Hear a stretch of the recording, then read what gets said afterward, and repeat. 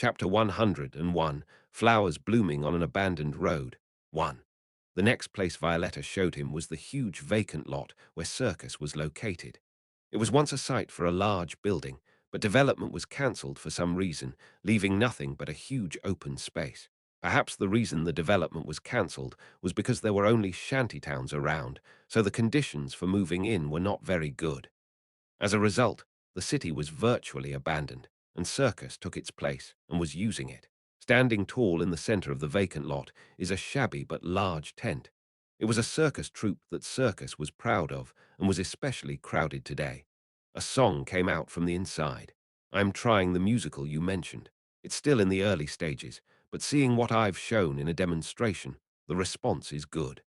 I plan to open a theater in earnest to attract customers after trying it a few times at an outdoor venue in the near future. When I went inside the tent, the cheerful singing sound became clearer. Circus members were seen on the central stage of the tent. They threw off the bizarre outfits they were wearing before and were dressed as neatly as possible. The guests could not take their eyes off the spectacular performance of singing and dancing to the music. Although it was just a rehearsal, most of the reactions were favorable. Pinion is also very active in this matter. He was so happy with himself that he completely quit smoking. Pinion, the leader of Circus, the man with dwarfism, was singing with all his might on the podium. Surprisingly, he had an excellent singing ability. At first, he, the leader, was furious about what kind of song he was singing, but now he is at the forefront. In fact, he must have wanted to do it the most. He's an unusual man. I wasn't honest. After this rehearsal is over, we will start ticketing in earnest. Have you decided on a theater where the musical will be held? There's a theater that was built a long time ago, but was closed because no one came. The location isn't bad either, so I paid a lot of money to fix everything. The same goes for the surrounding streets, and the people are already watching with interest. Let's see. Roger could see why what was happening in the slums was also in the ears of the upper class. If they make such a big deal, everyone will be interested. Do you think people will gather? First of all, the reaction from people around us is favorable, but it is also true that there are far more people who do not know about it. That's why you need old kids. Let's go to the next place. Violetta stepped out. The two of them came out of the circus tent and stopped in front of a building while walking on a clean footpath. It's a publishing house run by old kids.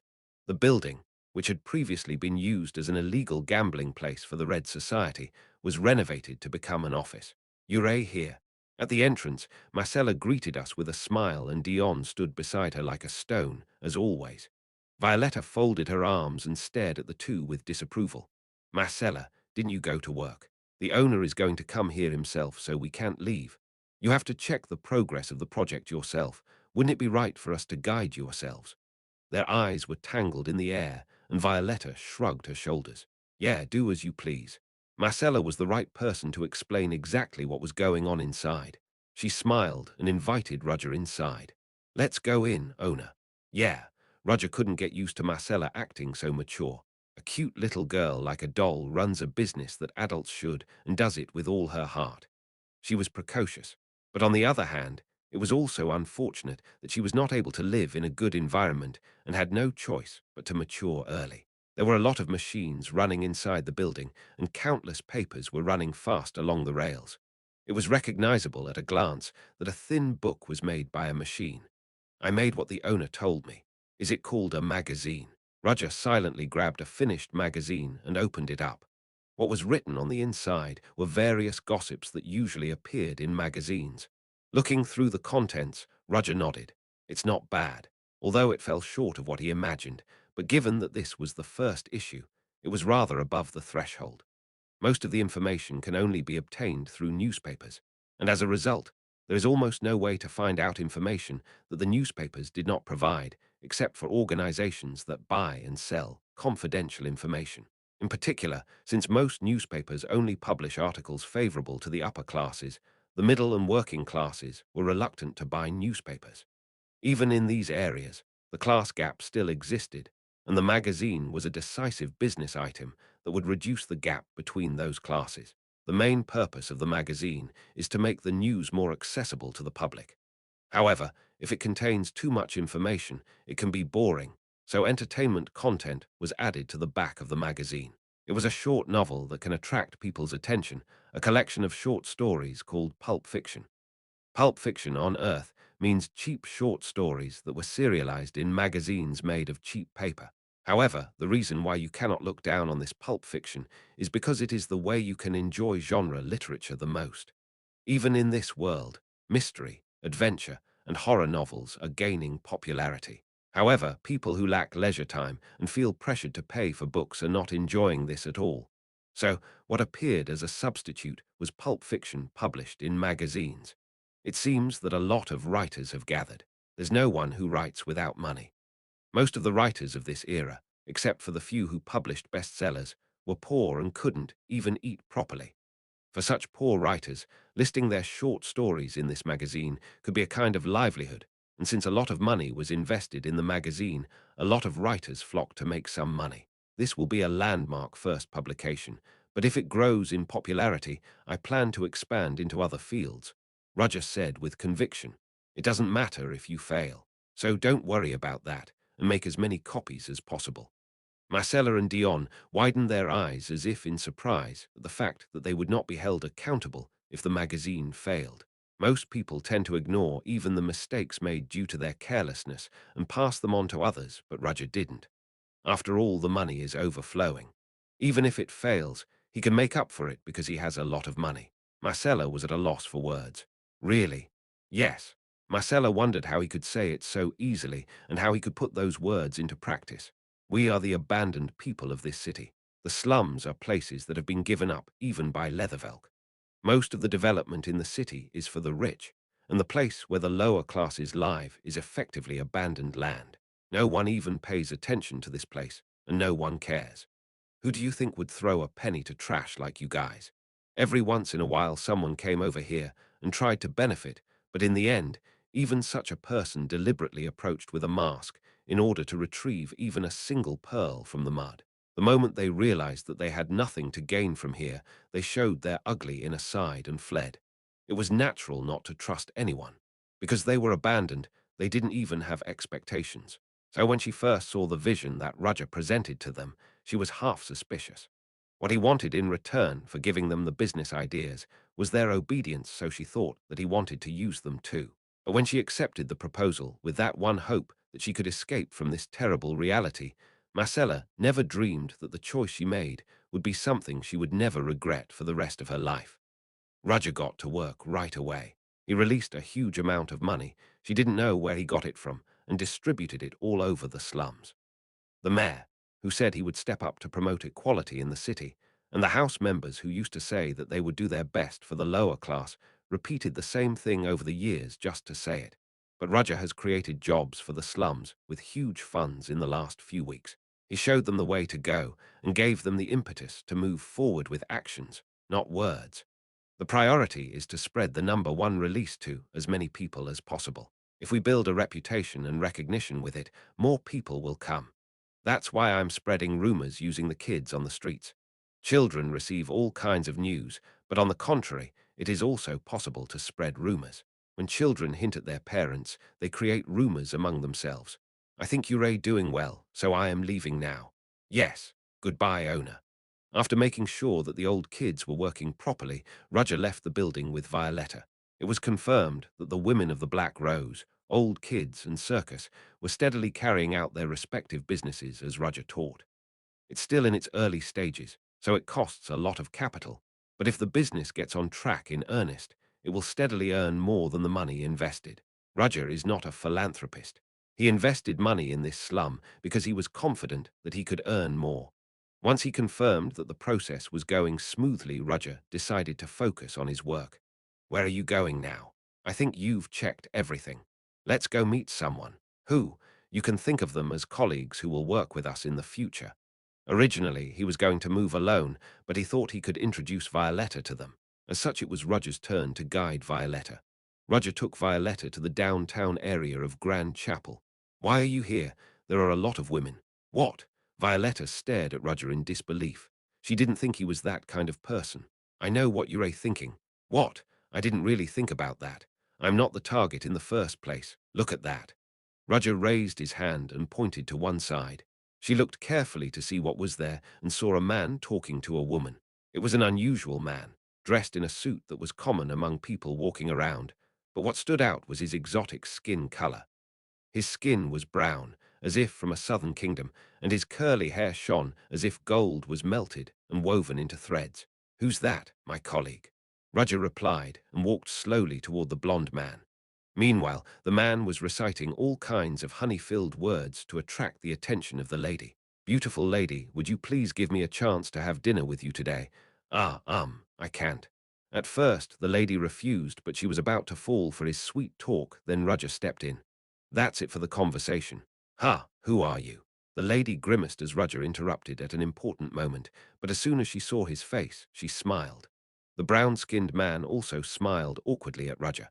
"Ha ha, Leader Urey here, but what are you doing here? Don't I still have time left until the appointment? I think it'll be late again if I leave you like this.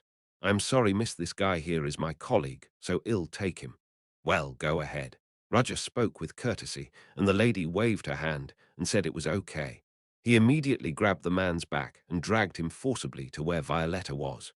"Oh, there's another beautiful girl here." As expected, Leathervelk great waters. As soon as the man saw Violetta, his eyes lit up and he smirked.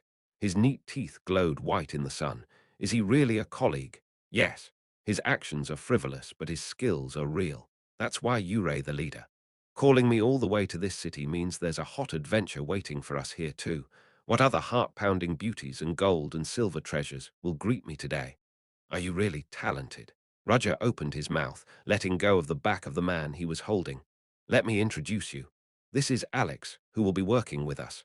Nice to meet you, beautiful lady like a rose. Even if I look like this, I am from a noble family in the southern Fatima kingdom, so take care." "Is he a noble?" Roger corrected Violetta, who was surprised, and asked, "Be careful. This guy is a scammer. You're a con artist." Violetta looked at Alex, who was still smiling with astonishment. "Did he cheat her right after meeting?"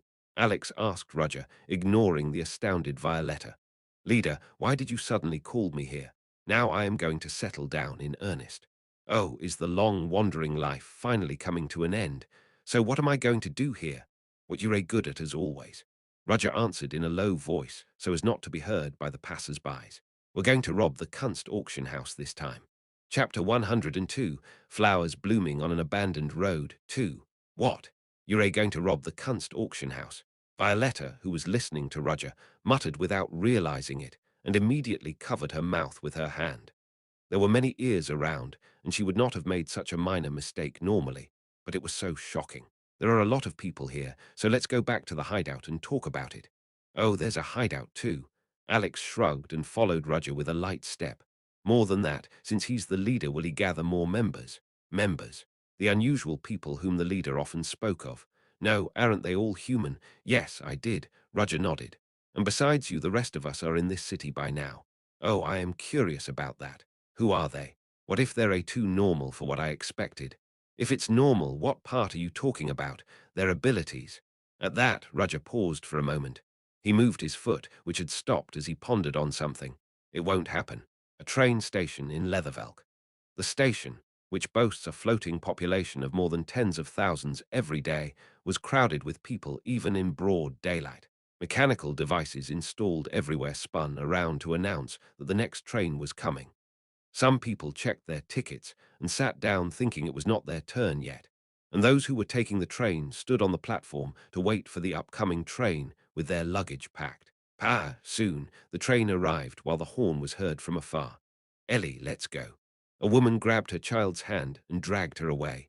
Maybe she pulled too hard because her 6-year-old child lost the balloon was holding in her arms. "Mom, my balloon." Oh my. The balloon rose to a height beyond the reach of the child, and the mother tried to correct it, but it was too late. The rising balloon has already risen to a height that even adults can't catch. Balloons. It was the moment when the child looked at the balloon with tearful eyes that a coarse, huge hand popped out and grabbed the balloon's string. The child looked up at the person who held the balloon. Wow. To a child, all adults looked tall, but even considering that, the man in front of them looked especially huge. People around him were also surprised by the man's size and glanced at him. "Here." Pantos bowed his head and handed the balloon to the child. The child received her balloon back from his hand with shining eyes. "Thank you, Mr. Giant." The man with long white hair like a lion's mane answered by lightly flicking the brim of the hat on his head. Thump. As the giant walked down the road, people made a way for him. At that moment, a young voice came from right behind him. "Mr. Pantos, do you know the way?" Surprisingly, the giant was not alone. Everyone was surprised by his size, so their attention was focused on him, so they didn't even think to give a glance to the dwarf man next to him. He was a man in contrast to the grim giant. At an age that seems to stand at the crossroads between a boy and a young man, he even had a bright smile on his face. He was a man who suited the term midong, handsome boy. Pantos, the giant man, paused for a moment at the words of his colleague standing next to him and scratched his head with his thick fingers. He was usually doing it when he was embarrassed. The small man, as if he knew it, stabbed Pantos in the waist with his forearm and took the lead. "Follow me." The leader told me where to go. "How do you know?" "He told me through a crystal ball." "Pantos, you were listening to it with me, didn't you know?" "I don't remember." "Yes, yes, I suppose so." The two strange people, the thin man and the white-haired giant, took their first steps in Leathervelk. Here it is. Roger took Alex and Violetta to the secret hideout of his new organization, UN Owen. "Brother, are you here?" "Yes, Hans." Hans, who noticed Roger's visit, welcomed him. However, unlike usual, dark circles were engraved under Hans' eyes. "You've been tired lately, haven't you?" "Not recently." "I've been tired for a long time. The last person I want to see is here." Just in time, the one who made Hans so tired appeared. "Ha, he. Oh, long time no see, boss." "Yeah, it's been a while." She was a woman with a gloomy impression. Her orange hair, which was dyed as thick as autumn leaves, was not organized, making it look like a strawberry house. Her appearance was beautiful enough for her to be called a beauty, but the unique, gloomy atmosphere, smile, and trembling pupils undermined all of those advantages. Violetta looked closely at her figure and was surprised. You're an elf, aren't you?" What stood out most were her ears. Elves are a subrace where everyone is beautiful and is born with the power of nature. The orange hair and the sullen woman's pointy ears were a sign of her identity. "Yes, yes. I'm elf," she replied with such a grin that made her look like a drug addict. Roger thought she wouldn't be able to say her name properly at that rate, so he introduced her. "She's Bilaruna Petana. As you can see, she's an elf, mainly responsible for the production of drugs and chemicals. She has medical knowledge, and she's good at alchemy." An elf. Alex, who was meeting Bilaruna for the first time, also asked back in surprise at Roger's words. "Why, is there a problem?" "I can't say there's no problem. That person know that elf." "Yeah, you said that Bilaruna lady is an elf, that's right. Don't you think it's weird? Elf manufactures drugs. Do they have extensive medical knowledge?" Alex's point was valid. Elves are a race of forests and are loved by nature. That's why elves worship nature more than anyone else and hate artificial things extremely. Human-made drugs and all the new chemicals that emerge with the development of science were the things elves hated the most. However, it is unbelievable that there is an elf that manufactured drugs and made gunpowder. Not all elves do that. Alex, won't other races see you and think that all humans are con artists? That's true, but isn't your evaluation too harsh? And don't you think that's too old-fashioned? Elves have also long accepted change. That comment is very elf discriminatory. Elves still live mainly in huge forests that are not easily accessible to humans. But many elves have accepted the change of the world since the conquest war that took place half a century ago. Among them, some elves travel to know the wider world, and others are fascinated by the field of science. Of course, Bilaruna is one of the greatest elves, although she has an eccentric personality. Her skills are real. Did you just say eccentric? Anyway, she will be of great help to us. Even the magic reagents that Roger uses while fighting are all made by her. Bilaruna grinned as if his compliment was pleasing to the ear. Then she recalled her purpose and immediately approached Hans. Now, Mr. Hans, shall we talk about what we couldn't do before? Arg, get out of here, you crazy elf. Brother, please help me." Hans begged, clutching Roger's trousers. "I haven't been able to sleep properly since that crazy elf came. She's trying to use me as a test subject whenever she has time." The nightmare of the past few days passed like a panorama before Hans' eyes. Bilaruna approached Hans from time to time and forcibly extorted body tissue. She injected strange drugs into the food he was eating. And even when he was sleeping, she crawled in her bed and cut him with a scalpel. Bilaruna replied with a smile. "Ha, Mr. Hans, what do you mean crazy? I'm just a knowledge seeker and I like new discoveries. Why are you seeking that knowledge from me?" "Yeah, it's because Hans has a very attractive constitution." "That's okay, right? Wouldn't it be nice to have a little bit of your finger? You might grow it again when you transform later." "Grow up? What do you mean to grow up again? Get out of here."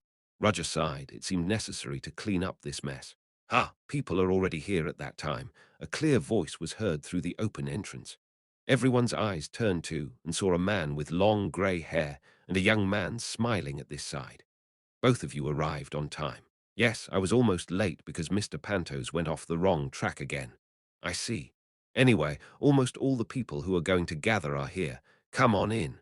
Roger clapped his hands and caught everyone's attention. "I'm sure some of you already know each other, but some of you are new, so let's get to know each other." The meeting room was filled with various kinds of people. Some sat on the sofa, some standing still, and some leaned against the wall. Roger spoke. "Everyone got along well. You all know why I called you guys. I'm going to get over my long wandering life and settle down, and at the same time, I am going to create my own power. The foothold is this Leathervelk." When asked by Alex, who was sitting on the sofa crossing his legs, Roger nodded. "As you all know, I called all the people here, but most of you don't know each other, so let's each introduce ourselves briefly." Hans was the first to step forward. "Hans, as you can see, I've known you for a long time.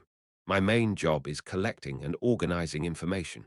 Is it an expression of his will that he doesn't want to be looked down on at this moment?" Hans gave a solemn air with a lot of strength. "That's it for my introduction." "Hans, what's wrong, brother? You have to say something else. Something else." "No way, that too." Hans frowned when he realized what Roger was telling him to say. "Are you serious? We will be together in the future. It's better to talk about it now since it's bound to be revealed when you work anyway." "Well, if that's what you say." Hans hesitated a little and then confided in his real ability. "I am a bit of a peculiar person, exceptional compared to others, but that doesn't mean I am weird or anything." Hans, who thinks his ability is a curse, was not very happy to speak about it. Eventually, Sheridan, who couldn't resist Hans' chatter, rose from his seat and approached Hans' back. She pulled a beast's tooth out of her pocket and poked Hans. "Arg!" Hans screamed. He looked like he was about to cry when he saw Sheridan laughing and the beast's teeth in her hand. "This is why I didn't want to tell you." At the same time, change began. Oh my God, wow. If ordinary humans suddenly grow hair from their bodies and turn into half-human, people will have various reactions, but the reactions of the people gathered here were a little more boring than expected. Hans looked at his hands and stared at Sheridan. "What teeth did you use?" "I just took it because a stray cat was brushing its teeth." "What, a cat?" Hans looked hurriedly in the mirror. He now had a bizarre appearance of a half-cat and a half-human. He suddenly felt a strong urge to lick his fur with his tongue. "Hans, take it." Roger took a reagent ampule from his pocket and handed it to Hans. "Thank you, brother." After receiving the ampule, Hans injected it directly into his body. Soon, his size gradually decreased and returned to his original human form.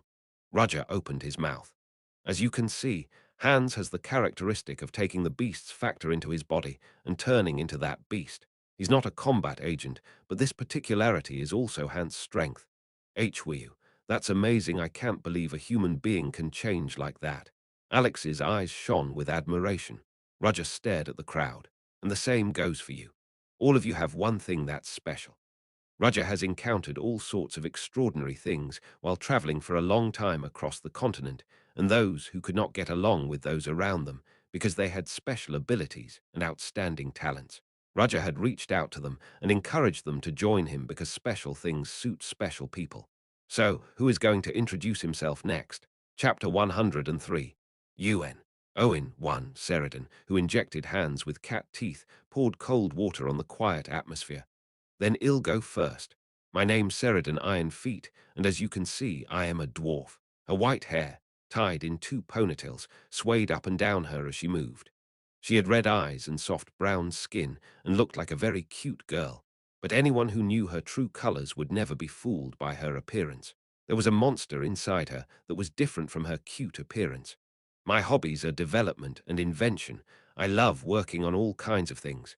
Of course, I mostly like machines, but my favorites are gunpowder and bombs. If there is any chance that Sheridan will touch the gunpowder, be sure to dry it. Unless you want to die together. Roger added a remark. The fact that Roger warned them explained how dangerous this dwarf girl was. When Sheridan finished introducing himself, the next batter was Belaruna, who was looking around. Hello. My name is Belaruna Petana, and as you can see, I am an elf. My specialty is drug manufacturing, alchemy, and explosives, and if anyone is injured, I can treat them. I don't have a doctor's license, worked as a field doctor before. Hair dyed in dark orange like the autumn leaves in the mountains, which was not properly groomed, was so long that it covered her eyes. And the most unusual thing is that she looks like a loose, crazy woman, even though elves have intelligent and arrogant images. In fact, it was not wrong to say that she was crazy to some extent, as she smelled the drugs she works on every day. Belaruna has been treated like an outcast among elves, so she escaped from the forest and ran away to a city where humans lived, but because of her gloomy personality, she didn't get along well with others, so she lived in the back alley as a doctor. However, unlike her ugly appearance, her skills were real. In fact, there were rumors that the drugs she manufactured were much more effective than those on the market. The magic recovery pills that Roger often eats were made with the advice of Belaruna. Oh, let's do our best from now on. He. As she spoke, her eyes were on Hans and he trembled. With this, 3 people, including Hans, have already finished introducing themselves. The atmosphere shifted towards the need to explain oneself. Next up was Alex. You can't keep your mouth shut in this kind of atmosphere. My name is Alex, and as you can see, I am just a commoner without a last name. Alex shuddered, took off the hat on his head, and used his fingertips to fiddle with his golden bangs. I don't have any specialties or talents that stand out like the others in front of me. But if I have to say it, I am confident that I can do better than anyone else when it comes to melting women's hearts. And lying, Violetta added curtly. Alex smiled and nodded at the criticism. Of course, my artistic work sometimes involves falsehood, but it doesn't matter, does it?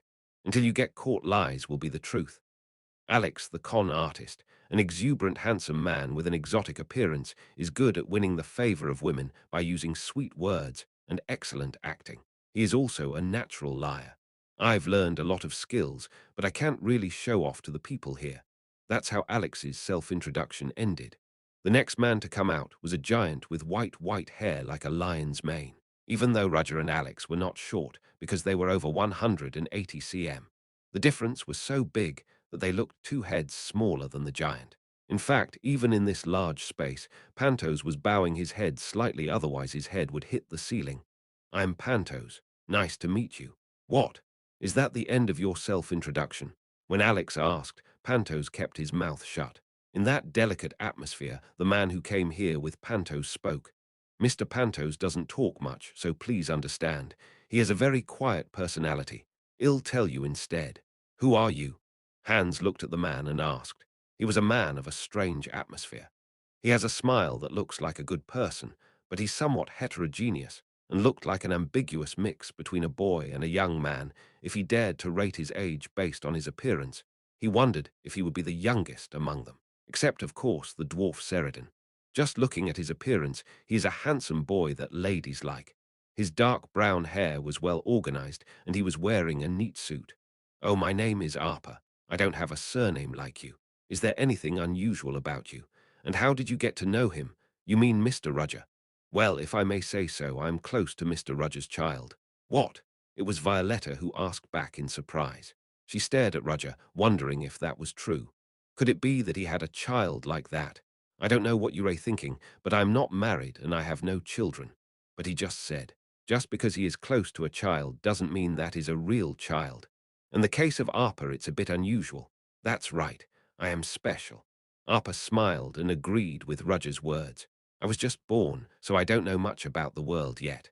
The reason I recognize Leader as a father is because of how much he showed and taught me. I can't believe you were just born. Everyone is looking at Arpa suspiciously, but the unknown boy smiled and did not stop introducing the giant. Once again, back to the self-introduction, this is Mr. Pantos. As you can see, he's very big and he looks scary, but he's actually kinder than anyone else. Oh, and Mr. Pantos is not human. Mr. Pantos, can you take off your hat? When Arpa urged him, Pantos took off his hat on his head, and his hidden ears were revealed. Urea suin. Suin is a species with animal powers born naturally, not like Hans who transforms into different animals. They are a physically superior race to humans, but even considering that, Pantos was exceptionally large. Mr. Pantos was born with an unusually strong body. Well, looking at him, he must have had a tough job, right? Mr. Alex is right. Mr. Pantos has been doing a lot of things because of his strength, but the most representative of them should be whale hunting. Whale hunting. Alex questioned his ears for a moment while everyone stared at Alex because of his overreaction. Aren't normal beasts afraid of water? What Alex said was not a prejudice against the Suins. In fact, the Suins live mainly in the southern part of the continent, in a land full of vast grasslands and deserts. They had a naturally powerful body, but they were small in number and were especially afraid of water. So the Suin people never lived near beaches or rivers. But what about whale hunting? Wouldn't he have to go out to sea? Everyone stared at Roger, wondering if that was true. No matter what anyone says, the person who knows Pantos best in this place is the man who gathered them. Yes, that's right. Pantos is a Suin, but he's a little unusual and he's not afraid of water. Ha! Brother, then, it's almost complete, isn't it? A beastman who overcame the fundamental weakness of the species. In addition, Pantos looked much larger and stronger than normal Suins. Looking at that thick forearm, the muscle line is revealed on top of the extremely wide, ordered clothes. It looked as if the muscles would rip off the clothes and pop out if he put strength into it. In fact, with Panto's power and skill, he deserves to be called a hero among the Suins. But he doesn't like it very much, so Pantos gave up leading the clan and came out to the outside world. Why? Because there's prey. It was Pantos himself who answered the question. That's why Pantos went out to sea. He overcame the inherent fear of water that the species possessed, held a giant harpoon that matched his size, and hunted whales in the stormy sea just because there was prey. Is hunting your specialty? Pantos shut his mouth again. You answered earlier, but now you're silent again. Hans was annoyed by the frustration, but he didn't show it. If Pantos shook his iron fist once, his head would explode. Roger went on to explain instead. Pantos likes to hunt huge prey. He regards it as his destiny. Then how did you come across Pantos? He tried to hunt me down. What? Everyone was surprised by Roger's words, while Pantos and Arpa remained unresponsive. Hunting. Brother, that big guy. Yes. When Pantos and I met for the first time, he came to hunt me down. Sheridan asked, tilting her head, but Nari is not a whale. Huge prey is a bit of a metaphor. Pantos wasn't just hunting whales. He was just trying to hit something like a wall he couldn't cross. In other words, the reason Pantos held the harpoon was to overcome the inherent fear of his species, confront the harsh environment, and to go beyond his own limits by hunting giant prey that were several times larger than himself. It is Pantos' own belief and a kind of sublime ritual. Therefore, Pantos' hunting targets were not just whales. It was worth it because it was important for Panthos to fight against beings that could make him risk everything he had. That's why he's here, because brother is strong, he's going to hunt you. Yes, Roger clenched his head. If so, isn't this giant Suin just a madman? No, rather than that, he said he was trying to hunt brother, but brother looks very fine.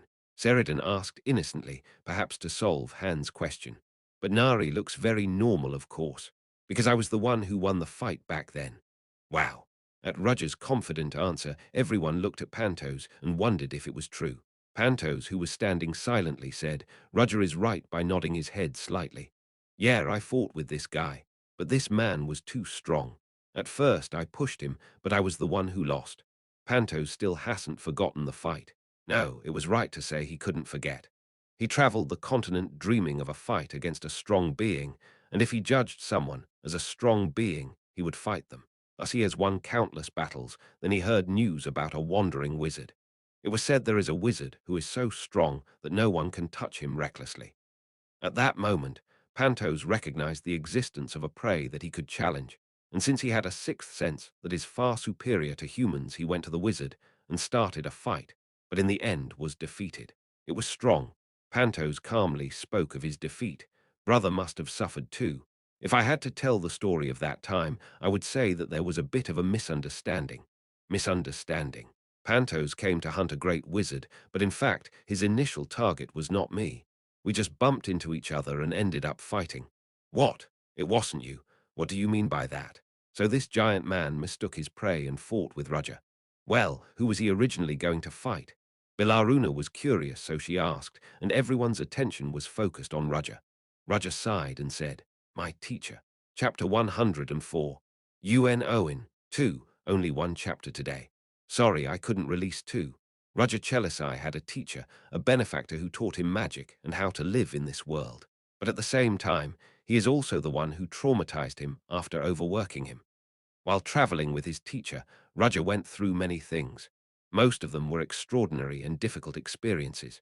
Of course, I won't deny that I came to my current position because I had those experiences. Still, it was inevitable that I sometimes thought, wasn't it a little too much then? Because of his teacher, he was involved in various incidents and was hurt a lot. That was the case with Pantos. The Suin race are naturally born warriors, and Pantos was born way superior to them. Although the normal Suing race members have superior physical abilities, there is no big difference in appearance from humans. Except for the ears and tail, there are more fine muscles attached to the body, and the elasticity of the muscles is far superior to that of humans. In terms of appearance, it was meaningless to distinguish the differences, but Pantos was different. He showed a big difference in appearance compared to other Suin people. Even at a young age, one head was taller than children of his age, and nearly twice the size.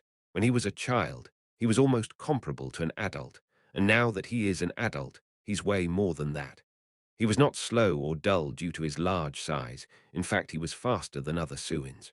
His steps on the great meadow were faster than wild horses running in the wind. At that time, the tribe had no doubt that he would be the next chief, but Pantos rejected it for one reason. This place is too small for me. His heart was always directed at a wider world. He wanted to use all his power, to risk it all and bump into it. It didn't matter who it was. If there was just a huge wall, it was important to jump over it. Pantos also traveled around the world and challenged many beings. While he was wandering like that, he came to a small fishing village at the northeast end of the continent. Pantos stayed there, overcoming his fear of water, hunting whales, and overcoming his limits. He became stronger, much more than when I was in the meadow. His spirit was renewed and his ego enlarged. At that time, he was going to challenge Roger's teacher. The wizard Pantos was originally aiming for was my teacher. In the first place, there was no famous wandering wizard except for him. But why did you fight for him? Pantos came when my teacher wasn't around. Pantos came to see Roger's teacher. However, at that time, his master was absent. So did you fight? I said my teacher was away, but Pantos didn't listen. Pantos came to fight the strong. Roger said his teacher was gone, but Pantos didn't believe it because his sixth sense kept warning him that the man in front of him is strong.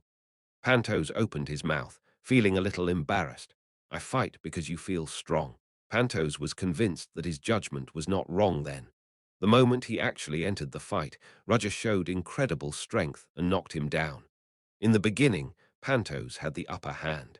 The superior physical ability and hunting instinct created by the wildness of the Suin people were enough to defeat a wizard. The swift magic used by Roger did not hurt his robust body, and the coordinate magic he used was read by Pantos' transcendent senses and evaded. Nevertheless, Roger also narrowly endured without being unilaterally beaten by Pantos. The fight was fierce until Roger's mana gradually diminished.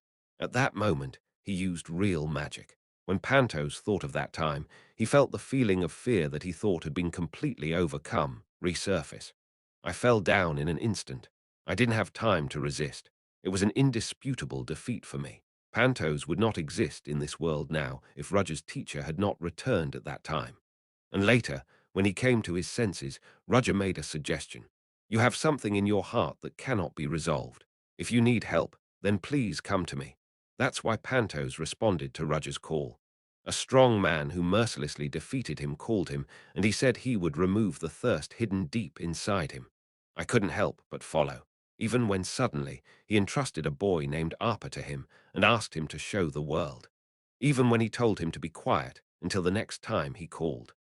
Pantos silently fulfilled those words because he was convinced that only Roger could give him real meaning. Roger, the person involved, said in a tone that it was not a big deal. Whatever happens, Pantos will be the main fighter in our organization. His actual combat power ranks second. There was no one to refute that statement. Panto's overbearing appearance and the momentum flowing from him were shouting that he was a strong man. There was no one here who couldn't feel it. You all have your own roles. Pantos is a combat agent, Hans is in charge of intelligence, Sheridan is in the development department, and Belaruna is in charge of drugs and pensions. Leader, what about me? Alex, you're a reserve who's in charge of field entry and fighting in case of emergency with me. A reserve. Your evaluation is a bit poor. Your greatest ability lies in being able to cope with any situation. There is no one who moves as fluidly as you do and performs well in the field. Roger, what about me? Arper asked, raising his hand. The naive question put Roger in a dilemma. Arper, what did you learn while you were away? Well, I've seen a lot of things in the world with Mr. Pantos. Did you feel anything while seeing them? I do not know. I can't seem to find anything like that yet. Oh, but I am sure of one thing. What was it? This world is really beautiful. The conversation was difficult to understand by those not involved in it. Is that so? Roger reflected on Arper's words with his arms crossed. Then he said, Arper is smart. You can remember everything you saw at once. Everything. Without missing anything. Yeah, from the moment I called him here. How many people he ran into by the side of the road, and what they looked like. Arper remembers everything. Arper's specialty was called total memory, though only one of his specialties to be exact. With this ability, Arper doesn't have a special role since you can do anything. You can do anything. The meaning of the word was great. Everyone is exceptional in one field in this place, but Arper encompasses all those fields. Violetta gulped. Indeed, as Roger said, all of them had missing screws, but they were not ordinary. And lastly, Violetta. What? Violetta did not understand why Roger called her. You will also work with us. Me. Violetta had never heard of such a thing, so she turned it around politely. I just came here to guide the owner in the first place. I'm also very busy with my current business. The business is already progressing step by step, isn't it? Because I designed the clothes. Didn't you finish them and organize the draft? That. Violetta couldn't think of anything to refute. To be honest, there wasn't much she could do about it since the business was already on track. She needs to periodically check to see if things are going well, but in fact, everyone will be fine without her. Still, she said that there was one reason why she was uncomfortable with this position. I don't know if I can join this place. This was her sincerity. Violetta saw the face of the people she gathered in this place, and she realized at first sight. These are colleagues who hung out with the man named James Moriarty, or now Roger Chelisai, and she is not fit for this position. Why do you think so? Well, everyone else has their own merits, but I don't. Violetta. Roger called her name quietly. If you weren't good enough, I wouldn't have brought you here. Still, there is only one reason why I brought you and introduced you to everyone. You deserve to be with us. Me. Violetta spoke in a trembling voice. Is that really possible? Of course, I don't talk nonsense. I'm not good at magic either. It hasn't been long since you learned it, but your aptitude for wind magic is very high. You didn't have anyone to teach you, but this will change from now on. My status is low, too. I don't judge people by the insignificant standards of their status. There is only ability that I see. But no more excuses came to mind as she was speechless when Roger said he acknowledged her. Watching the scene, Roger turned his back from the wall. It's a complex face. Good, let's do this. You don't have to say such nonsense. You only have to answer one thing. Violetta's eyes, which were on the tip of his toes, headed back to Roger. He was now staring at her with an unshakable stare. Would you like to join us? When asked, Violetta was surrounded by strange emotions, especially yearning. She thought that she wanted to be with them, but her status was low, and she had only learned a little bit of magic. Will she really be worthy of that position? Maybe just being here would be an insult to this place. But Roger didn't. Rather, he urged her to join them. How can she reject those words that seemed to see through her heart accurately? Even so, no words came out. So far, she hasn't shown it, but once she realized it, her situation and self-esteem caught her ankle and took hold of her. Roger spoke quietly and softly. I want to hear your sincerity. Violetta caught her breath for a moment to calm down, while Roger waited quietly for her answer. Having regained her composure, Violetta smiled broadly at Roger. I'll join you. As a result, Violetta became the leader of the Women of the Black Rose and also a member of the UNON. That's good. Roger nodded with satisfaction, then he glanced through the crowd. They are all the best people he knew. It's a shame that not all of them came, but this much is more than he expected. Then let's start a strategy meeting to learn each other's skills, and to say the reason why he gathered them. We're going to rob the Kunst auction house soon. Chapter 105. Plan 1. Kunst holds a big auction once a year. And this year, in particular, the organizers put in more effort to hold the event in a grand manner. The largest auction in the world. As such, the items in this auction are so rare that it's hard to see them somewhere else, and among them there is a relic fragment that Roger was desperately looking for. Roger's initial purpose was to obtain the relic fragment, but after the recent incident involving Luke, he decided to change course of action a little this time. Director Ivan Luke, the man who flirted with Selena at the last banquet and picked a fight with Roger, is the organizer and general manager of the auction. Roger wanted payback. He'll have to go big this time. Stealing the relic fragment is already a matter of course, so there is no reason to leave the other valuables stored together while stealing the fragment. The recent project in the slums has consumed a considerable amount of money. If the opportunity arises, it is necessary to prepare the funds in advance for the future. Is there anyone who doesn't think this is right? Leader, I have a question. It was Alex who opened his mouth first. Yes, tell me. Robbing the Kunst auction house certainly looks interesting to me, so there is no reason to refuse, but there are a few problems. For example, the auction that's going to be held is pretty famous, so many wealthy and powerful people will attend. Right. It'll be the most crowded this time. Rumors about the auction are already spreading abroad, so all the items will be of the highest quality. I understand what you're doing, but the security will also be strengthened. How are we going to deal with that? No one denied the statement because everyone was thinking the same thing. As the scale grows, more people will come, and if that happens, there will inevitably be a group of suspicious people.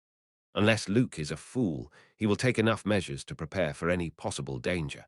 And as far as I know, in the case of the Kunst auction house, I heard that no one has ever robbed it. This was the part that Alex was most worried about. He raised his fingers one by one and pointed out the issues one by one. The Kunst auction house is the place where the most money circulates in Leathervelk. Billions of dinars are coming and going, so all of you know what kind of guys this rich people have with them. Hans, who was still, answered instead. Expensive bodyguards that are first class in terms of both records and skills. That's right. Add to that the guards hired by the auction organizers, and the Kunst auction house is truly an impregnable fortress. It is not that there have been no people who have tried to rob the Kunst auction house. In fact, attempts to steal auction items, by all means, have been steadily existing since the past. The number of attempts exceeds 3 digits, and the number of times Kunst auction house was robbed. 0. The auction house, which is 20 years old this year, has never allowed a thief's muddy feet in the last 20 years. There was no one here who didn't know what that meant. Roger is now seeking to rob Kunst's auction house, which no one has succeeded in for 20 years, with this few members. Alex shrugged and rattled. If we hadn't known each other before, I would have said you're crazy. I understand. The reason Alex didn't left and accepted this ridiculous suggestion seriously was because it was Roger who brought it up. I wouldn't believe it if it was someone else, but it's a different story if it's what the leader said. Alex said so and examined the reactions of his colleagues around him. Well, I think everyone else feels the same way. No one here was looking at Roger with suspicion. They are aware that it is nonsense, but they are taking Roger's words seriously. It is a reaction that can never come out unless solid trust is accumulated. So, what's the plan? You'll know once you see it. Hans. When Roger called his name, Hans moved immediately. He brought a large drawing paper he had left in the corner of the room and spread it out in front of everyone. Sheridan's eyes shone when he saw the picture unfolded inside. Is this a drawing of the Kunst auction house? Yeah, it's a real drawing that I've had a hard time getting from someone who built it 20 years ago. There were some parts that were worn out over the years, but the drawing was still looking pretty good because it was stored carefully. Roger raised his finger and pointed at the bottom of the drawing. Our destination is here. Is this underground? Roger nodded to Arpa's question. The Kunst auction house was an unimaginable building, and there was a huge underground space beneath it. This is the underground facility of the Kunst auction house. The items for auction are kept here, 40 meters below the building. 40 meters? That's crazy. How do we get in here? The only way down is an elevator. Stairs don't even exist. There's only one entrance, and of course, there is only one exit as well. It's literally the perfect place to store important things. I don't think it'll matter if we sneak in somehow. Hans shook his head at Alex, who was stroking his chin and muttering, "It's going to be hard." Why? It's not just that there's only one entrance and one exit. The interior is so heavily fortified that it's like a royal castle. Hans took some paper out of his arms and put it on the drawing. It was a blurry picture that was not printed properly, but it was not unrecognizable. These are the guards at the Kunst auction house. Guards, but they're all wearing armor. Bilaruna, who was watching the picture closely, said, "The people in the picture were all wearing full plate mail, which is a product of the old days." Hans nodded. Surprisingly, these guys in armor are the guards. While everyone else is dressed in stylish uniforms, they wear armor made of special alloys. Is that possible? I don't know how much money was given in order to obtain the city's permission to do this inside the Kunst auction house. They poured astronomical sums into this. Did it cost that much? Just because of the armor on the guards inside. It's a kind of show-off, and the armor itself isn't ordinary. It's also a specially made armor, and I'm quite intimidated myself. And above all else, the ones inside the armor are also formidable. Hans said so, and took out the data he had prepared separately. Violetta thought it was amazing when she saw it, because the appearance of Hans I've seen so far was the epitome of someone who is unreliable. Where the hell did he get that data? She realized why Roger had that man around and why he said he was specialized in gathering information. The guards at the Kunst auction house are called the Black Guards, and here is a list of some of them. The personal information of several people was written in the material Hans pulled out. A former mercenary leader who led a huge mercenary corps, a retired knight, a skilled knight, etc. It would have been tough to fill the guards with only this kind of people. That's how much money they put in. Of course, the numbers aren't that high and these guys work in 3 shifts, but probably not on the day of the auction. A space of 30 meters, underground with only one entrance, and all the troops guarding the interior are like knights. And after taking into account the escort force of the guests visiting on the day, there wouldn't be enough space for a needle to pass through. Well, that's enough. Hans hit an additional blow to Alex, who was wondering if there was any possibility. By the way, the road leading to this cellar is full of all kinds of alarms. Only authorized people can pass from the entrance to the basement, and the alarm is filled with magic down there. What? And the biggest problem is that they can see the storage room in real time. They can check it out in real time. Is that possible? Look at this. Hans said so and brought out the materials he had prepared in advance. 3 years ago, a wizard from the old tower presented a unique artifact. It was a modified crystal ball. A modified crystal ball, that's interesting. The tower has decided that the effectiveness of the artifact is useless. So the patent didn't fall, but rather it was rejected, and Luke approached the wizard like a ghost to buy the rights for that artifact. And is this the artifact? The paper Hans brought had a rectangular glass plate drawn on it. The magic crystal ball was shaped like a sphere made of glass, mixed with mana stone, which was thin and wide. It looked unfamiliar to others, but it was familiar to Roger, because it resembled the TV displays on Earth. Compared to regular crystal balls that can only transmit voices, it is said that this one can show images in real time. I can't believe they're using this artifact to supervise the storage. Sheridan trembled, as if she was horrified. It was more of an outrage than admiration, because such a great artifact was used for such a menial thing. Hans continued his explanation, ignoring the spirited Sheridan. Anyway, as long as there's an artifact that's transmitting this real-time view of the archive, we'll be caught quickly even if we succeed in breaking inside. Is this the end? Even entry and exit is possible under strict control, and the only passage is an elevator that goes 30 million underground. There were black guard everywhere, magic alarms dotted inside the underground space, and lastly, artifacts that allowed them to monitor the inside view in real time. Yes, when he was finished, Alex patted his forehead with his fingertips because he was dumbfounded. Is it possible to pierce this? Everyone's eyes turned to Roger. Of course. Despite the overwhelming attention from everyone, Roger nodded his head without changing a single expression. It can be pierced. Leader, are you really serious about that? There's no reason for me to lie. That's but. Apparently, you're a most wary of this artifact that can watch real-time scenes from a long distance. Alex nodded. There seems to be no way to avoid it since it was watching the inside view 24/7. What if you break it? That is also a problem. Even if you break it and cover yourself, people will come after you. After all, you have to move without getting caught by that artifact, and if you're not invisible, that can't be possible. That's why he expected an answer from Roger, and that was not a problem because Roger was already familiar with the artifact. I didn't know there were things like modern CCTV here. Of course, considering the times, this magical artifact is very innovative for the people here. I have an idea. Chapter 106 Plan 2, Owner, what are you talking about? Violetta, who had been listening in silence, couldn't resist her curiosity and asked. Instead of giving a direct answer, Roger called Hans' name. Hans. Yes, brother. Is it possible to check the structure of the underground storage room that can be watched in real time through this artifact? What's lacking in this drawing?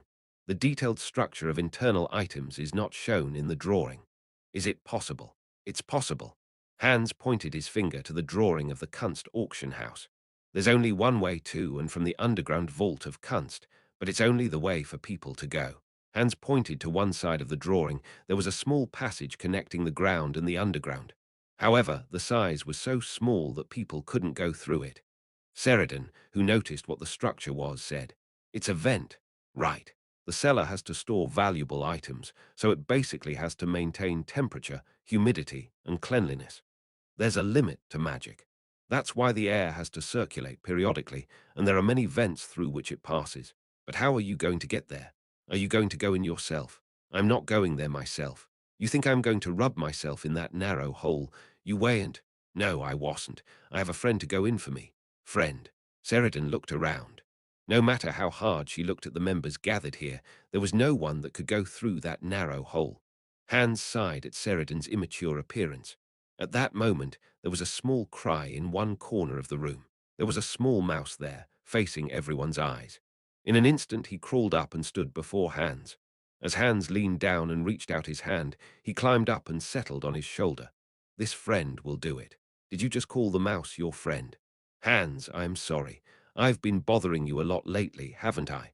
I'm sorry, Mr. Hans. You must have been under so much stress. Why do you look at me like that? Hans frowned at Sheridan and Balaruna attitudes. It's not like that, so don't worry about it. You know, my constitution is a little unique. It's not good, is it? Anyway, I borrow the beast's characteristics to increase my strength, but in fact I have a separate way of using my powers, and that's communicating with these kids. Communication with animals. Hans thought it would be more convenient to show in person instead of talking, so he carefully placed the mouse on his shoulder on the table. Then he lifted his finger and pointed at his mouse. Turn around. Then the mouse spun around. Stop. When he told him to stop, he stopped right away. Land. When his fingers took the shape of a gun and he pretended to shoot, the rat flopped to the side. He was pretending to be dead. It's amazing. Pantos, who had been silent until now, exclaimed softly. The fact that there are humans who can communicate with animals made him feel like seeing a different world. Oh, can't Mr. Pantos talk to animals? You're a suin. Being a beast doesn't mean you can communicate with animals. It is something that only tribal shamans who have been trained within the tribe and who can properly handle the spirit of Mother Nature. Even so, only simple communication was possible. There was no case in his memory where someone gave such detailed instructions and the animal executed them. In fact, Hans was rather embarrassed when Pantos, the Suin, said so. Well, is that so? I just did it. In fact, the reason Hans was able to gather information that others did not know was because he had the mice rather than doing it alone. People think that animals have low intelligence, but they just don't communicate with humans, and in reality, they are quite clever. Above all, the senses of animals were often far superior to those of humans. Well, anyway, if you send a few more with this friend, you'll be able to check the inside structure in detail.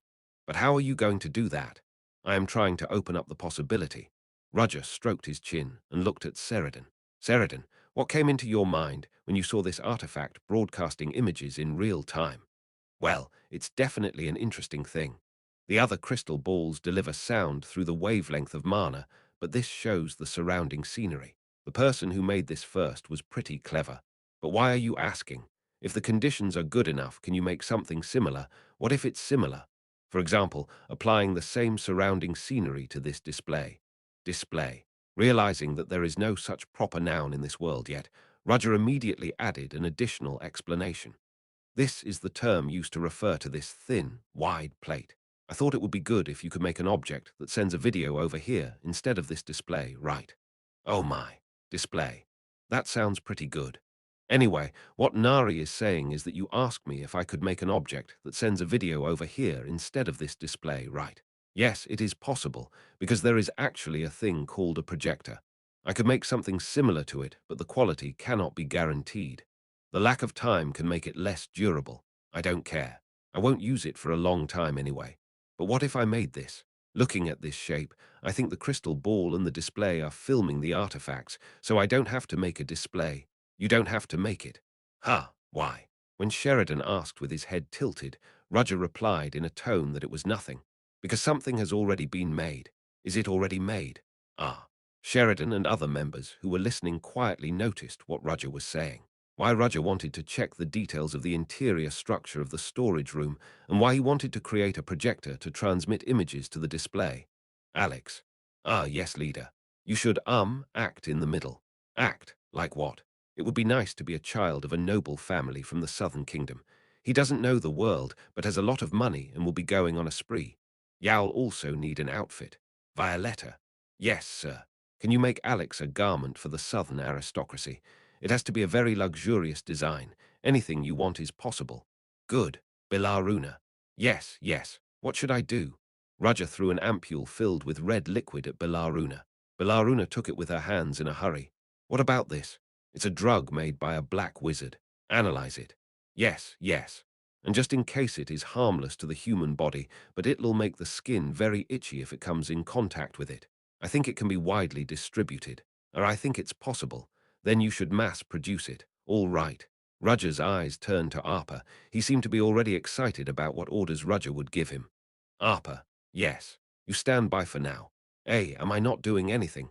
Because you don't have to do it right now. Until you have to act, stay still. Shit. Pantos, you too, got it. Unlike Arpa, Pantos immediately nodded his head in agreement at Roger's words. 1 week left. Until then, let's do our best. And while eating, Renée stared into the air with an unfocused gaze. Erendia, who was watching the scene from the side, called her. Junior Renée, what? Yes. Looking at Renée, who barely came to her senses in surprise, Erendia, who was eating together with her on a mat, stared at Renée with a worried gaze. What's going on these days? Does your body hurt anywhere? Oh no, it's not like that. Come to think of it, I heard you were caught up in a terrorist attack while working part-time. Did you get hurt badly then? No, I didn't get hurt. Even then, Mr. Roger. Mr. Roger. When the name came out, Erendia reacted with wonder. However, Renée, who actually brought up Roger's name, was once again immersed in her own world. Erendia sighed, grabbed Renée by the shoulder and shook her lightly. Yeah. Oh, sorry. I ended up blanking out again. What happened to Mr. Roger? What? You said something about Mr. Roger earlier. Don't tell me, did the teacher touch you?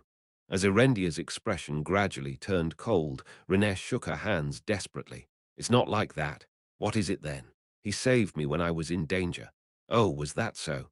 Then why are you spacing out so much? It's just I suddenly have a strange memory.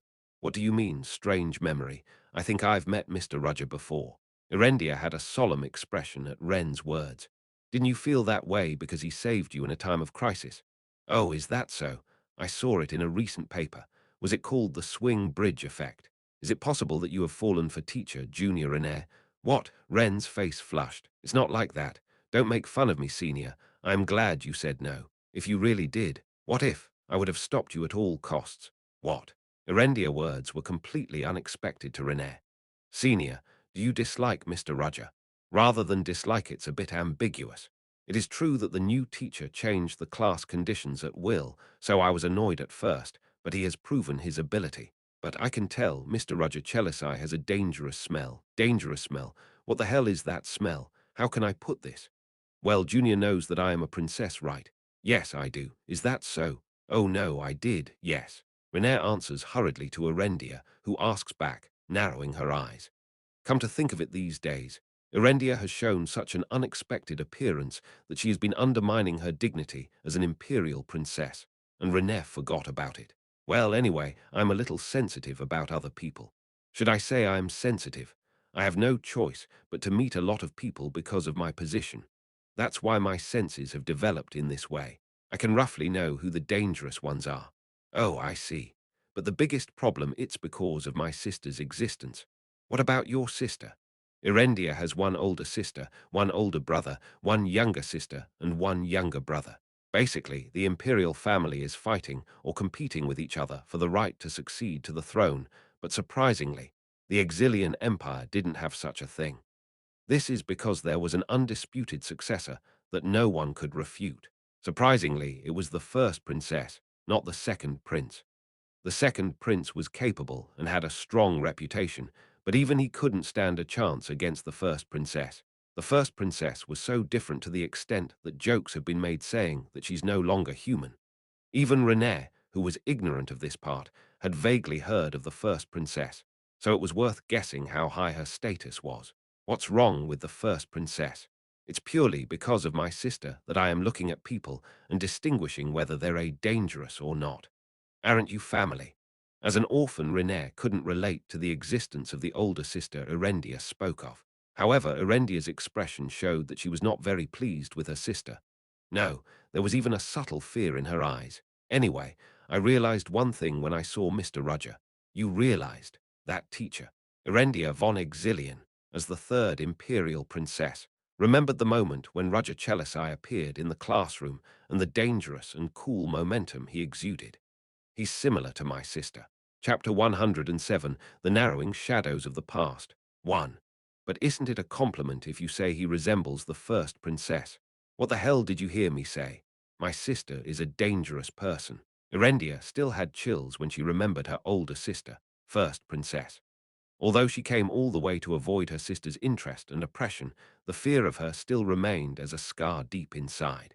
That's why Erendia wasn't very happy with Roger from the first time she saw him. The teacher looked like her sister. Well, I don't know. In fact, even if Roger was a dangerous person, Renée didn't really care about it. Obviously, the first impression was that he was a scary person that was difficult to approach. But when they actually talked, it was easy to see that he wasn't that kind of person. He even saved me in a dangerous moment, when there was a quarrel at the training ground, when a werewolf attacked, and when she was almost caught in the attack of the fire giant at the banquet hall. Roger saved her life. He even taught her about magic and lent her books. Ha! Thinking like this, I just got something from Mr. Roger, but I didn't do anything for him. Of course, there is a difference between the status of a student and a teacher, but even so, if she only received like this and does nothing, then there is a problem. What should I do? I've been thinking about it for a while, but I can't think of any special gift because Mr. Roger didn't seem to need anything. Above all, I was eating with Erendia now, so I had no time to think elsewhere. Anyway, Junior Renée, watch out for Mr. Roger, okay? Ah, yes, I'll try. Woo, that's enough. But you're okay now, right? You seem to have been very busy since the test. A little. Would you mind not talking about the test? Erendia avoided Ren's gaze. She wanted to show her a great performance as a senior, but it was a shame because she messed up the test. Even the maids who followed her to protect the dignity of the royal family urged her to study. Because of that, it was hard to meet Renée, a friend she had only recently made. But it's okay now. We're guaranteed free time. Of course, if she messes up the next exam, then it will be worse than now. Oh, yes. The more confidently Erendia said something, the more uneasy Renée felt. Having these feelings won't constitute a crime of disgrace to the imperial family, will it? Then, will we continue to eat together next week? Renée suddenly remembered that she had an appointment with Freuden not long ago, and she didn't think the appointments should overlap. If it is not possible, it seemed necessary to tell the senior in advance whether they would eat together or postpone it. Well, wouldn't it be hard when the classes don't overlap? And next week, well, I'll be busy then. Is something wrong? There's a big auction at Kunst next week, and they're begging me to come.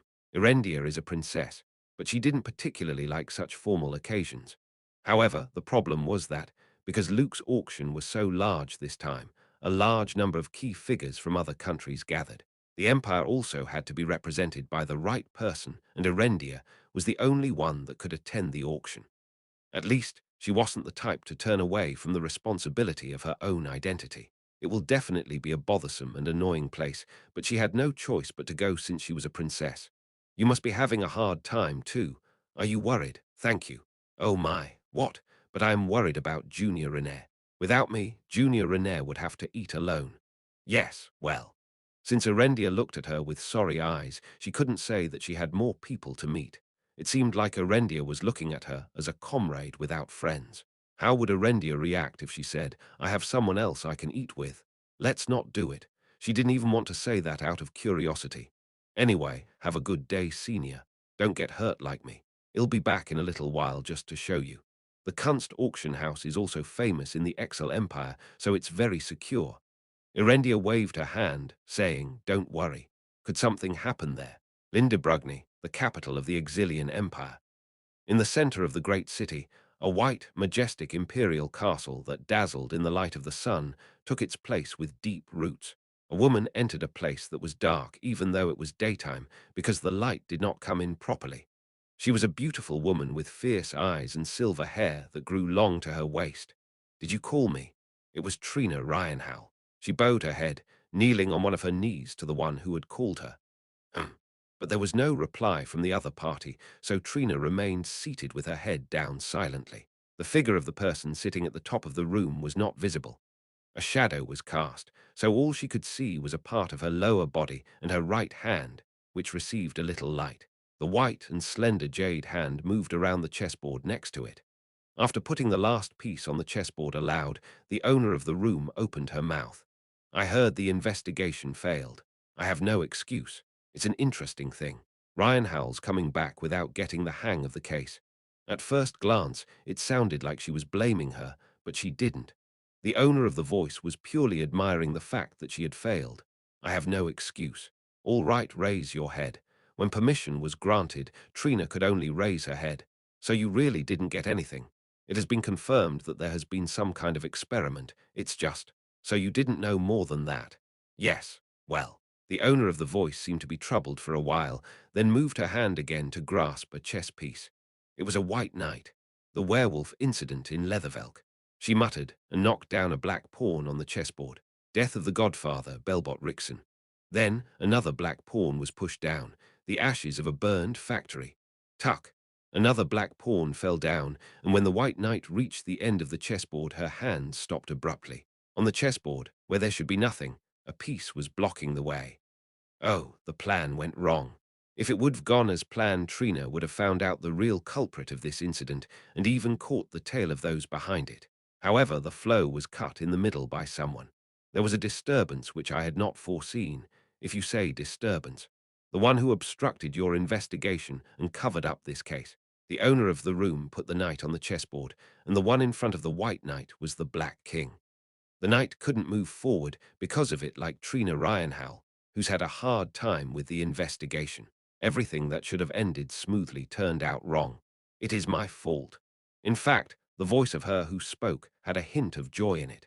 Trina was inwardly surprised at the sight because the presence in front of her and the owner of this room said she made a mistake. She plays everything in the world like pieces on a chess board, and in fact she had the ability and talent to do just that. Trina has never seen her fail. I don't know how long it's been. A completely unexpected interrupter stepped in. Did something similar happen before? Yeah, that was when you went around the border. Yes. Well, it's no big deal. It's a story of when I was young and I didn't have my powers yet. Although she is now wielding the power of the National Security Agency, she didn't have that much influence back then.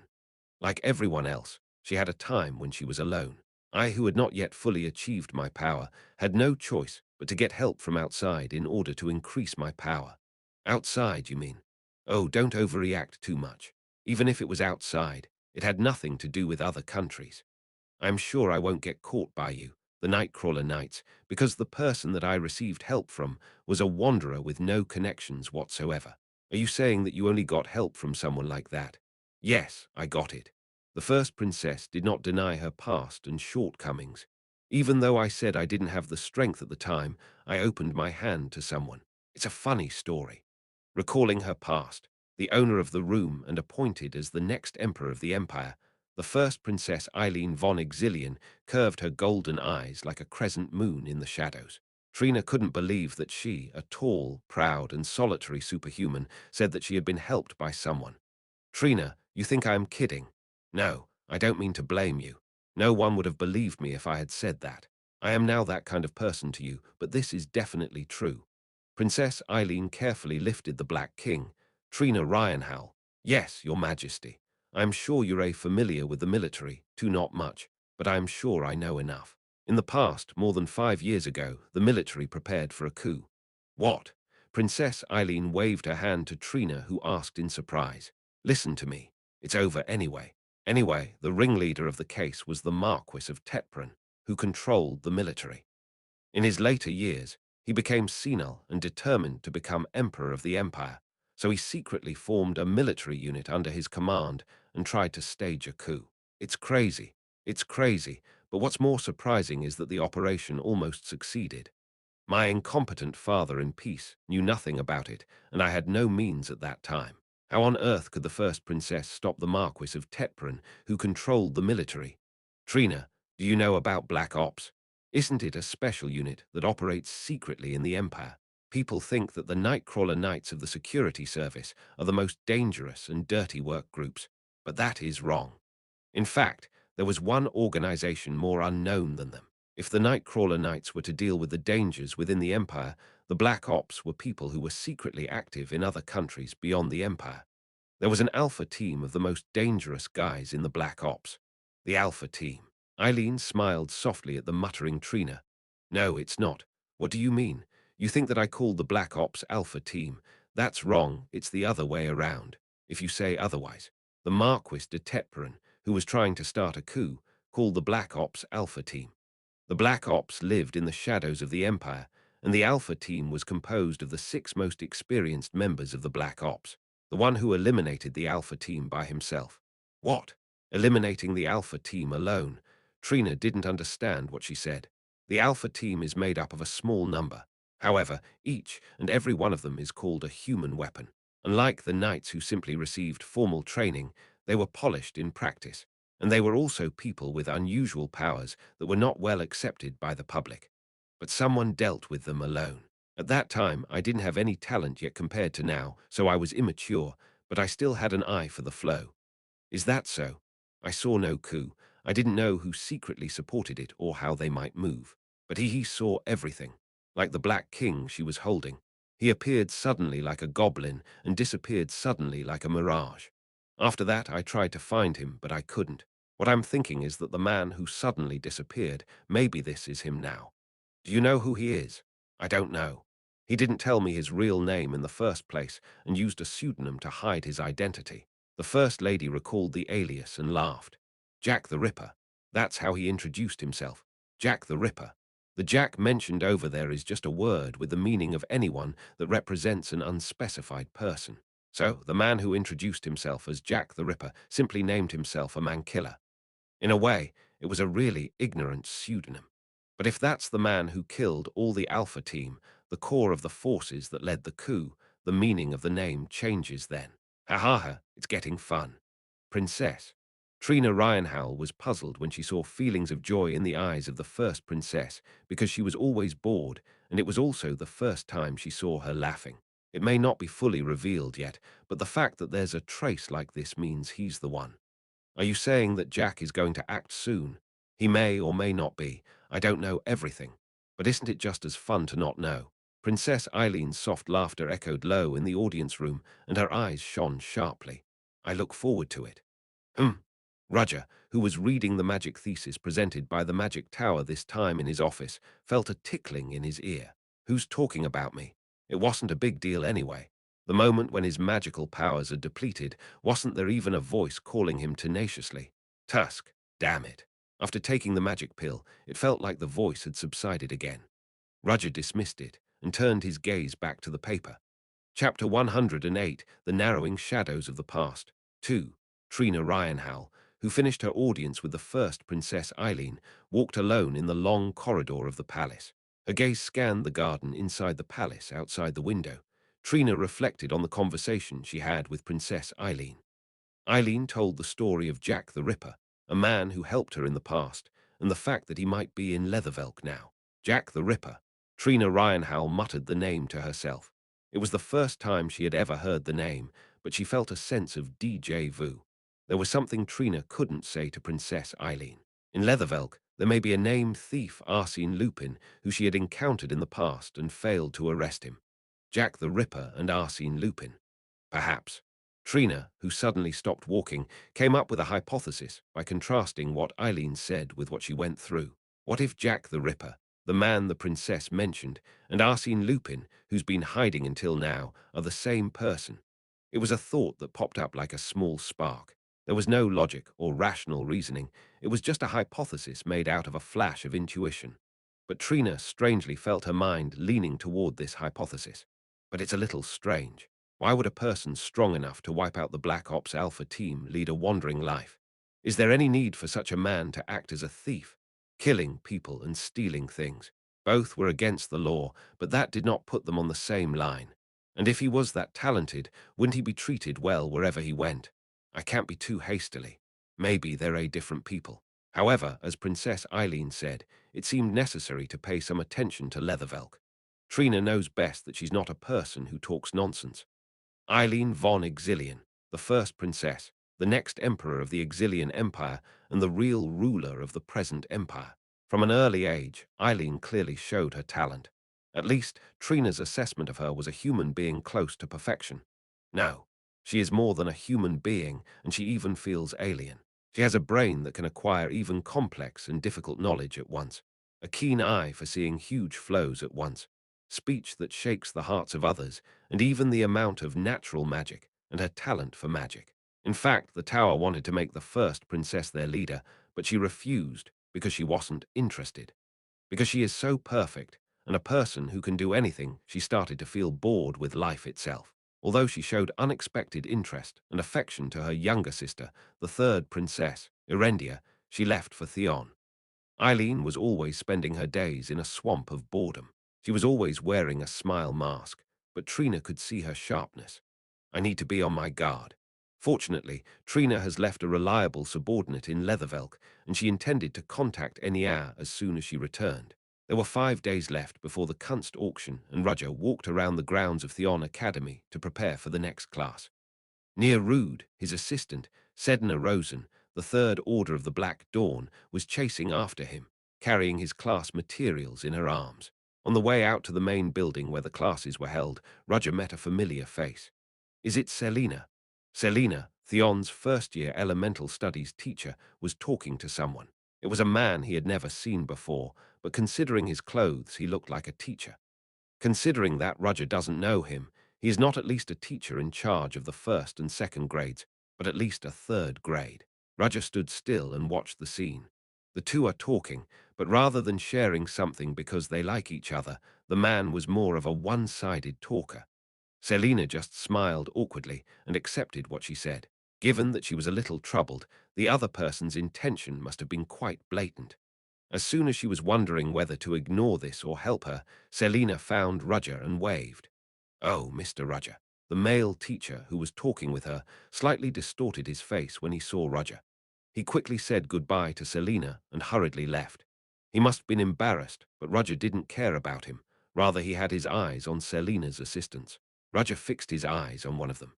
It was Joanna Lovett, who was staring at the teacher who was talking to Selena a while ago, also known as First Order of the Black Dawn Society Esmeralda, and the master of the fire giant that attacked the banquet. The moment he saw her, Roger wondered how to treat her. It's right not to make it obvious. Roger decided so and greeted Selena lightly. Long time no see, Miss Selena. Yes, it's been a while. Who was that just now? What? Oh, that he was a teacher in charge of fourth graders. Selena's reaction was somewhat awkward. What happened? Oh no, it's all about worrying about what happened at the last banquet hall. That's what she said, but he couldn't have said it out of sheer concern. Obviously, that was just an excuse, and it must have been intentional. Selena knows that too, but she's such a nice person that she doesn't gossip. However, Roger, who had no intention of disparaging others who were not here, replied with a light nod. I see. Normally, the conversation would have ended here, but Roger didn't want to miss the opportunity to face Joanna Lovett in a place like this.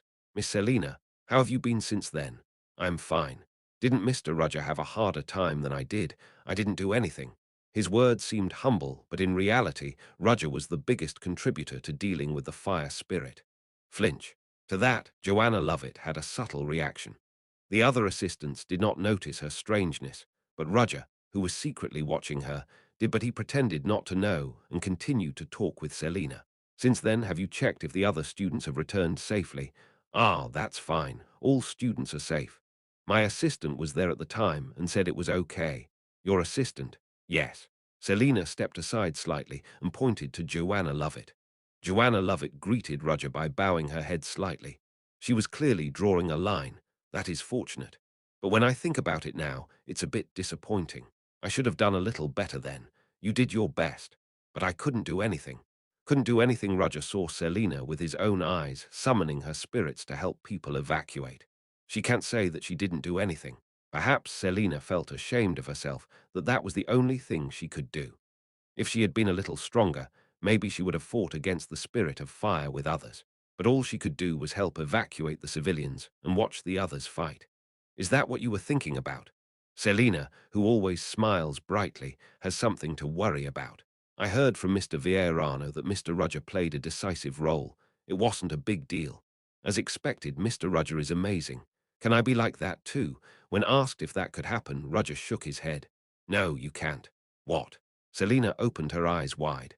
Usually the answer to a question like this would be yes, you can do it. Miss Selina and I are different. Even if Selina wanted to be like me, it wouldn't be possible. Oh my God. Really? Yes, I see. Selina, who was about to be disappointed, was surprised by Roger's next words. But in other words, I can't be like Miss Selina. Oh, what? I don't know how to smile brightly and speak kindly to someone like Miss Selina, and I'm sure it's only possible for Miss Selina. Roger's words almost made Selina float. Don't try to be like everyone else. Miss Selina can do her job well enough as she is now. You know what? Mr. Roger is very special. Is that so? I don't know. If it were other people, they would have only said nice things to me, but Mr. Roger told me whatever you want. I'm sure everyone does. It certainly would have been because Selina is beautiful, and she was loved by everyone. Anyone wants to say something nice to her, and they don't want her to be hurt. But Mr. Roger is different, you're cruel and realistic. I apologize if it was hard to hear. Selina shook her head. No, I think it's a relief. You know, Mr. Roger, people say I'm a lovely person. Mr. Roger, do you think so? What probably? That actually means no. Selina burst into laughter at the words. That's not really the case. Maybe so. Are you hurt? No then, Selina smiled with relief. On the contrary, I appreciate you treating me this way. I don't deserve to be loved anyway. The moment she uttered those words, her expression was cast with a dark shadow that he had never seen before. But it was only a moment, and Selina returned to her usual fairy tale princess-like form. Oh, look at me. I wasted too much time, right? Mr. Roger is going to class soon. That's okay. We still have a lot of time before class starts. Thank you for listening to my complaints. I'll buy you a meal later. You don't have to. No, you just have to eat it. Selina laughed like a child and took her assistants away so Roger was left alone. No, he wasn't alone. Roger's assistant, Sedna Rosen, was with him. It's unpleasant. Sedna Rosen murmured in an irritating voice as she watched Selina's back receding. How dare she complain to Sir First Order? She's so arrogant. I don't care. You don't mind it either. But you need generosity to pass over these things. Yeah, that's right. As expected of Sir First Order. It doesn't matter when we're alone, but when we're with someone else, call me teacher. Oh, recognizing her own mistake, Sedna Rosen blushed and bowed her head. Sedna Rosen. Yes, Mr. Roger.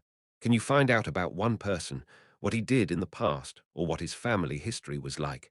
Sedna nodded at the remark. Yes. If you let me do it, he'll know all about his in-laws and cousins. You don't have to do that. Roger, who had already calmed her down a little, cautiously gave Sedna an order. Investigate Joanna Lovett. Ordinary people would have asked why they should do that, but Sedna, who has already been properly trained by Roger, did not even think of doing that. She was just happy that Sir First Order had given her an order, so she just answered vigorously. Yes.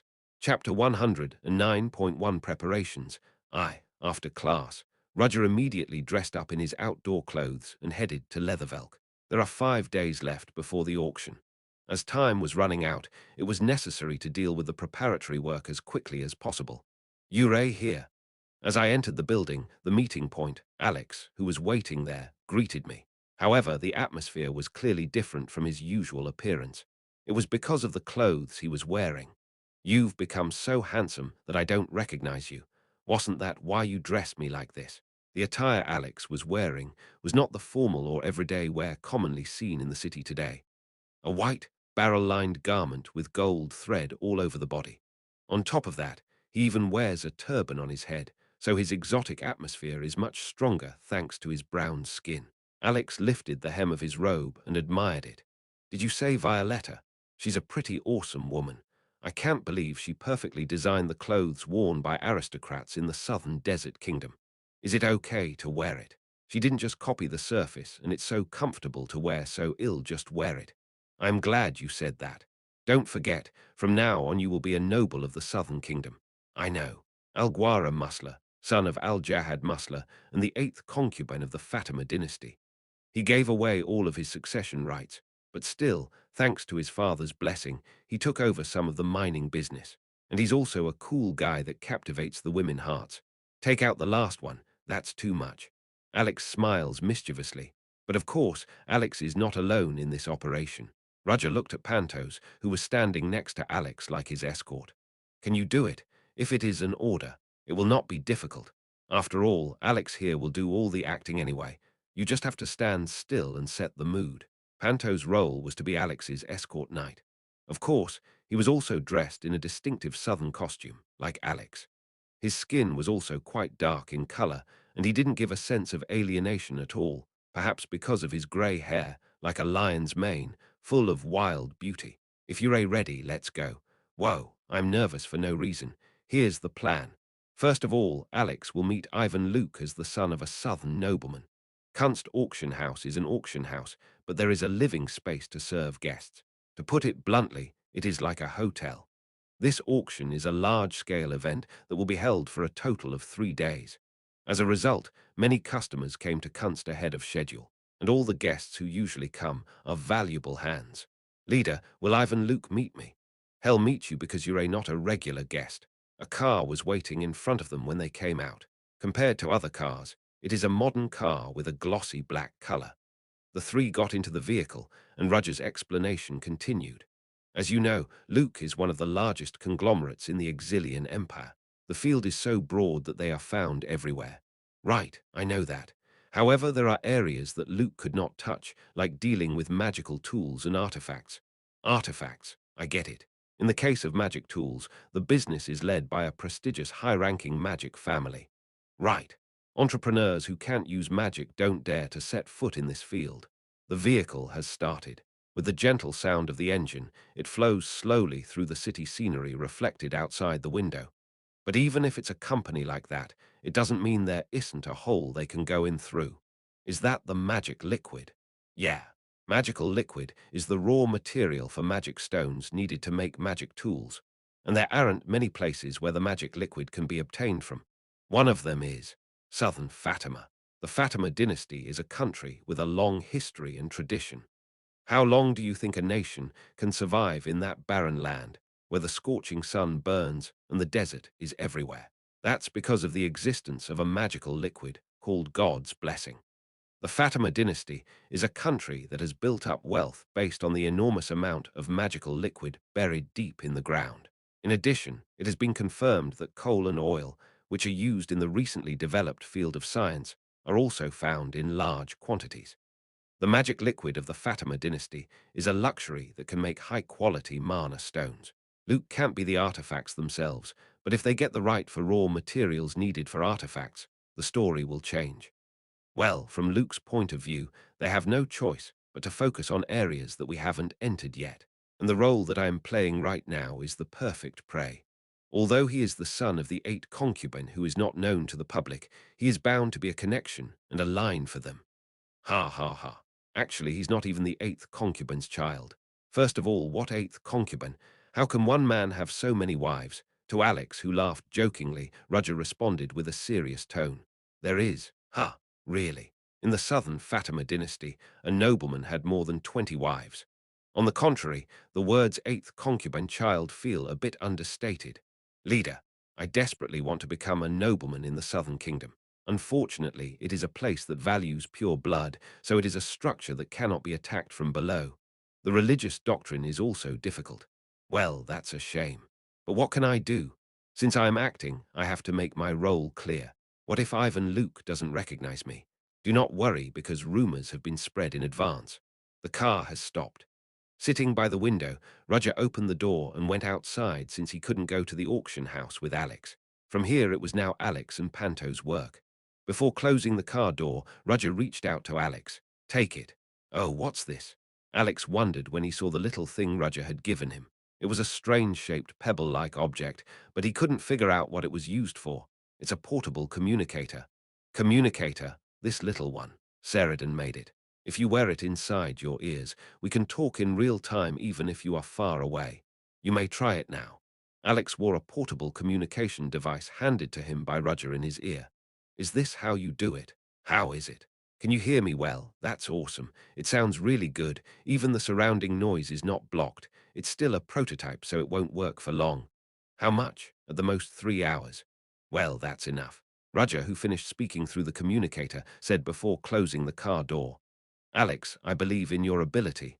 Oh my, if you look forward to it, I'll have to show it to you. Pantos, you work hard too, I get it.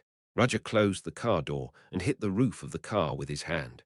The driver, who received the signal, started the engine and left. Roger stared at the back of the car, moving away for a while, then entered into the alley. He was also wearing a portable communicator made by Sheridan, so now all that was left was to listen to the situation. Sigh. At the entrance to the Kunst auction house, Ivan Luke repeatedly looked at the watch several times, shaking his legs restlessly. I heard he's coming, but when will he arrive? Director Evan. Let's calm down. It hasn't been long since the news was delivered, so he should arrive soon. His bodyguard next to him carefully opened his mouth, but Ivan Luke was not calmed down at all. The son of a Fatima nobleman. We must get close for the good of the company. Even if it's a parachute, he has the position of a director, so he also knows roughly how the company is run, and where Luke's company is vulnerable and what weaknesses it has. Wouldn't it be better to go inside and wait? Can't you understand the situation now? What if we wait inside and the other person arrives? If we make a bad first impression, will you take responsibility? Oh no. Then shut up. This is an opportunity for Luke to push out the damn Rochin and expand our business properly. If he wins the magic liquid business right, he will have an opportunity to recover his father's lost trust.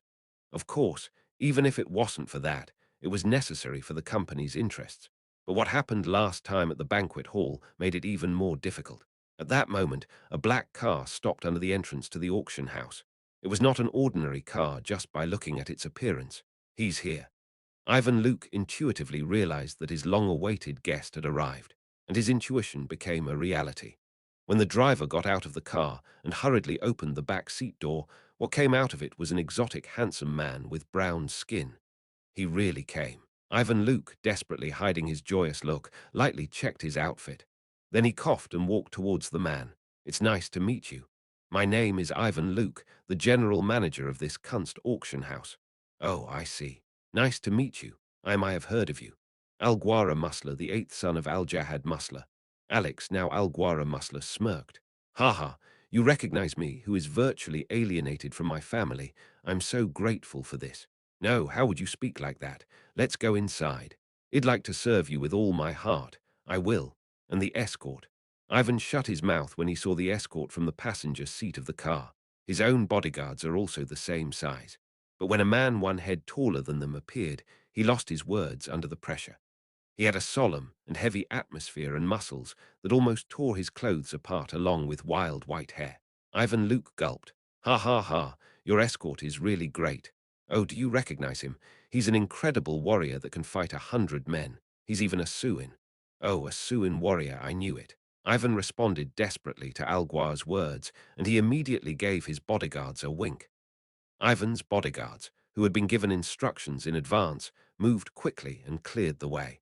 The other guest looked at the grand welcome, but Ivan Luke didn't care about that because he had to focus on the man in front of him. Let's go, Mr. Guar. Ha ha, Ivan. Don't call me Mr. Guar, you can call me comfortably. From my perspective, you look the same age as me, isn't that more comfortable? No, I'd rather you do that, friend.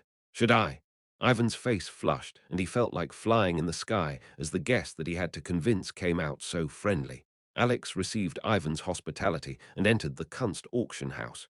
He whispered in his ear, "Leader I am in, I get it. Good luck." What did you just say? Oh, I was amazed for a moment because I like the interior. It's fascinating because it has a different tone from our kingdom. Ha ha ha. You have good eyes. This interior is made by a promising architect, Leidnars. Alex quickly scoured the auction house, replying appropriately to Ivan, who was excited and chattering wildly. Well, the hall near the entrance is pretty heavily guarded. As Hans told them, black guards in black armor were placed everywhere and stood guarding their seats. If he didn't hear it in advance, he would think that they just left the armor model in place. However, seeing the gazes through the gap in the black helmet, it was certain that there were persons inside the armors. He'll have to check another place first. The internal structure is already perfectly memorized in his head, but seeing it with his own eyes is another thing compared to checking the drawing. So Alex was guided by Ivan and toured the auction house. Ivan didn't even think to question Alex's identity. First of all, Alex's outfit, as well as his exotic and relaxed appearance, were the same as the nobleman he knew. In fact, Alex's realistic account of what happened in the Fatima dynasty was like that of the locals. Ivan, my friend. Come to think of it, there was one thing I forgot. What did you forget? I was given a valuable item on my way here, but I don't have a place to store it. With that said, Alex snapped his finger, and the man he had hired as a driver popped out a bag. The guards around him prepared for a possible situation, but Ivan raised his hand to stop them. What's that? This time, a family carried out a project to make a better quality mana stone using a new combination of magic liquid. Ivan's eyes were filled with greed at his words. Really, he tried to stay calm, but Alex was sure that he had already fallen for it. Where are you going to use it? Nothing has been confirmed yet. I am here to check it out. Really, when are you going to decide? I want to decide right away, but since I am here, I am going to take a break. But I can't always carry these precious prototypes when I play, right? If I keep paying attention to things like this, I'll only get stressed. Ha ha, I understand. But I can't really think of a place to keep it. So I'd like to ask you, my friend, do you know any good places? Alex threw the bait and Ivan took it so easily. Of course, follow me, there's a good place. Ivan immediately took the lead and Alex, who was watching his back, signaled Roger. Leader, this is. I will start the operation with. I get it. Alex, codename Victor Hugo, and Pantos, codename Herman Melville, moved to the basement of the Kunst auction house. Chapter 110 Preparations. 2. Ivan boasted that he would show the basement of the Kunst auction house. Alex, who already knew about it, was surprised that Ivan Luke himself came forward and introduced it. It's not really a secret. Ivan is acting like that for two reasons. One is that people are thoughtlessly stupid enough to easily expose such an important place. The other one, even if he lets people know that such an important place exists, he is confident that they will never rob it. Alex thought the latter was obvious. Here it is. What do you think? Alex could feel from the moment he stood at the entrance to the underground why Ivan Luke could be so confident. It's bloody from the entrance. The elevator is the only way down to the basement, and guards were guarding the elevator entrance. There are only two guards, but if they're knights, the story is different, and even the security of the entrance. Surprisingly, the elevator didn't have a separate button. Instead, Ivan took out a key he had brought beforehand and inserted it into an existing groove instead, where the button should be. Then, the door of the elevator opened from side to side with a rattling sound. Is this not just a lift? It looks like it's made of pretty sophisticated machinery, so it won't open without a key. Alex pretended to be surprised at the sight, but his eyes did not miss the shape of the key. An ornate key plated in gold with a red jewel on the handle. Come on, let's go in. Of course, my friend. Ivan Luke, Alex, Pantos, and other escorts got on the lift. The driver could not follow because this was a place where only invited people could come. As a result, Pantos was holding the case instead of the person hired as driver. The inside of the elevator was wider than expected, enough for more than 30 strong adult men to ride. It may have been made like this because a large number of objects are carried. Ring. Soon the elevator door that arrived underground opened. Contrary to what he thought it would be monotonous, the inside was quite complex with a long corridor and several passages. This is the basement of our Kunst auction house, where we maintain an impenetrable security that has not been breached by anyone for the past 20 years. Oh, that's great. Alex clapped his hands in delight as he skimmed through the scenery inside. I didn't know there was such a huge space in the basement of the auction house. Ha ha. It takes that much space to store the items for auction. My father, the chairman, has thought of that issue since he built this building. As expected of Chairman Luke. Ivan, are you the chairman's successor? What do you mean by that? Not yet, but it'll soon be. Ha ha ha. When Alex flattered him, Ivan couldn't control his excitement and talked about things that he didn't ask. This basement has a room where the guards live, and there is also a storage room. But the safest place is probably the auction room. It's practically a safe. Are you keeping my things there too? Of course. The meaning of this underground space is the storage room. It's made up of 3 large rooms, each with the latest artifacts to keep an eye on the interior 24/7. That's great. Alex was impressed, but checked against the information Hans had learned and confirmed that it was all true. Then where should I keep this thing? Of course, in room number 3. Actually, there are 3 storage rooms, but they're not all the same. We divide the items in the order of importance and put the lesser ones in room 1 and the most important ones in room 3. Of course, everything is important since we store them, but you know what I am talking about. Of course. No matter how valuable items are, there's definitely a difference between them. Ha ha ha. As expected, Gua, you're well aware of it. Poor, stinky commoners think they're all pretty and cool things, but people like us need to know how to properly identify the true nature of these things. Look at this watch I am wearing. Suddenly, Ivan Luke starts boasting about the brand and ornaments of the clothes he was wearing.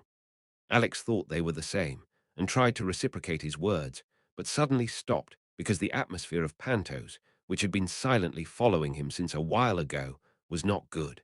Pantos was now slowly getting irritated, and Alex immediately gave Pantos a hint that only he could see. Hey, what are you doing? Are you trying to start a fight? Pantos had been staring at Ivan Luke for a while. The other bodyguards hadn't noticed yet, but Alex, who was sensitive to this, realized that it was only a matter of time before he would get caught. Oh, by the way, Alex clapped his hands to change the mood. Ivan also stopped talking to his heart's content. Come to think of it, I haven't eaten anything since noon today. Ivan, is there any restaurant you would recommend? You can actually eat here. Inside the Kunst auction house, there's a top-notch restaurant for customers. Then please guide me. Escort, hand over the bag. Alex glanced at Pantos, but Pantos remained silent and stood still. Although he knew from the first time they met that Pantos had a weird personality, he hoped that hell not mess up the operation. Gua, what happened to your escort? Don't worry, he does that often. He's such a silent fellow that sometimes he doesn't listen to me. Is that okay? Yes, because his skills are real. Alex walked up to Pantos and whispered quietly so that only he could hear him. Are you going to violate the leader's orders? Pantos reacted for the first time when he mentioned Roger. He had been trying to figure out how to keep Ivan quiet since he was lapping in front of him for a while. It didn't matter what the operation was, because he hated seeds that had no strength and no spirit, but lived only with their mouths. But as soon as Alex brought out Roger's name, Pantos realized that the leader had given him an important task, which was more important than anything else. Here it is. Pantos held out a large case in one hand, and Ivan's bodyguard stepped forward and accepted it instead. Alex wiped his sweat at the sight. Shall we go eat? His purpose has already been achieved, since he has seen all the internal structures with his own eyes.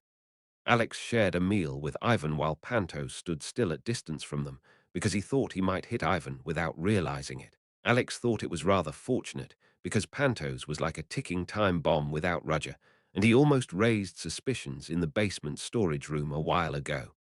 But there was a profit. Before sharing the meal, Ivan showed Alex another place. It was the security control room that monitored the underground storage room in real time. In a spacious room, about 6 of what Roger said were displays were hung on the wall, and the guards watched them. Was that how it was structured? Ivan may have been showing off, but Alex couldn't get enough of it. Thanks to this, he had a complete picture of how security was maintained here. Now all that's left was to inform his leader and colleagues of this fact, and to do that, he had to get out of this place, quickly have a good meal. Just in time, the chef himself brought a plate of steak and placed it in front of him. Oh, he'll eat first. He couldn't refuse food made by a top chef. Alex raised his fork and knife, thinking like that.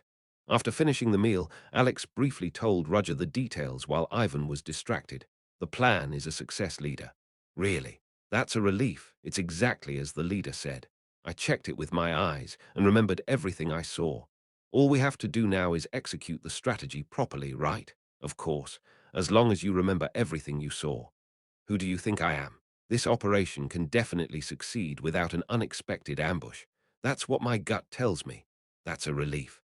Alex was about to say goodbye to Ivan, but at that moment, a woman walked into the restaurant inside the Kunst auction house. Why is the manager telling me to wait here?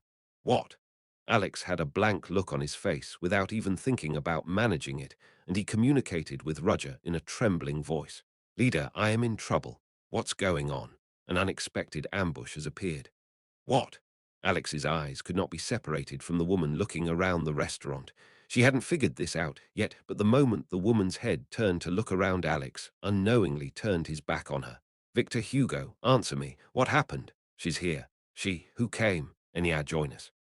The woman who just entered the restaurant inside the Kunst auction house was dressed in a dress, but she kept twisting her body around as if she was uncomfortable. She was the Nightcrawler night member that was staying in Leathervelk on Trina's orders.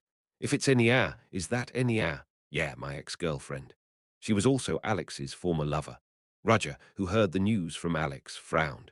It wasn't a response to the news, but the opposite. Enya, join us. Roger recalled that not long ago she had come to the teacher's office to find him. I see. Was it then? At that time, it was a knight wearing glasses called Lloyd who asked him about the werewolf incident. Trina Ryanhowl also came to Theon, but thanks to the president, he never had to face her in person. But he remembers seeing her from afar through the window. At that time, there was another knight with Lloyd by Trina's side, but he didn't pay much attention to her, so she went unnoticed. It was Enya. Roger also knew that Alex was an old lover of Enya.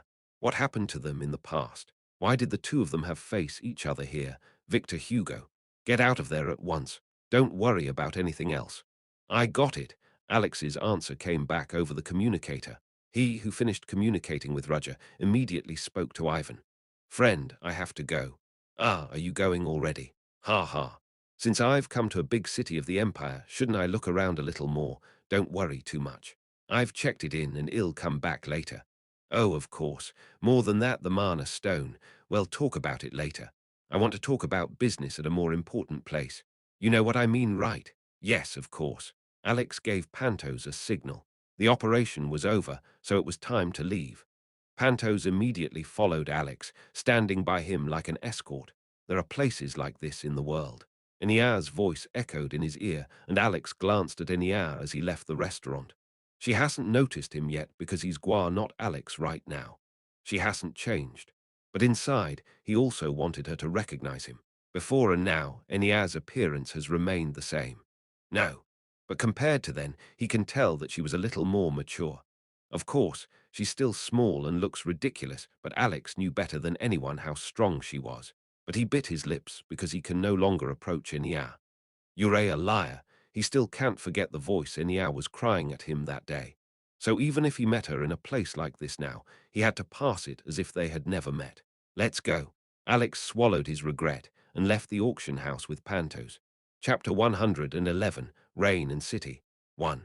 After returning to the hideout, Alex immediately changed into his usual light clothes. Sigh, this suit fits me the best. At least fasten the buttons properly in the front. Despite Roger's comments, Alex was hanging on the sofa and didn't listen properly.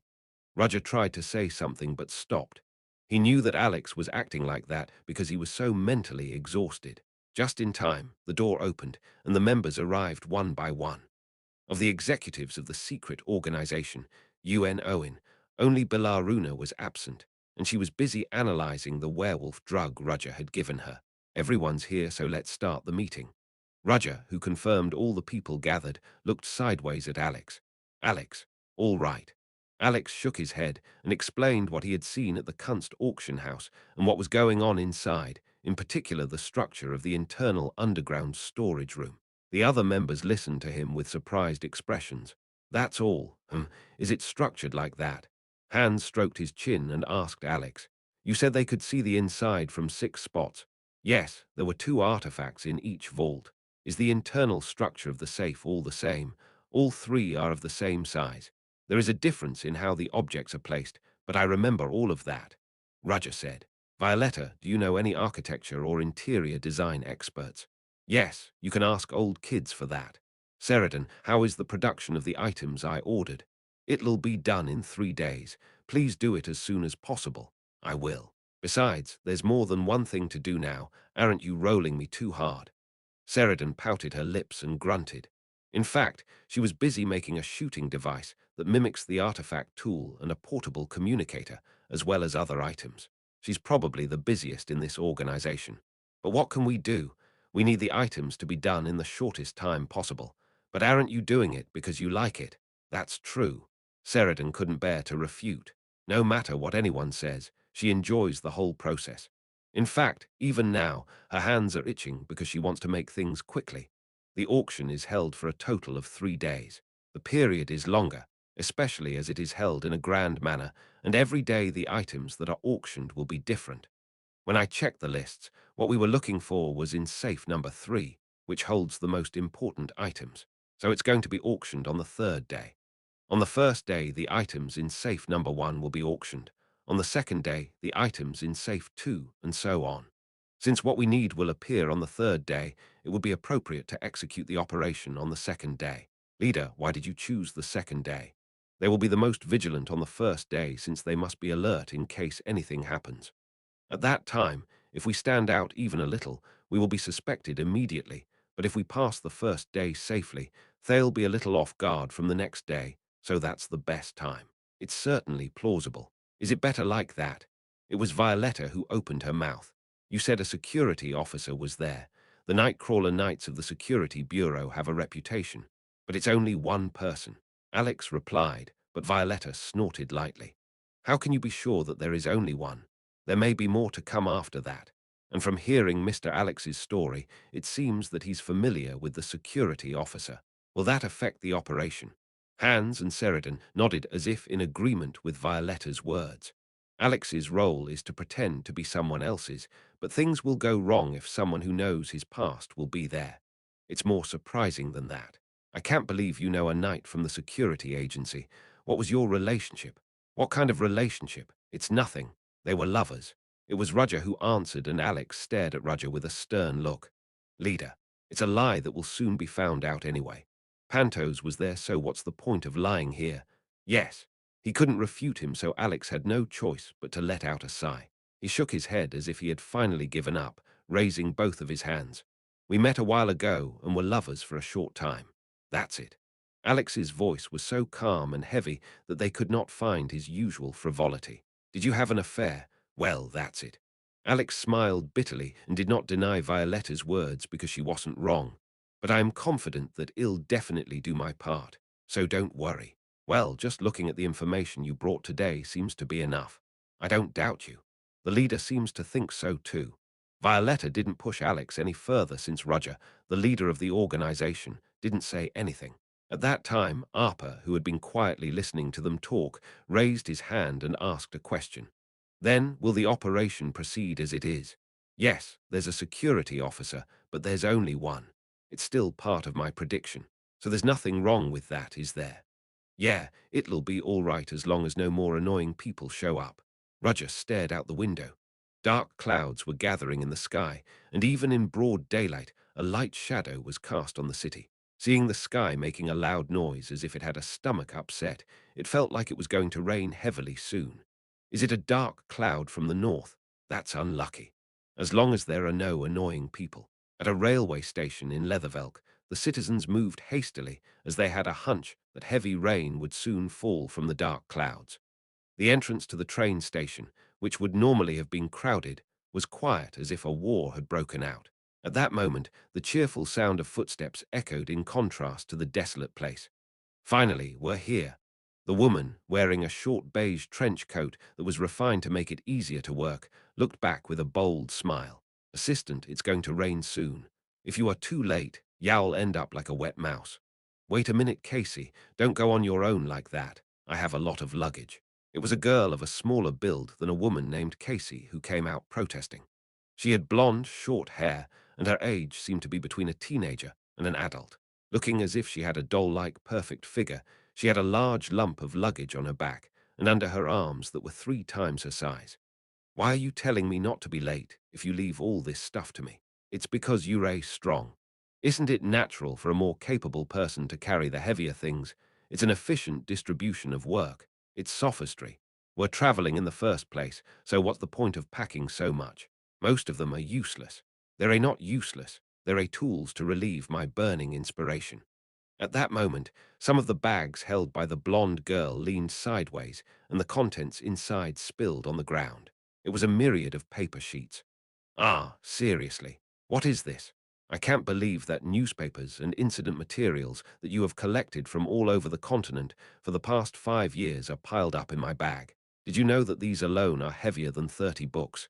Do I have to carry these with me? I need everything. So, Betty, aren't you going to move fast? The girl called Betty twisted her face. Why? Because it's going to rain soon. It's raining. That's definitely not a good thing. Betty didn't like being in the rain. It had to do with her birth, and she couldn't help it. When is it coming? Hmm, the sky is dark, it's a little bit windy, and the humidity right now is about 5 minutes. It's not too late yet. 4, 3, 2, 1. At the end of her count, a raindrop fell from the sky to the top of Betty's head. Ah, Betty's face turned pale. Her eyes turned to the sky from where raindrops fell one by one through the cracks in the dark clouds. Ah, Casey, it's raining. It's raining. I know. I'm not saying I know. I mean we should avoid it. Oops. The paper on the floor is going to get wet. Seeing Betty screaming at her, Casey unfolded the black umbrella she had prepared beforehand. When did you bring your umbrella? What about mine? I only have mine. What? Now, wait a minute. I can't get rained on. You know how delicate I am. Seeing Betty, who became desperate and contemplative, Casey grinned, revealing her little teeth. Just kidding. The moment she said that, Casey's magic was manifested. The rain falling from the sky flew down, as if blocked by an invisible membrane, and surprisingly, even the paper spilled on the ground didn't get wet. The raindrops, which had been falling from the sky, couldn't touch Betty and Casey. Betty, who was in tears, stared at Casey. Really, if you were going to do this, you should have done it earlier. Despite Betty's annoyance, Casey just laughed as if she was funny. If a third person saw this scene, even someone who had some deep knowledge of magic, he would have been shocked. Casey didn't create water using magic, but was interfering with the raindrops falling from the sky with magic. It was only one attribute, but only a wizard who reached the extreme of that attribute could do it. She is a talented person who can interfere with water existing in nature beyond making water in the air, and her name is Casey Selmore. She is also the owner of the title watercolor, a title that can only be obtained by the best existing wizards. Although she is a wizard, she is an eccentric adventurer who wanders the world. She is the granddaughter of Seroshan Selmore, a very famous detective in the past, and lastly a genius private detective who knocked down the infamous Professor James Moriarty in the Kingdom of Delica.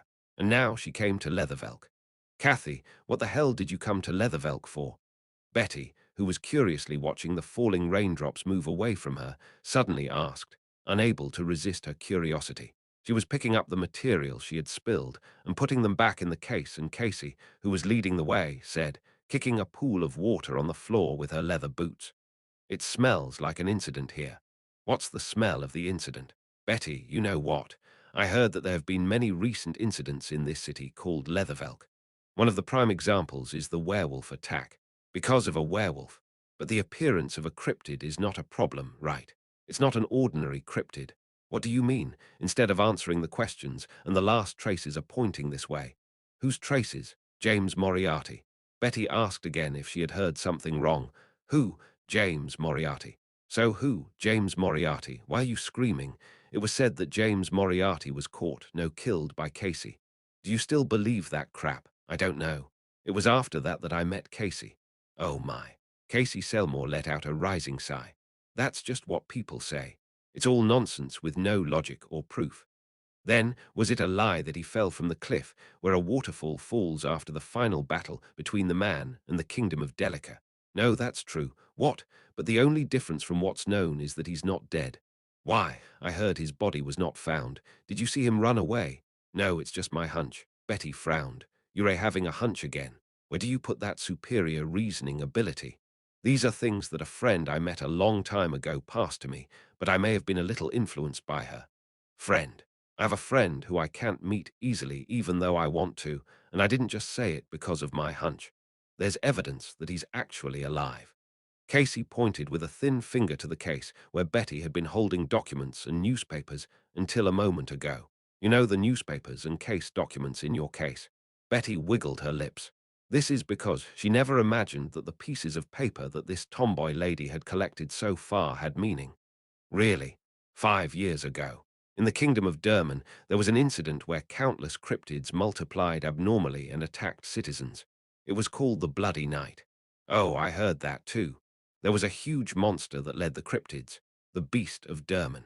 It is known that it was a bigger and more terrifying beast than any cryptid that had ever appeared. It's just that the cryptid ate up as many elite knights that belonged to the royal family. That's right, that's right. And there was one hunter who defeated such a beast. I know. The best hunter, Abraham Van Helsing. He's famous, right? Yes, Abraham Van Helsing has built a great reputation by hunting the beast of Derman, but he suddenly disappeared. What's wrong with that? Casey said something else instead of answering. The kingdom of Patali, adjacent to the empire 4 years ago. It is a country that has been disgraced to the point where aristocrats have exploited people and made it difficult for the nation to finance itself. There appeared a thief called Arsene Lupin. He stole a lot of stuff, and after about a year of activity, he suddenly disappeared. Casey, what are you talking about? 3 years ago, a huge conspiracy wriggled in the shadow of the kingdom of Delica. A man united all the organizations of the back world, took control of the military industry, started a war, and tried to sweep away enormous wealth. It was the infamous James Moriarty, and he suddenly disappeared. Betty also noticed what Casey was trying to say. They're all the same person, right? I guess so. Isn't that just speculation? I hope so, but I heard some interesting news recently. You know, there was a civil war in northern Utah not too long ago. What? Yes, I did. The Prince faction started a civil war, and the royal faction fought against it. Eventually, the fight ended with a victory for the royalists. Yeah, but there's one less well-known piece of news. There was a man who led the royal faction to victory. What? The man's name is Machiavelli. He suddenly disappeared after the war, like the others I mentioned. Casey smiled and stared at the scenery of Leathervelk, where the mist was rising. People were not seen because the rain could not be prevented by an umbrella. The only reflection on her retina is the image of a drenched in the rain. The last place he supposedly went to was Leathervelk. Her blue eyes seemed to stare at something else beyond the city. Chapter 112, Rain and City, 2. Sorry for the lack of updates, but I had 3 crazy days. To make up ill, released 2 chapters today and tomorrow. The rain poured as if there was a hole in the sky, and a hazy mist of water engulfed the entire city. The boundary between the dull sky and the city collapsed. Even beyond the far horizon, it was crushed into one, as if the sky and the ground were united by rain. Casey walked through the center of the water-covered world. Casey, is that true? Casey turned her head halfway at Betty's question, who had been following her in the rain thanks to her magic. What? That James Moriarty is alive, and that he is now in this city? Yes, according to my reasoning. The timing of the activities of the people I told you about is oddly right. But that doesn't make sense. Why is a man of such skill walking around the world hiding his identity? I don't know that. What? You don't know, but you were so sure. Betty, there's one thing my grandfather told me. What's that? After you exclude the impossible, all that is left is the truth, no matter how absurd it may be. That's what Seroshan Selmore, a famous detective of his time, always said to Casey. Casey, you are a smart kid, smarter than me. One day you will surely become a great person. Her grandfather, who sat in a rocking chair and smoked his pipe, warmly stroked her hair when she was a child with his wrinkled hands. So please, make this world a better place to live. Rumbling. Casey, who was recalling those memories, woke up from her imagination to the sound of thunder ringing in the sky. Anyway, it's like that. That's why I was tracking him. The famous hunter, the big criminal of the back world, the mercenary who ended the Civil War and the worst thief. I can't let such a man run amok. Who is he? Well, even the name James Moriarty is a pseudonym. He might have been active before that. That was the first time he'd ever met. Casey was also curious about the man's identity, but it's not his identity that matters. The man who drove the kingdom of Delica into chaos, the evil man who almost started a war, could not be left alone. She had to arrest him. So let's go. I have a reservation for a hotel. Wait, can we take a carriage? What kind of carriage can we get in this rain? Don't you know that carriages drawn by golems can't get into water? And in this day and age, it's hard to find a real horse-drawn carriage. Annoying. Don't worry, the hotel is not far away. Where is it? Kunst. Casey glanced up at the heavy raindrops falling from the sky. The rain has weakened, so it will probably stop raining by the time they reach their destination. There's a big auction coming up, and I've been invited. Is Casey interested in the auction? I'm not interested in the auction itself. Originally, I needed a suitable place to stay, but they just sent me an invitation. Well, they needed the name value of a famous guest. Kunst, run by Luke, did not attract Casey's attention. She chose it because she wouldn't have to go through the cumbersome process of checking in at another hotel.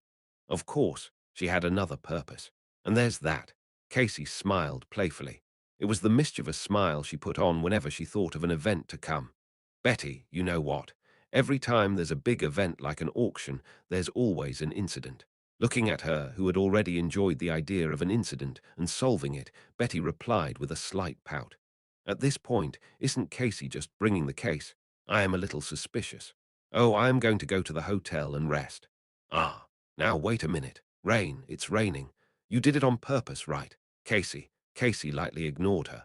The rain, which seemed to sweep the world away, soon stopped, and the dark clouded sky gradually began to regain its original light.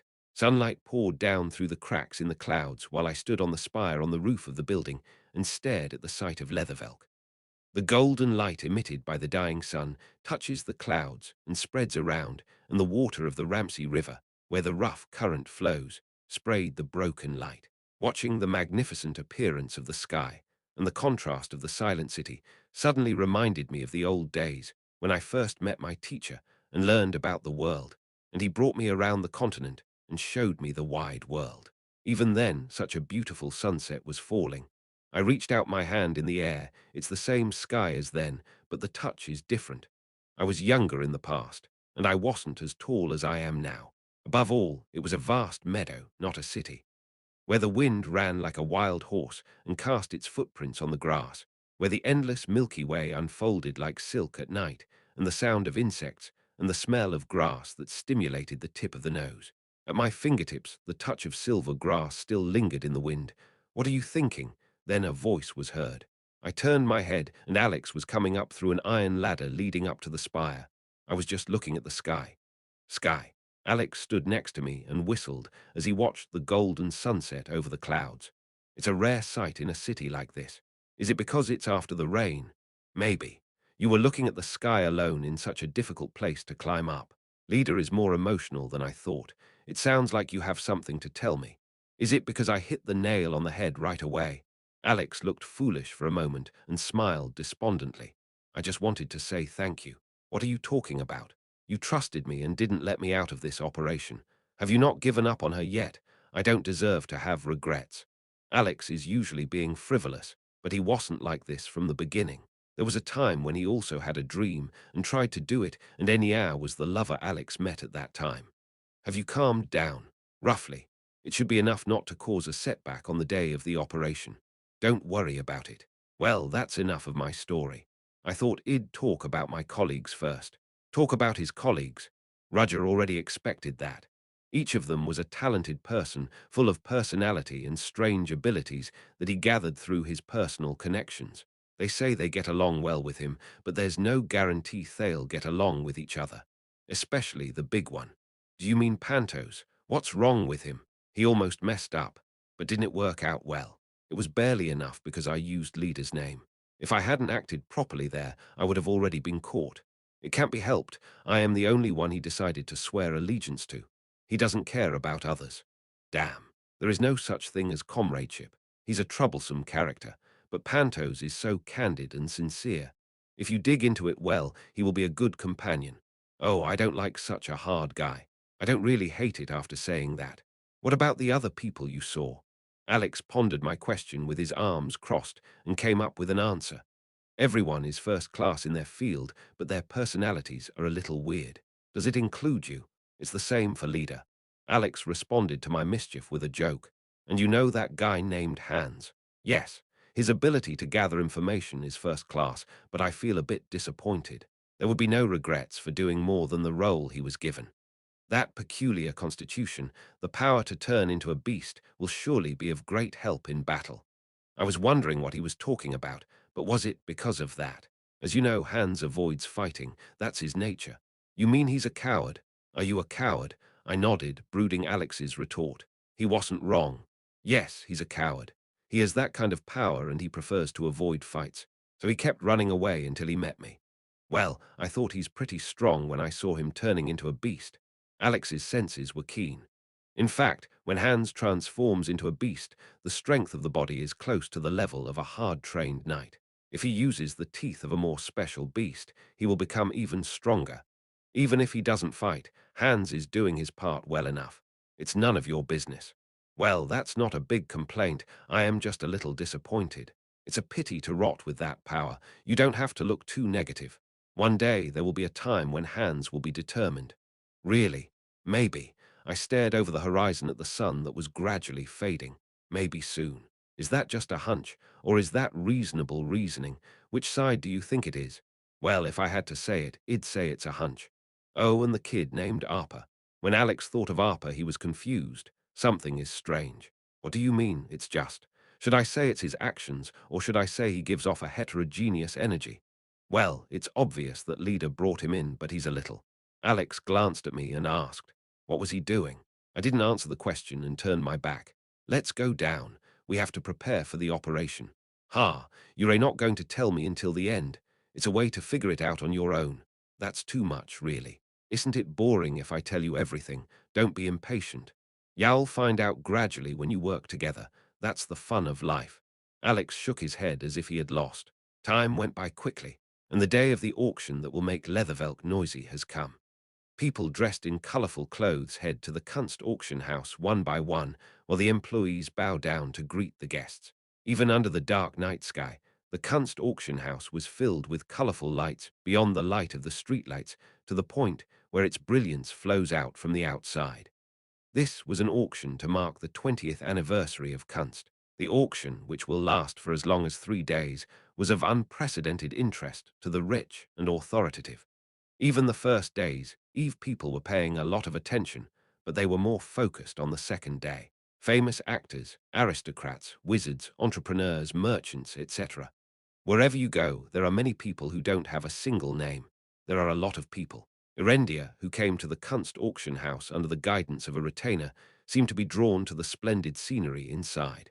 Oh my God, how much is that? If I sell that one, how many ordinary people can I save? Someone approached her as she thought of such nonsense. Third Princess Erendia von Exilian, thank you for visiting this Kunst. My name is Ivan Luke, the general manager of today's auction. Please feel free to call me Luke. Ah, yes. Erendia replied lightly to Ivan because she had only made a formal visit. She didn't really like people that pretended to be fancy. However, without knowing Erendia's true feelings, Ivan Luke reached out to escort her. Erendia couldn't refuse coldly, but she decided to respond appropriately for now. Ha ha. Thank you for allowing me this precious time. It's nothing. I will guide you to your seat. Would you like to watch the auction right away? No. I'm a little tired today, so I want to rest in my room for now. Our Kunst auction house also serves as a hotel, so I'll take you to a room dedicated to VVIP. Erendia, who followed Ivan Luke, stopped as if she had found a familiar face among a myriad of people. What's wrong, Your Highness? No, it's nothing. Erendia replied, but could not take her eyes off the crowd. Did I just see something wrong? She was sure she had seen someone familiar in the crowd, but it happened so momentarily that Erendia was not sure if it was real.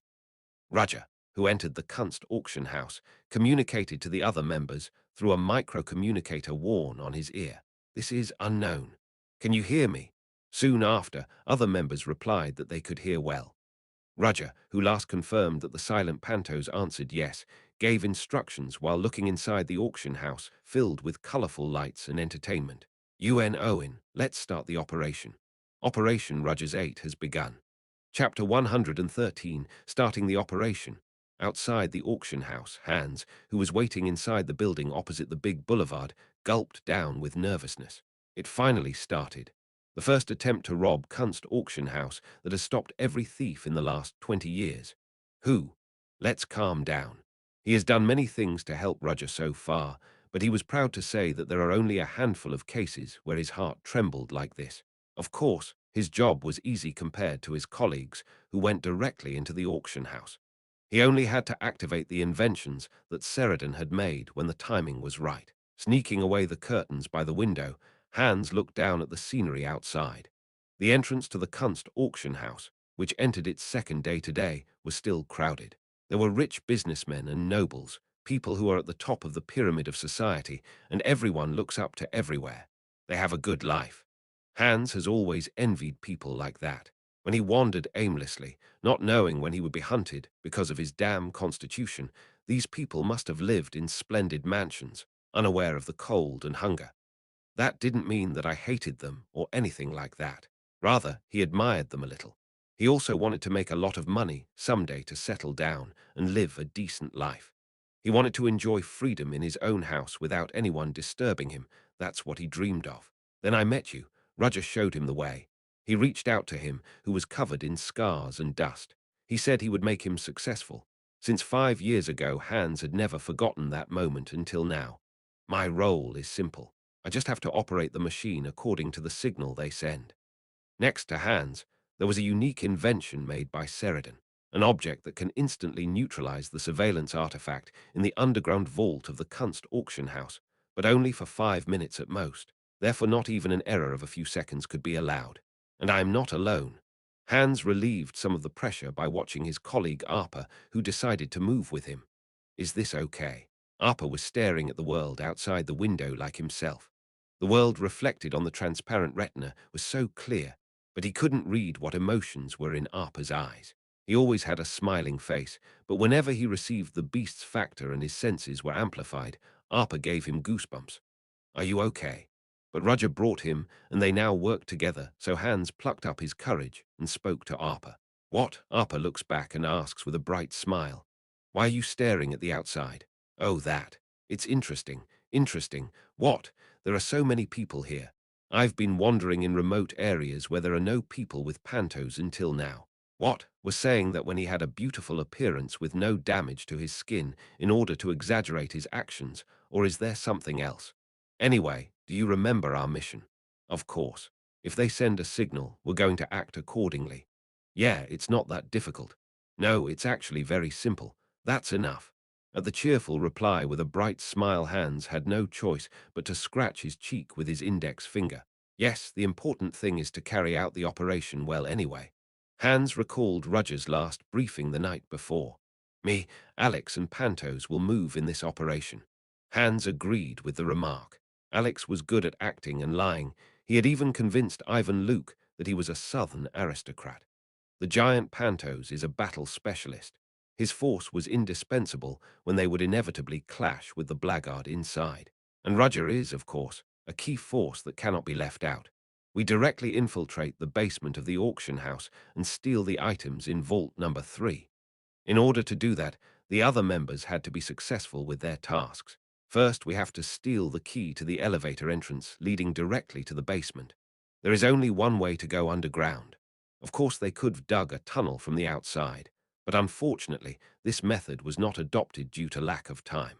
After all, the fact that they have to take a lift from the front and go underground doesn't change. To do that, something was necessary.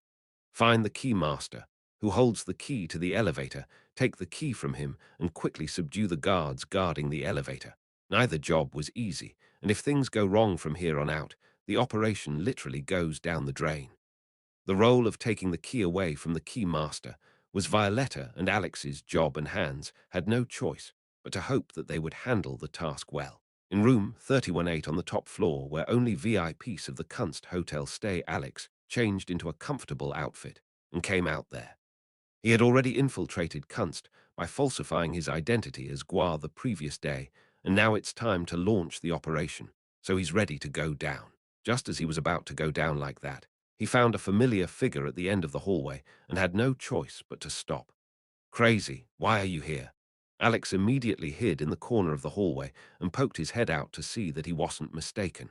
And Joyce was standing in front of the elevator he had to ride, tapping on the ground with her shoes. What the hell? Did the hotel get you a nice room because you're with the security agency? Damn it. What if we run into each other here? At this rate, he cannot access the elevator, and it will take a long time to wait for Nia to go first, and then take the next one. Alex clapped his tongue inside and moved to the emergency stairs. If I knew this would happen, I would have asked for a room on a low level. It was troublesome that he got a top room because he was fascinated by the word good room. Alex went down the stairs and immediately used a portable communicator to signal Violetta. This is Victor Hugo. Please respond. Violetta was sitting still in the lobby on the first floor waiting for Alex. She muttered quietly, being aware of the gazes of those around her. What's going on? The shoelace is untied. It will take some time to get down. I see. It was their own slang and passwords set in advance in case anyone else might hear them. If the shoelaces are untied, it meant that there were obstacles that unintentionally prevented the progress of the mission. Is it like this from the start? Violetta couldn't help but sigh, but then she saw the person they had been targeting. Keymaster. He was a middle-aged gentleman in his mid-40s with long sideburns who had worked at the Kunst Hotel for 20 years and was in charge of the keys to the underground elevator. He was trusted by Ivan Luke and was also the only one who had the elevator keys to the basement. I found him sooner than I thought. Originally, she should have joined Alex, approached the keymaster, and naturally stole the key from him. There's a problem above, so I have no choice but to do it alone. Violetta rose slowly from her seat and naturally approached the keymaster. She grabbed a glass of champagne on a silver tray held by a waiter passing by and quickly drank it. What? The keymaster, who was giving instructions to his subordinate, saw a beauty approaching this way and sent the subordinate away immediately. Go now. Yes, sir. The keymaster, who sent his subordinates, cleared his neck with a soft smile on his face. Well, lady, do you have any business? Oh, are you an employee here? Violetta, whose burns disappeared from her face, was showing off her beautiful appearance since she was dressed up. With an alluring smile, she gently stroked the keymaster's forearm with her black lace glove. Ha ha, I'll tell you what. I think I drank too much, so could you show me to my room? I feel dizzy. Ha ha, of course. Lady, I'll show you around. Violetta knew of the man's insidious intentions. As expected, Kunst's key master personal information was known because he was investigated in advance. He looked like a decent, well-mannered hotelier on the outside, but he was actually a very promiscuous man. Although he was playing a socially prestigious person, he did dirty things behind the scenes, such as attending meetings in the dark or having an affair. That's why Violetta chose beauty. The key master enjoyed the current situation without knowing that the one who approached him was a black serpent with ulterior motives, and even if he knew that he was confident, he could handle things. Will you help me? Of course. The key master put his hand on Violetta's slender waist. The blatant touch annoyed Violetta, but she didn't twist her smiling face because she had experience dealing with people like him. Lady, what room are you staying in? Maybe it's because I drank too much, but I can't remember. Oh my, is that so? But you can't stay in this noisy place. Could you guide me to a private and quiet place?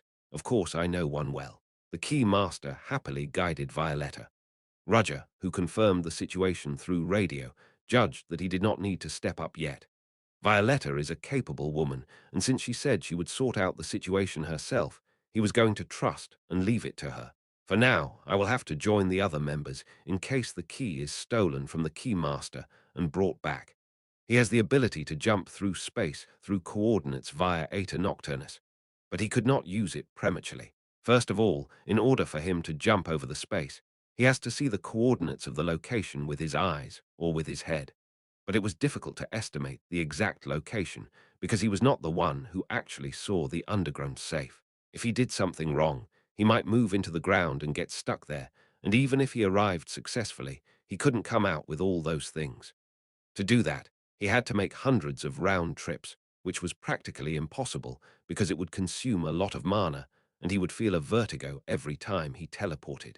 It was that moment. Oh, who is this? Someone recognized Roger and approached him. Roger looked back at the caller with a calm face. I can't believe we're meeting at a place like this. What a wonderful coincidence. It's been a while since I saw you at the banquet hall, Mr. Roger Chelisai. Ivan Luke. I don't know why you're here, but it's nice to meet you. Ivan Luke was smiling, but his eyes were burning with endless hostility toward Roger. It seems like you don't want me to let you go. Of course, Ivan Luke wouldn't even kick out Roger outright unless he was an idiot. Rather, it was the opposite. Are you enjoying the Kunst auction? It was worth a look. Ha ha. You're a good at making jokes, too. Well, there's a saying that you can see as much as you know, so there's nothing you can do. You might think so. Then I'll go now. It's fate that we met, but you are just going away like this. Ivan Luke blocked Roger's path, and behind him, reliable guards stepped up. It was not the blackguards in black armor, but a security team dressed in a separate suit. But since you've come all the way here, I'll give you a little help, considering the past. He is an important guest, so treat him very politely. Do you know what I mean? Yes. The two guards stood on both sides of Roger, answering forcefully. There was no lie in what he said, as the two guards literally stood by Roger's side and didn't harm him, but it was annoying. You're trying to keep an eye on me on purpose. Ivan must have given these instructions with the intention of disturbing him in his own way. Since this is his workplace, it was obvious how much authority he had. However, since he was a guest, Roger could not refuse the sabotage under the guise of favor. Can't help it, Roger eventually decided to accept the situation. I will. He nodded and allowed the two bodyguards to accompany him. At the same time, he naturally sent a signal through the portable communicator worn on the ear with its fingertips. Tap, tap, tap. It was a predetermined action in case of an unexpected situation, and its meaning was simple. I'm unable to act due to some reason. Request for backup. What? Hans, who was listening to the signal outside, opened his mouth wide. Apparently, the leader, Roger, was stranded, and the one he requested for support was Hans. I have to go. Chapter 114, Roger's 8-2. The signals sent by Roger were all passed on to the other members. Leader can't act. Will the operation be okay? Violetta, who followed the key master to a private room, was worried about the news she had heard through the communicator. However, they had planned in advance to have backup personnel move instead in preparation for this situation. Clap. The key master smirked as he locked the door to the room. Ha ha ha. Hey girl, shall we play a fun game? Oh, it's nice to play. Violetta replied in a lively tone, and the key master, who thought she would stumble with her drunkenness, was instantly stunned.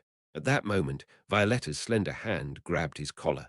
She narrowed her eyes and smiled seductively at the bewildered key master. How about this kind of game? Then she threw the key master on the floor with all her might. Arg. Unable to take the pain, the key master rolled his eyes and passed out. Violetta clenched the hand and circulated the mana in her hand throughout her body while her arms shone with a subtle charm, strengthening the body with magic. It's a mysterious sensation. The only magic Violetta knew to use was attribute element and magic emission. Even in the case of elements, she can only deal mainly with the wind element, so she wasn't considered a real wizard, but Roger recognized her abilities and taught her what she was lacking. Violetta realized how fit she was for magic, and she specialized in the Manifestation series among the 5 magic series. With so much help from Roger, Violetta was able to master the remaining specializations of her Manifestation series in a short period of time. And if anyone knows the English term for this, please let me know. Although her mastery was superficial and hasn't reached the advanced stage, it was enough for now. Anyway, I need to get the key first. Violetta rummaged through the fallen key master's body, but no matter how hard she looked, she couldn't find the key. That means the key master doesn't have the key right now. This is the room where the key master lives, so it must be here somewhere. Violetta walked toward a tightly closed shelf on one wall, opened it wide, and saw them. Oh my God. There were hundreds of keys that were used in the Kunst auction house and hotel inside the shelf. Damn, why do I have to go on my own? Hans grumbled inwardly, but got dressed and was ready to go out. Mr. Hans, are you leaving? Yes, I have no choice but to step up because brother can't move. Arpa, please use this device for me. Oh, come to think of it, Mr. Hans, we have a problem. Problem. What's wrong? Arpa said, pointing his hand at the machine Hans had entrusted to him. It's not working. What? That can't be. I pressed it once as a test, but there was no response. Is the signal weak? Hans looked at the invention Sheridan made with a serious face. The way it is used is simple. You just have to press the button at the set time, and the machine's lights were designed to illuminate red as proof that it was working properly. However, Arpa pressed the button for a demonstration, but the red light did not appear. On the contrary, only a squeaky sound resonated. Realizing that something was wrong, Hans hurriedly contacted Sheridan. This is. Can you contact me now? Oh, this is Wells. What's going on? I think this machine you made is not working properly.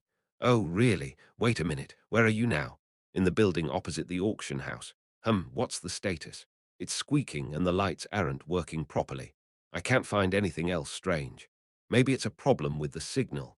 Is there some kind of jammer between the inside and outside of the auction house? Sheridan, who had been muttering something, finally came to a conclusion. The light is still on, right? It's just not working well, but the machine itself doesn't seem to have a big problem. If it's about transmission, there's only one answer. All you can do is go a little closer and use it. Closer. How much closer? At least closer than in the building across the road. Hans felt a headache coming because he would have to move with Arpa in that case. What are you going to do? I have to do it. Okay, good luck. It's time to move on this side, too. After communicating with Sheridan, Hans patted the middle of the forehead with his finger and told Arpa, "Let's get out. We have to move now." Yes. Hans and Arpa wrapped the machine in a cloth and left the building. Erendia, who had been resting in the VVIP room, couldn't stand it because she felt a little sore when she stayed still. It's okay to just leave it like this and go, but it's kind of weird. Still, it should be enough to tell her friend, Renee, what mysterious objects were found at the auction house. Erendia imagined herself explaining nicely what she saw at the auction to her junior and Renee, shining eyes as she listened to her. She enjoyed that admiration. It's pretty good. Thinking in such a positive way, Erendia felt motivated. She immediately rose from her seat and finished getting ready to go down. The servant, who was waiting at the entrance, hurried to her side when she came out. "Princess, where would you like to go? The auction is just going on right now, isn't it? I want to go take a look." "Yes, it'll take you to the best VVIP seats." Erendia headed to the place where the auction house was held, guided by the escort. It was a spacious hall on the first floor, with many opera-like seats that were full of VIPs, dressed up in expensive clothes. Erendia sat in a VIP seat where only invited guests could sit. It was a high-rise seat overlooking the auction house, and she sat down just as the auction started. "Ladies and gentlemen, thank you for coming to Kunst's auction house today." The host stepped up, greeted everyone lightly, and immediately started the auction. "Well then, this is the first item that will come out on day 2 of the auction, the Mermaid's Tears. From the very beginning, something great came out. The Mermaid's Tears were a beautiful blue jewel worthy of its name. As if the legendary mermaid had shed her own tears, the jewel in the shape of tears emitted a dazzling and pure light. Wow! Erendia, who was not interested in such a thing, was unconsciously drawn to the beautiful jewel. The starting price is 1,000,000 dinars. Please feel free to bid. The auction started strong, and when the price of more than 500 million dinars came out, Erendia started thinking about different things. But it's not even a mermaid's tears, it's just a jewel. You spend that much money on such an extravagant item. How many people can be fed with that money? When she had that thought, she felt uncomfortable for no reason. The negative energy emitted by a place where desire and greed were entangled was incomparable to when she faced her sister. But that did not mean that this atmosphere was comfortable. Should I leave? Just as she was thinking, someone came and sat down next to her. "You don't look very happy." Oh, yes. Talking to her was a woman with sky blue hair with a side ponytail hairstyle. What stood out in particular were the blue sea-like eyes staring at her. She was a mysterious yet beautiful person. In a way, it was natural to have such a thought. The tears of a mermaid are the tears shed by a legendary mermaid who lives in the ocean. Of course, the mermaid's tears on the stage right now are fake. How can you be sure of that? I saw the real thing. At least the beautiful light remains the same, but the mermaid's tears should emit a calm, flowing mana, but this one doesn't do that. Her blue eyes glared sharply through the essence of that gem. Can you feel that there's no magic even though you're so far away? while Erendia admired her and suddenly wondered who the woman she was talking to was. Who are you? I don't think you're a normal person, considering that you're here. Oh, you're right. My introduction is late. I am this kind of person. She skillfully took out her business card with her index and middle fingers from within her own arms and handed it to Erendia. It wasn't polite, but Erendia accepted the business card because it was such a good fit. The name on the business card read Casey Selmore, and underneath job, Detective, Casey Selmore, Casey Selmore. Erendia, who was muttering the name in her mind, uttered a startle of astonishment. No way, the famous genius Detective Selmore. Oh, you recognize me? Well, of course. The one who arrested the notorious criminal, James Moriarty. You're even known as a water element wizard. As Erendia was a magician, she could see how great Casey was. It was because wizards who got the title color for the magic tower aren't common. I didn't expect to see you here. Nice to meet you. I'm Ure the Third, Princess Erendia, aren't you? Ha, did you know about me? No, we met for the first time today. But how? Casey grinned at the bewildered Erendia. You have a bored look on your face, even after watching the auction. Besides, I saw that the back of your hair was slightly pressed, so you were lying in a room until a while ago. The scent of the air freshener used to clean the room is strangely lingering. When she was caught, Erendia hurriedly smoothed her hair, while Casey shrugged her shoulders to continue her reasoning. But you didn't put on perfume and didn't even wear makeup. This simplicity can't be seen in the VIP seats, so you have an overwhelming status that you don't have to pay attention to other people's eyes and the situation. Feeling bored and sitting in a VIP seat where only the invited guests can watch the auction from. There is already a rumor among guests that a child of the imperial family participated in the auction, so there's only one answer, right? That's great. Erendia admired Casey's reasoning and admitted that she was right. Indeed, she was a genius detective who was famous throughout the continent. Erendia suddenly asked Casey why she came to the auction. You seem to be curious. Yes. Well, I got an invitation when I came to Leathervelk, and they offered great hospitality and a nice room, so I didn't say no. Why did you come to see this auction? The bigger an event is, it brings together the eyes and attention of countless people, so more incidents can happen. Erendia thought Casey was joking. What kind of incident can happen in this place? The security of the Kunst auction house was so strict that it reminded her of the imperial palace. In addition, considering that there are even personal guards brought by guests who come here, any criminal inside will be overpowered in no time. The princess seems to think I am joking. What? Ah, no. No, not exactly. Well, I understand. When I say that problems can pop up out of nowhere, it's only natural to think so, but I won't ignore the possibility that something might happen.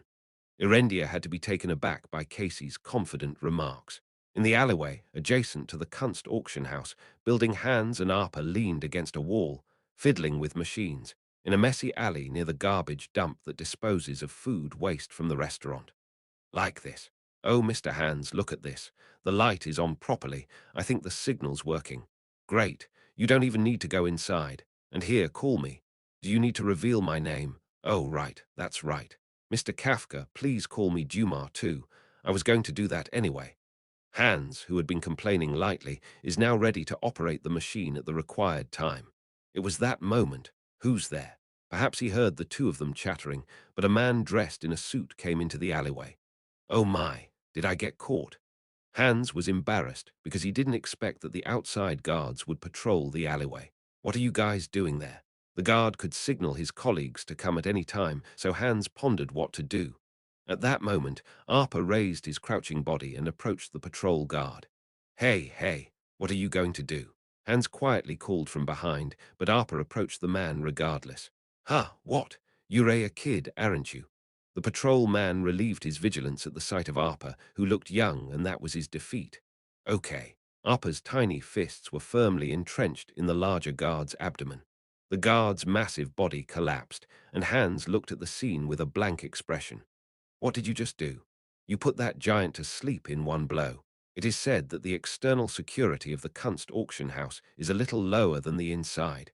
But even then, he would not be an ordinary human, right? Arpa, who did the unbelievable thing calmly, looked back at Hans with a smile. It became more difficult to evaluate Arpa with that stupid expression. I did a good job, right? What the hell is he? Chapter 115. How the hell did you just do that? Were you also a knight? Arpa tilted his head slightly to the side to Hans, who asked in surprise. A knight? Ah, are you talking about superhumans who are far superior to others? If that's the question, the answer would be no. I am not a knight. Arpa shook his head, and Hans stared at him with a look of disbelief. Not a knight. But considering the incredible punching power he showed just a moment ago, he couldn't help but think he was a knight. Was he a knight cadet, or was he even discharged from the military academy in the middle? Well done. Let's tie him up properly and hide him nearby. We can put him in the garbage here. Yes. Upper grabbed the fallen man with one hand and dragged him along. Hans tied the body of the guard, who fainted with a rope he had prepared, and muzzled his mouth with a torn cloth. Even if he wakes up in the middle, they'll be fine until someone helps him. It was that moment. Hey, Deckard, where'd you go? Hans' hair stood on end. Over the entrance of the alley, the colleague of the guard that Arpa knocked out came to find him. Are you playing hooky? Hey, Deckard, where are you? The voice was getting closer, and Hans was so frozen didn't know what to do, but at that moment, Arpa opened his mouth. Ah, wait, I am here. Ha, what, were you there? What are you doing in the alley? Hey, don't come. I am in a hurry, so I am doing my business. What? You punk, you were doing business in that dirty place. Why didn't you go inside? It was urgent. I didn't have time to go inside. A tampered voice was coming from Arpa's mouth, and it was just like the voice of the security guard, Deckard, who he knocked out a while ago. It is not at the level of mimicking the voice, by altering his own, but the tone and the sound of the voice are identical to Deckard's. Hans was surprised by Arpa's hidden ability, but regardless of whether Hans stared with astonishment or not, Arpa continued to talk. Are you going to watch me do business? Who wants to watch you? Anyway, when you're done, go back to your post quickly, otherwise he'll get caught and get yelled at. Okay, go ahead. The guard steps were getting further away, and Hans, who was relieved, drooped his shoulders. Did you have that kind of talent? How was it? Was it the same? I was really surprised. Hans, who was replying in a despondent way, smirked. But it was the best, thank you. Anyway, I am over the edge. Now let's wait a little while, and then we'll go inside. Ah, really? How many keys do you have that look alike? Violetta checked all of the hundreds of keys. However, no matter how much she looked, she could not find the key to the basement storage room. A golden key. Besides, he said it had jewels in it. She couldn't find it in the pile of keys, so that would mean that it was hidden somewhere other than this shelf. We're running out of time. I need to find it right now. Violetta took a deep breath and closed her eyes. Be calm in moments of crisis. It's something Roger told her when he was teaching her magic.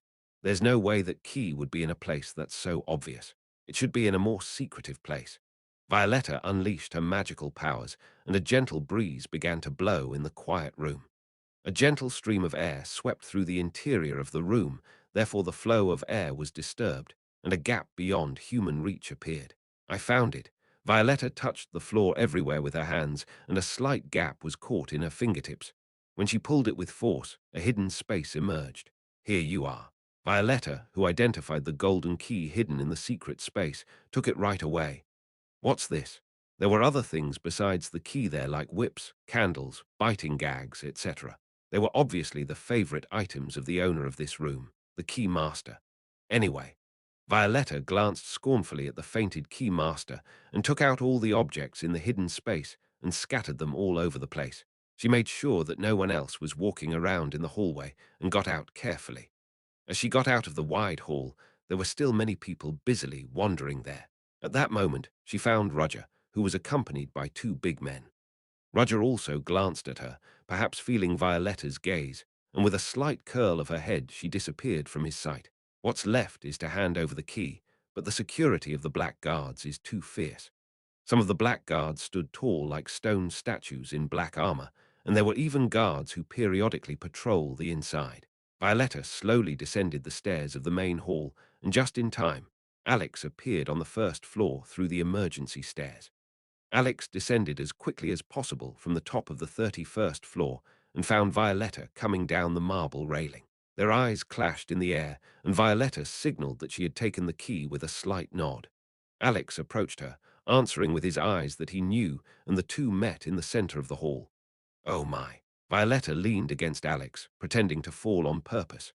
Oh my, miss, are you all right? Yes, thank you for your support.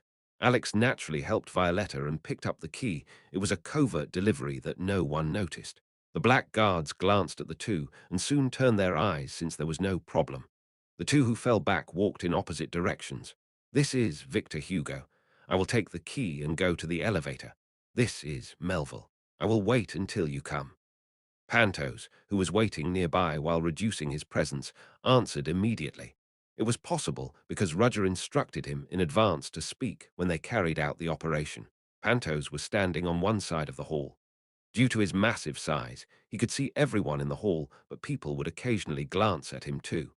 He was now assimilated with the surrounding landscape, since the Siouan people who deal with the spirit of Mother Nature are great warriors and outstanding hunters. They knew how to hide their signs and use natural assimilation techniques to hunt their prey. The spirit of Mother Nature enveloped his body and made him be perceived by others similar to the surrounding landscape. Usually, this spirit ability does not work against a sharp opponent, but Pantos, which has ridiculous potential compared to other Siouans, was not even noticed by the Black Guards. However, this ability was not perfect, because although he could not be seen by people, the magic alarms in the building could still detect him. Therefore, Pantos alone did not enter the interior and was waiting outside. Just in time, Alex appeared across the hall. Pantos, who confirmed that there was no tail around, released his spirit. "Oh, you scared me. I am surprised." Alex didn't look too surprised to say so. Pantos didn't bother to ask why and brought up another subject. "What's the key?" "Here." Alex smiled mischievously and shook the key. The two, who secured the key, headed to the place where the elevator entrance was located. Well, there are a lot of people. There were black guards guarding the entrance. Unlike when he checked before, it was the day of the auction, so there were more people than then. There are 6 guards, and all of them are at the night level. Besides, the corridor leading over is in a straight line, so a surprise attack wouldn't work. Alex immediately sent a signal over the communicator. "This is Hugo and Melville. We have reached the entrance." "Okay, ill move," the dwarf girl Sheridan replied. Sheridan, who was mixed with the crowd, was wearing a cute and luxurious dress like a child of a noble family. Because she was young, she was able to be relatively free from other people's gaze. Naturally passing people by the people, she spilled pure white powder on the floor, and no one was aware of that. As people passed by, trampled on the powder and kicked it, it spread like dust until it was seen with the naked eye. And then what? Acho, acho, acho, cough, cough. What the hell is this? Screaming, coughing, and sneezing rang out everywhere. Sheridan, who covered her mouth and nose with her handkerchief, checked the mess from far away. The white powder she used was tear gas, and the effect of the special tear gas powder made by Belaruna under Rudger's direction was more than expected. The people who were dressed up pretty and stylishly, and talking only with arrogant and pretentious words, were struggling in an ugly way with tears and runny noses. It evoked in her a strange pleasure and euphoria. "Honestly, I wanted to use gunpowder, but there's nothing I can do because there's a magic defense against explosives here." Some of the black guards inside the Kunst auction house were wizards, so the magic of silence of fire was always maintained. So instead of her specialty, she borrowed the power of Belarus, who mainly made chemicals, and she was satisfied seeing such a spectacle. "What, suddenly? Is it a terrorist? Where is it?" The blackguards were at a loss at the sudden chemical attack. It was not embarrassing because no one attacked, and many suddenly complained of coughing and sneezing. First, people should be evacuated to a safe place, but there were too many people. "Guests, calm down. We're short of numbers. Ask for help." The uproar reached Alex in the distance. It started. As soon as the words were said, 4 of the 6 black guards guarding the elevator hurriedly headed somewhere. The attention-grabbing operation was successful. Even so, there are 2 left. "It doesn't matter, right? Let's go, big guy." Alex led Pantos out of the hallway, and the black guards, who found Alex in the distance, shouted at him. "Who is it? This is off limits. Hey, don't you know who I am?" "What?" Alex came closer to them so that they could recognize his face. "It's me, my friend. Ivan Luke is in charge here. You really don't know me." "What?" "There's no way you wouldn't know since they were the ones who stood guard the last time Alex came. The reason why they chose to come 5 days ago is that the rotation of the security guards at the entrance happened today. Hey, do you know where my friend Ivan is? I wandered about and found myself lost." "Ah, well, it's..." His opponent was the son of a southern aristocrat who was also friends with Ivan Luke. So the blackguard also had no choice but to respond carefully. Alex led Pantos and slowly approached, and as soon as the blackguards were about to feel something strange about Alex's continuing to narrow the distance, Pantos moved. Woo! Behind Alex, a huge shadow moved and ran like the wind towards the two blackguards. Panto's move was stealthy and swift, unbecoming of a giant. He stretched out a huge fist and shoved it right into the blackguard's abdomen. If a bare fist hits the armor made of special alloys, it will break, but the result was the opposite. The armor crumpled and couldn't stop the impact of Panto's fist. The two guards guarding the entrance fell to the floor, vomiting blood.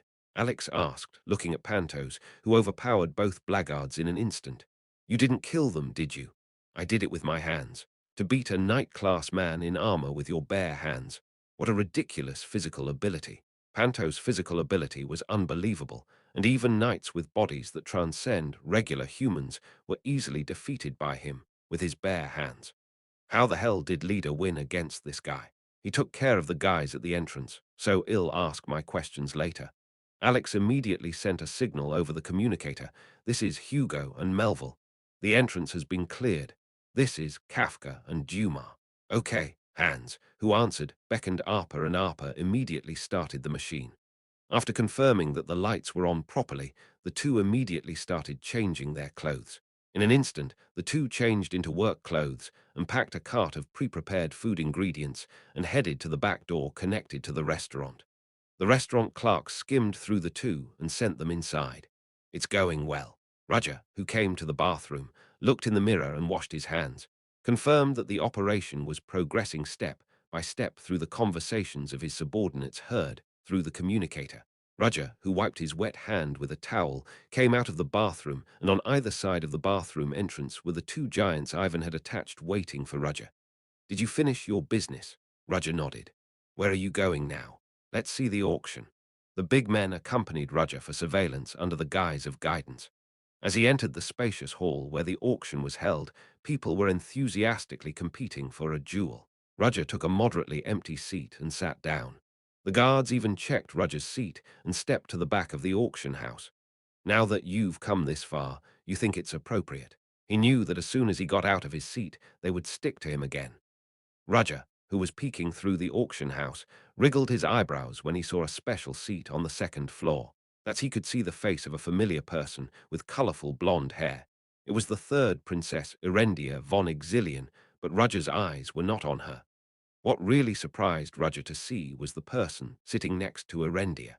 The familiar clothes and hair color he has seen years ago, but still remembers vividly. Casey Selmore, the bad relationship he encountered in the past when he was James Moriarty. She is the most troublesome kind of human being who never misses a prey she decides to hunt. Why is she here? She was now in Leathervelk, and at that moment Casey looked his way, perhaps feeling his gaze. Chapter 116, Magic, Science and Tricks. 1. Roger recalled the old days.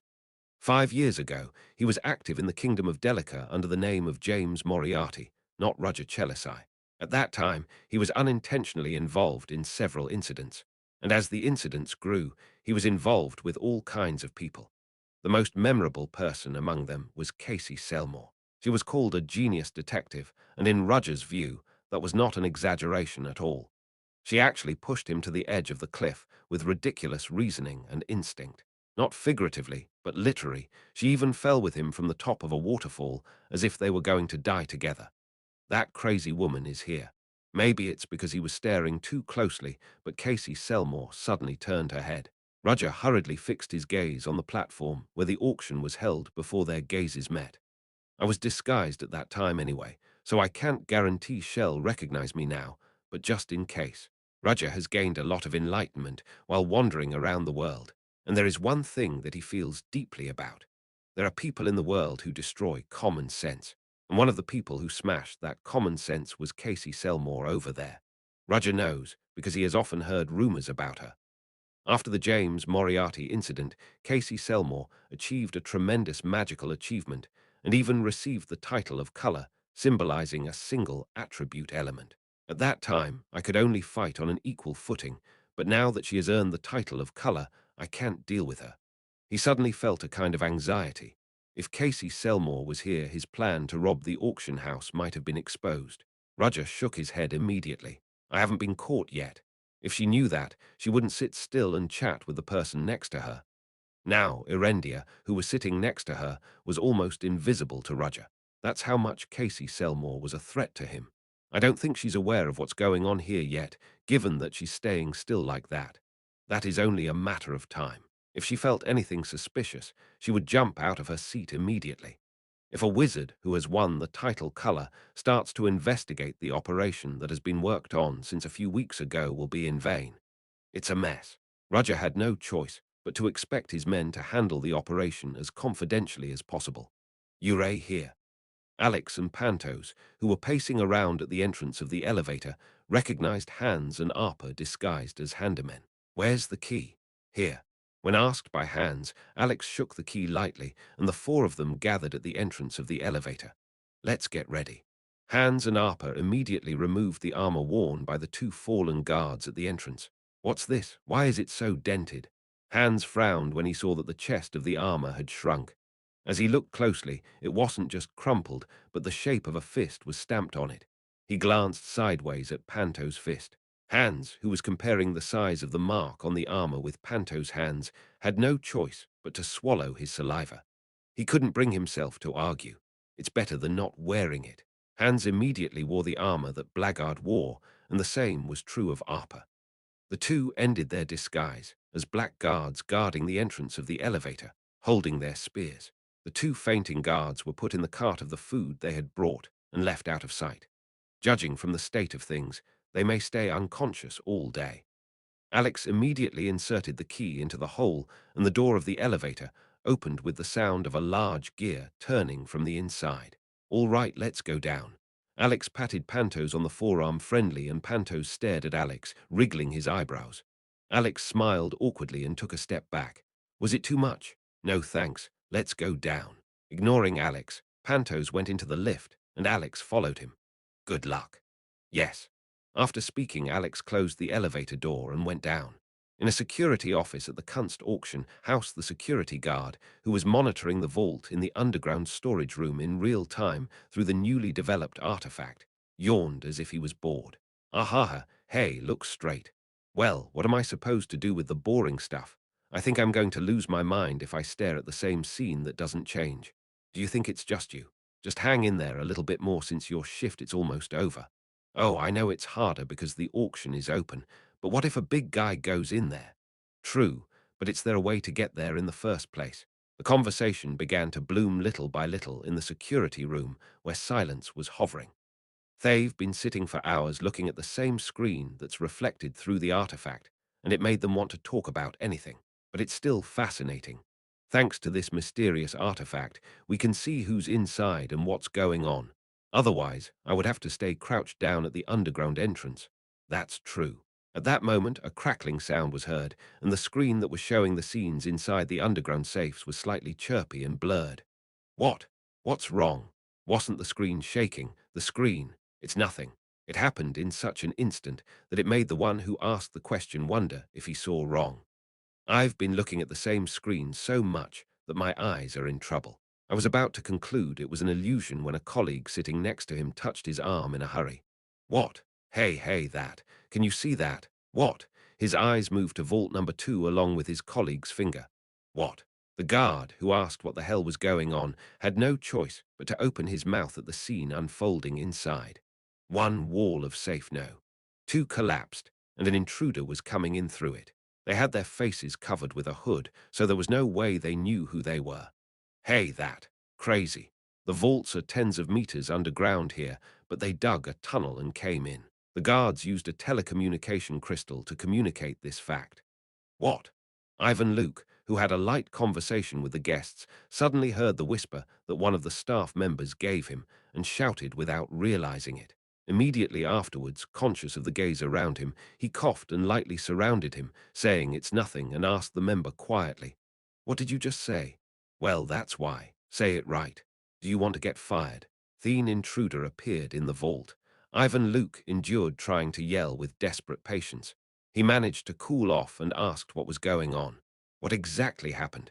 How can an intruder get in there? What about the guys who were guarding the entrance? Hare has dug a tunnel into the safe from underground. What? A tunnel? It's tens of meters underground, and they dug a tunnel to go in. He wanted to argue that such a thing doesn't make sense, but he wouldn't have misunderstood it because the news was delivered after checking it through the artifact. Ivan Luke is in a hurry. If this continues, the auction that was held for the first time in a long time will be ruined. How much he prepared for this auction. How much effort has been put into it. To look good to his father, he put everything in here to make up for the ugliness he had shown at the last banquet. He couldn't let a thief ruin the auction. Get the guards. How many? All of them. Black guards, who had been guarding their spots like stone statues, moved. People didn't realize they were moving because they didn't move at once, but quietly left one by one.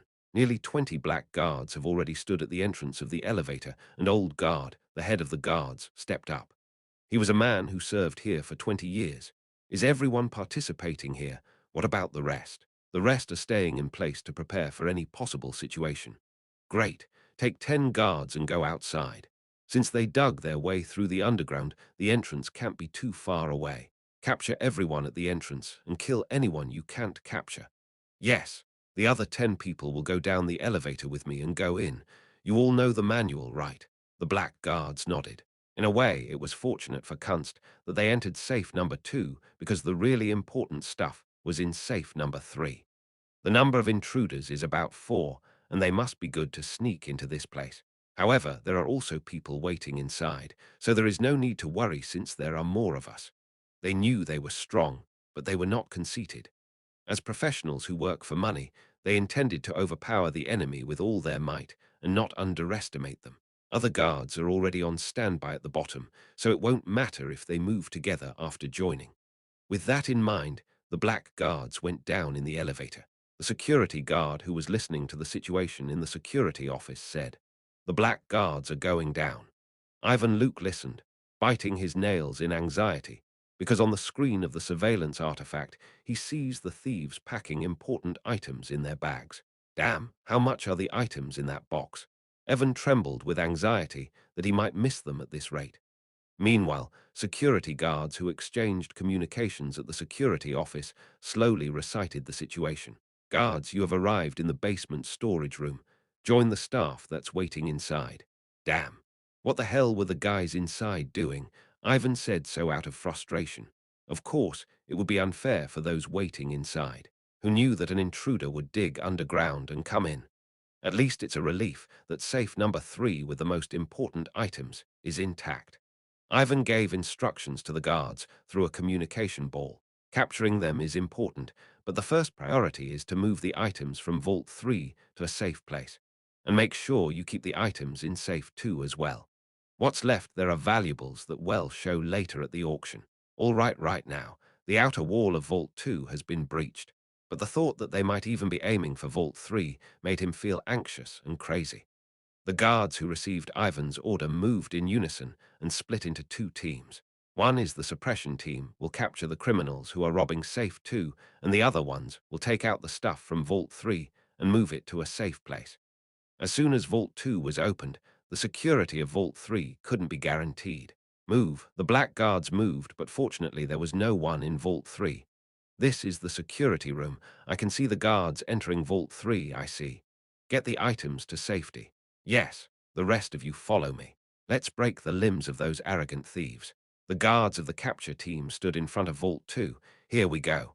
After the signal, they immediately opened the door to Vault 2 and stormed inside. Don't move. The team leader who shouted realized something was wrong, and it was the same with other guards. What? Nobody is here. Chapter 117, Magic, Science and Tricks 2. What? Why is there no one here? The suppression team, who entered Vault 2, could not hide their embarrassment as they looked at the empty interior. The instructions coming down through the crystal ball said that there was definitely a thief inside, and he was diligently robbing valuables. But what about the sight in their eyes? There was no one, and even the stored items were intact. They thought the thieves might be hiding somewhere, so they looked more carefully, but the results were the same. Feeling something strange, Old Guard lifted the crystal ball. This is Old Guard. Security room, can you hear me? What's going on? Now I am in safe number 2, but there's a problem. I can't see the thieves. What? You can't see them. What does that mean? It's literally true. There are no thieves. Are you sure there's an intruder? So hey, move. With a wild cry, Ivan Luke took the crystal ball. What are you talking about? I can't believe you can't see the thieves. Director. I mean literally. Safe number 2 is clean, with no sign of anyone breaking in. What? What are you talking about? Even now, those thieves are robbing the safe. What? But we don't see anything. Then, what is this that I am looking at? Ivan gritted his teeth at the sight that unfolded before his eyes. The scene reflected through the artifact screen was still the scene where thieves carried things through the hole they made in the wall. In addition, there was no sign of the black guards entering. Are you sure you're in the right place? What? Never mind. I'm sure we're in safe number 2. Then why on earth? Why is what he sees here different from what they see in the vault? By this time, Ivan Luke, too, had an intuition that something strange was going on. Oh, director, look at that. At that moment, the subordinate was surprised and pointed to the screen. The scene where the thieves were busy robbing the safe now. 2 turned into a blur with the crackling sound and suddenly disappeared, and what was seen again was the black guards who went into Vault 2. Ivan's head was at a loss at the sight. What is this? Why? So what we just saw. The screen they were looking at was fake. No, but how? It was definitely the same as inside the safe. How did they make it? No, more than that, the artifact. How could they? Guards, what's the situation? Everything is fine without any objects being stolen. There must have been some kind of mistake. That's not the problem now. What can we do? The items in Vault 3 are being moved to a safe place by the other team, so should we bring them back to their original place? That. Ivan pondered and concluded. No, just in case, take care of the items in Vault 3 according to the original instructions. Yes, I see. The guards just got on the elevator with the goods. I got it. The communication was cut off. Ivan and the security guards still felt like dreaming. It was hard for them to judge how this happened. No way. Did we just fall for a video? Someone said so cautiously. What? Isn't that it? Isn't the artifact showing the scenes in the vaults on these screens? Keep talking. So in the middle of that, someone might have stepped in and changed the images. Yes. Someone interfered in the process of transferring the image taken by the artifact to this screen and made it look completely different. Let me show you a record I took in advance. No way. I think someone changed the images to make us think Vault 2 was robbed. Then why? Even if they do that, they won't be able to steal anything and they'll be caught in no time. It didn't matter how they did it since Vault 2 was safe, but in that case, why have they done it? Well, I don't know. Ivan clicked his tongue as he watched the guard answer in a cold sweat. At that time, his aide, who was watching the incident, shouted as if something had suddenly come to mind. No way. What? What happened? Vault 3, Director. It's Vault 3. What? What does that mean? What they were after was Vault 3 from the start. This trick was done in order to make us think they're after Vault 2 and wait for us to transport the goods to another place as per the manual. What? Well then. Ivan's complexion turned pale and their bad prediction came true. Security room, security room. Can you hear me? They got a call from the black guards who were underground. What's the matter? We're in trouble. The elevator is going up to the ground. The news heard through the crystal ball was like a bolt from the blue. About 10 minutes ago, Alex and Pantos, who went down through the underground elevator, carefully checked the basement hallway. Well, I don't think there's anyone yet. Is it somewhere else? Let me check. How? Instead of answering, Pantos closed his eyes and used the power of spirits. His grey hair fluttered in spite of the wind. Alex stared at Pantos' behavior with a calm face. Is this the power of spirit that the Suins are dealing with? It was a little subtle, but different from the aura and mana handled by the knights and magicians. The power of spirits was everywhere in the world, but unlike mana and aura that the users refined for them, the power of spirits could be used without that process. Alex realized that the subtle waves spreading around Pantos had passed through his body and recognized what it was. Spirit search. It's a technique to find out the location of others by the minute wavelengths spilled in the air. The Suins were not called natural hunters for no reason. Soon Pantos, who finished his search, opened his eyes. There are 8 men scattered around. Where are only 2 of them? Follow me. Pantos took the lead. His steps were strong, but his footsteps on the ground were not heard at all. It was an instinctive hiding as a hunter when he started hunting. Soon the 2 arrived at the entrance of a small storeroom. Seeing that he could hear many conversations from the inside, They seemed to be killing time in moderation. Pantos opened the door and went inside. The two guards, who were chatting, were bewildered when they saw Alex and Pantos suddenly appearing. What? Who are you? There is still time until the shift ends. However, at the same time they held the weapons that were placed next to them, proving that they were professionals. However, their opponent was too powerful. The guard, which was similar in size to Pantos, fell backwards with Pantos' fist stuck in his face even before he could respond properly. Damn it! The other one stepped back and tried to take a stance, but Alex tapped his foot and he lost his balance. What? I managed to avoid falling, but the gap shown for a moment was fatal. He, who was hit by Pantos, floated in the air and crashed to the ground. All right, let's get ready now. Yeah. The two immediately took off the guard's armor and wore it. Pantos was large, so the armor was a little tight on him, and he twisted around in the black armor. Hang in there. It'll be over soon anyway. It was as Alex said. Shortly thereafter, an alarm sounded calling for reinforcements inside. What? What's going on? First, gather up. Alex and Pantos naturally joined the other black guards. Soon, reinforcements came down from the ground in the elevator, and among them were Hans and Arpa, who pretended to guard the entrance.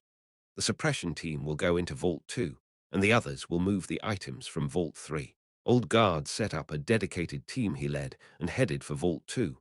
Ha, look at you taking your close aides out to make a contribution. What should I do? There is nothing I can do about it now that I have the opportunity to play an active part. The guards, who were left behind, grumbled but steadily, carried the items of Vault 3 in the cart they had brought under Old Guard's orders. After getting on the elevator with such important things, Pantos and Alex, who were disguised, moved. What's this? Arg! Ouch! A short scream rang out, and the guards collapsed without even being able to resist. Watching the scene, Hans shuddered at the horrifying force shown by Alex and Pantos. What kind of knight falls down like this? He already knew that Pantos was strong, but it was completely unexpected that Alex, who was a con artist, showed such formidable skills. Contrary to Pantos, who is honest and powerful, he overpowered other guards with his ridiculous skills. What was that move? He should be at least at the knight level. He didn't know what he's been up to in the past, but Alex was definitely a great talent compared to his seemingly light-hearted words and actions. What? Am I the weakest one here? Even Arpa, who seemed easygoing, had the ability to knock down a gigantic man, and he felt a sense of inferiority for no reason. Of course, he's in charge of gathering information, and he can't fight, so it's not right to compare his power with theirs. Wouldn't my position be threatened if things go on like this? The problem was that they were not just good at fighting. Combat capabilities are just basic skills, and they showed outstanding talent in other areas as well. He didn't feel much when he was with Roger, but moving with the others made him realize his weak spots. The door of the lift that arrived on the ground opened, and the four people took out all the objects and the fallen guards into the hallway. Well, that's the last step. Alex lifted the spear and thrust it towards the key mechanism inside the elevator. Crack! As it is a sophisticated machine-powered object, nothing is more fatal than being hit in the key components. Rumble, the elevator crashed underground. Orwa, the elevator, it's broken. That's why I can't come up. Upon hearing the news, Ivan Luke looked as if his soul was going to come out of his mouth. What do we do now, Director? Is there no one outside? There are, but most of the blackguards went underground. He didn't expect they would break the elevator and isolate people inside the basement, and it was due to the fact that there was only one entrance to the basement. Should we inform the guest of this first, or should we call the Leathervelk police department? No, if we do this, the auction will be ruined. What should I do? I don't know either. Ivan had no choice but to shout like that, since he couldn't make a proper decision on how to deal with the situation. Where the hell did it go wrong? He was in a bad situation, since he had to handle the internal problems carefully so that the guests wouldn't find out. I'm screwed if my father finds out about this. The aide, who judged Ivan's condition was bad, gave instructions instead. You guys move. Get all the security team members together. We're going to stop them. Yes. It was the moment when security guards in the security room stood up and tried to go outside. The door won't open. What? What are you talking about? Knock, knock, knock, knock. The guards pushed the door hard, but the door of the security room did not open. No matter how much they grabbed the doorknob and turned it, the door did not open, as if something was blocking it at the entrance. Damn it! What's going on? Sheridan giggled when she heard screams coming from inside the security room. She looked proudly as she hung several hinges of metal in the door. They're all in there like fools, so they're asking to be locked up. Sheridan walked down the hall, snorting. The invention I made seems to have worked. Communication hacking equipment was something Roger asked her to make in order to deal with the artifact that surveyed the vaults. They didn't expect we would change the video in the middle so that the display would show a completely different scene. For that purpose, Alex went into the vaults while hiding his identity and saw the entire interior composition with his eyes. It was something that ordinary people could never do. Hans, who got the design and noticed the internal condition, Alex, who memorized everything he saw with his eyes, and Roger, who devised all these operations. As expected, Nari is incredible. Meeting him in an underground mine in the kingdom of Delica may have been a big turning point in her life. No, she was sure it was. Ah, sir, can you hear me? This is Wells.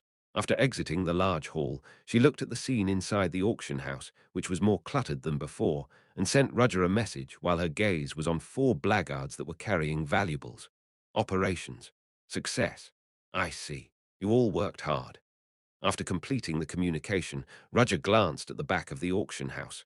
The big duo, who were waiting to monitor him, suddenly left in a hurry. You must be on fire because you heard the news of the robbery. Hans, can you hear me? Hey, brother, what's up? Where's the item? I got it all, nothing left. What did you say? I knew it, so I took it out in advance. Wait a minute, I'll go get my clothes changed. Yeah, this communicator is running out of time, so let's meet and talk about the rest. The sound was suddenly cut off because the time limit of the portable communication device was over. The timing was as if it had been measured with a ruler. Roger, who no longer felt the need to be in the auction house, rose from his seat. There was nothing good about staying longer, but at that moment, a huge explosion swept the area on one side of the auction house. A hazy dust broke out, and the host who was conducting the auction was swept away and collapsed. Roger frowned at the sight. What is this all of a sudden? Chapter 118, the ending, is always explosive Violetta, who had just confirmed that the blackguards rushed to the underground elevator location, realized that the operation was successful. Then I'll have to get out of here, too. She was waiting just in case she had to intervene, but she no longer needed to, and just as she tried to move, she found a familiar face coming out of the hall with a huff. He's the key master, isn't he? The key master whom she knocked out was looking for someone with bloodshot eyes. This is so annoying. I used enough strength to make him faint for as long as possible, but was it not enough? It was hard for her to go out easily because the key master was guarding the exit. She tried to go out through the back door, but the people have already been instructed to block it, and if this continues, she will be trapped. Just because the door is blocked doesn't mean there's no way out. Violetta walked lightly to a window. She is now on the 5th floor, but she opened the window wide and looked down slightly. Vehicles and citizens were seen passing by with scarlet streetlights. The Kunst auction house is also a hotel and has a higher height than the surrounding buildings. However, Violetta did not care and carefully lifted her skirt and turned her foot over the window frame. Shall I go? She sat by the window and jumped down. At the same time, the black parasol held in one hand was wide open, and surprisingly, Violetta did not fall to the floor, but rather floated in the air. The wind pushed the parasol, and she floated higher. No one saw her because she was dressed in black, and it was already dark outside. Ordinary flying magic uses the method of mana emission, but Violetta is still inexperienced, so she used another method. She combined her specialty, the wind element, with the telekinesis learned from Roger. Violetta, who flew far away in the wind through the black parasol, fell gently out of reach of people, and soon before the time limit ran out, the last communication was sent via the portable communicator. This is Mary Poppins. I escaped the Kunst auction house safely. As soon as she tried to move to the hideout, she felt something and paused. A child was looking at her with his eyes wide open. She thought he happened to see something coming down from heaven. SHH. Violetta put her index finger to her mouth with a playful smile, and the little boy nodded blankly, unable to close his open mouth. Hey, are you ready? Sheridan, who was sitting in the driver's seat of the truck that had been prepared at the entrance, looked back and asked. 4 people in black armor, the symbol of blackguard, were busily loading the truck. It's precious, so be careful with it. Oh my God, people would think it's yours. Hey Hans, what did you say? I didn't say anything. The members who loaded all the items settled in the luggage compartment of the truck. Did you finish loading? Then we're going to leave now. Oh wait, I'm getting off here. Why? Did you leave anything behind? It's not that. I have something to give you. Hans took out an item he had collected in advance from Vault 3. It was a sculpture that seemed to be part of something, and also a fragment of a relic. This was the most fundamental reason why Roger pushed ahead with the operation, and Hans intended to hand it to Roger himself. In fact, Roger even told him to bring it to him in the last communication. Go ahead. I'll catch up with you soon. Really? Okay. Well, it doesn't matter if we go without you. Hans, who took off his black armor, immediately changed into a suit and headed inside the auction house. The tight guards, who would have guarded the entrance before, were now very lax in handling what had happened inside. Hans went into the auction house naturally, without anyone doubting him. Unlike when he sneaked in through the back door a while ago, his steps toward the main gate were confident. Hans, who was moving with the desire to quickly deliver the fragment of the relic he had taken to Roger, stopped for a moment. What is it? As he passed by a restaurant, he noticed a group of 4 people in black suits sitting in one corner. On the surface, it was not particularly strange, but Hans smelled a strange odor from them. Something's wrong with them. He glanced at them suspiciously, and at one point people's screams rang out throughout the auction house, and a commotion began to occur. As if it were a sign, the group of black suits began to rise from their seats. Hans felt his whole body bristling when he saw they took out wands that only wizards could use. Oh my. At the same time, a shady, muddy black spell swept the surroundings. What's going on all of a sudden? Roger was quite embarrassed by the unexpected explosion. At first, he thought Sheridan could not suppress her instincts and eventually caused an accident, but he immediately erased that speculation from his head. The silence of fire is always active in this auction house, so explosions can't happen in this place. That means it happened in a different way, not with gunpowder. Was it magic or something else? It doesn't matter what it is. The problem is who did this. If they're the ones who caused the explosion and confusion in a place like this. Stay still, everyone. All the people who move will die. They must be obvious, guys. Who the hell are you guys? You don't know where we are. Arg. I told you to shut up. Ah, when the middle-aged man, who had stepped forward fearlessly, fell down bleeding from his head, the guests realized the seriousness of the situation and started screaming. Looking at the crowd that made a mess of the auction house in an instant, Roger realized that the situation was going badly. How the hell did you get into the Kunst auction house, and how dare you do this in such a heavily guarded place? Ah, Roger, who thought so, now realized where the blackguards who were supposed to protect the inside the auction house, and sighed quietly. Is it because of us? The blackguards guarding Kunst are now trapped in the underground storage room, and the lift is broken, so he doesn't know when they will come up. As a result, no one can quickly overpower the intruders.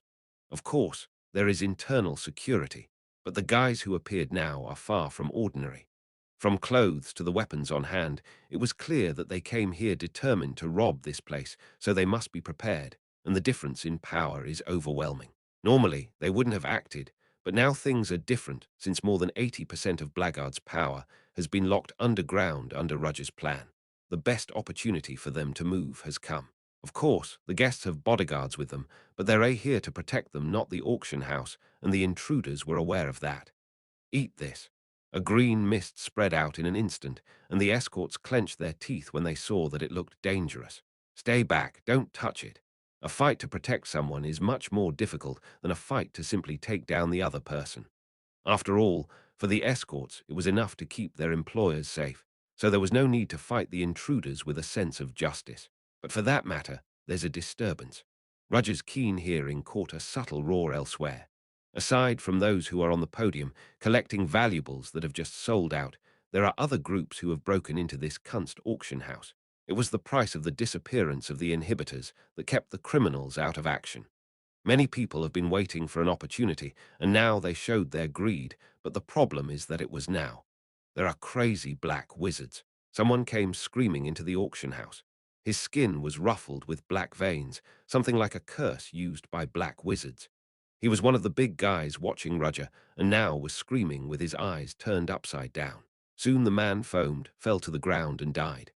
Ah, run away. Get out of the way. Our employer's escape comes first. Don't disturb me. The escorts tried to protect their employer and those who have not yet figured out the situation. People died. There were explosions everywhere, panic and screams. Those who ran away bumped into each other, got tangled up, and spouted abuse. In a flash, the auction house became the center of chaos.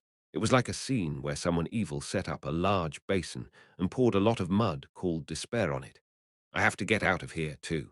Since I achieved my purpose of visiting the Kunst auction house anyway, I didn't have to stay here anymore. In addition, there were a lot of invaders, and even black wizards were moving to rob the auction items. In addition, the sound of fighting elsewhere made it clear that there were more other groups involved. Roger, who was trying to escape, naturally mixed in between the fleeing crowds, suddenly remembered that he had given Hans a separate instruction. He asked Hans to bring the fragment of the relic. Did he get out safely? Usually he was a quick-witted guy, so he should have gotten out of the way. Obviously, it was natural to think so, but Roger felt a strange sense of unease. Oh, what is this? Hans realized that he had fainted for a moment. He felt the texture of the marble on his cheek. When the hell did he fall? He tried to stand up with that in mind. I can't get up. His whole body was drained of energy. When he desperately put strength in his right hand moved properly. He rolled his eyes and looked at his right hand. Where did the sculpture go? His hand, which had held the relic fragment until just now, was empty. Hans raised his head with difficulty. People were lying around, and in between he could see people in black suits moving like ghosts. The evil smell of death they exhaled was clearer than before. Black wizards, damn it. Hans lamented to himself. He didn't expect black wizards would rob the Kunst auction house on the same day as them. Is this happening because the blackguards are gone? Hans, who tried to close his eyes and pretend to be dead, suddenly found one of the dark magicians holding the relic piece that he took from him when he fainted. It may seem like a useless thing to just look at, but the black wizards may recognize the value of the fragment. No, you can't. This was something to deliver to his brother. It was not an item those damn black wizards could take. Hans' mouth moved before he thought about how to recover what was taken away in this situation where his body was not moving. Give it to me. Ha! What? He's not dead yet. The black wizard, who took the relic fragment sculpture from Hans, heard Hans murmur and approached him. He used curse magic around him to get rid of all the annoying humans, but he didn't expect there were survivors. Give me that dot, it's a gift for brother. Oh, this. The dark wizard smiled at Hans, who was staring at him, kicked him hard in the side and started laughing. What do you want me to give you? Hans, whose body was turned upside down, lay down looking at the ceiling. The black wizard, who was trying to kill Hans, smiled when he saw the black veins rising up on his skin. Looking at you, I don't think you'll be able to live long anyway. I'll show you mercy and not kill you myself. He said so, but he meant to let Hans struggle to death in pain, but Hans could not refute any of the black wizard's ridiculous remarks. Ha! Heh! Hans gasped desperately and clenched his teeth. He had no strength in his body, and it was hard to breathe. He felt that his body was gradually dying. If it wasn't me who was here, but someone else. What if it were Alex, Pantos, or Arpa? If they were here, they wouldn't have been sprawled on the floor like him. They probably wouldn't have lost the item they had to deliver. I am weak. The rising helplessness made it difficult to bear the misery. Even if he clenched his teeth and tried to endure it, he couldn't stop the tears from flowing. He was afraid of fighting and only ran away. Then he met Roger, and he was able to do what he was good at without fighting, but Roger wasn't here. In his absence, the idiot named Hans was nothing more than a weak coward who could not do anything. I am gradually. Breathing became difficult, and he felt his lungs breaking. The curse left by the black wizards was encroaching his body, but Hans squeezed out all his remaining strength and moved.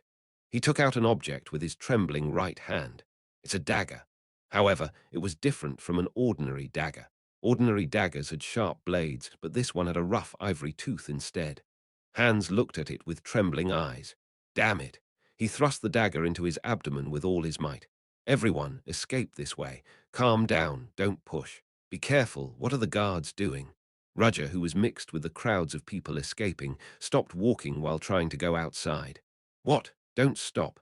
Get out of the way. Ignoring the shouting crowd, Roger looked back.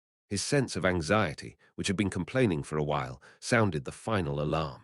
From the far back of the auction house, the smell of nightmares that he had encountered a long time ago flowed in the wind. Air.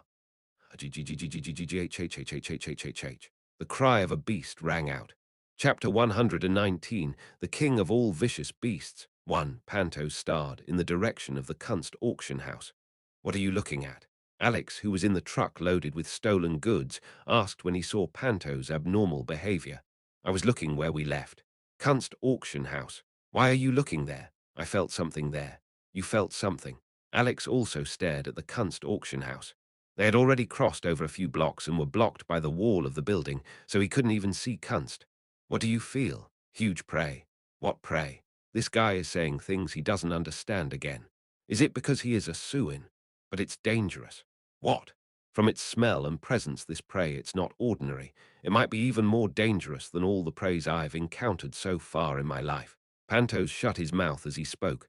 What? Why did you stop talking? So it's at the Kunst's auction house. Yes.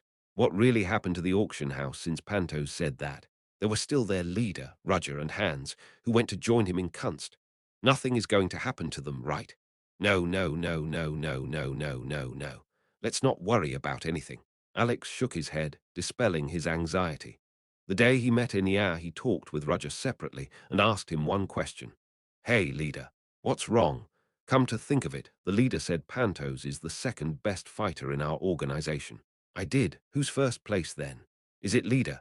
The answer that came back to Alex, who asked with a playful smile, was completely unexpected. The second place in combat power I mentioned is an evaluation given only to personnel in charge of combat. Of course I am included. What? Then who's in the first place? Is it me? Alex, you are third. Even so, you maintained good grades at the Knights Academy, so your skills are second to none, but it's not enough to get first place. Is there anyone who can be number one? There is. Who's that? When asked so, the name Rudger brought up was completely unexpected. Hans.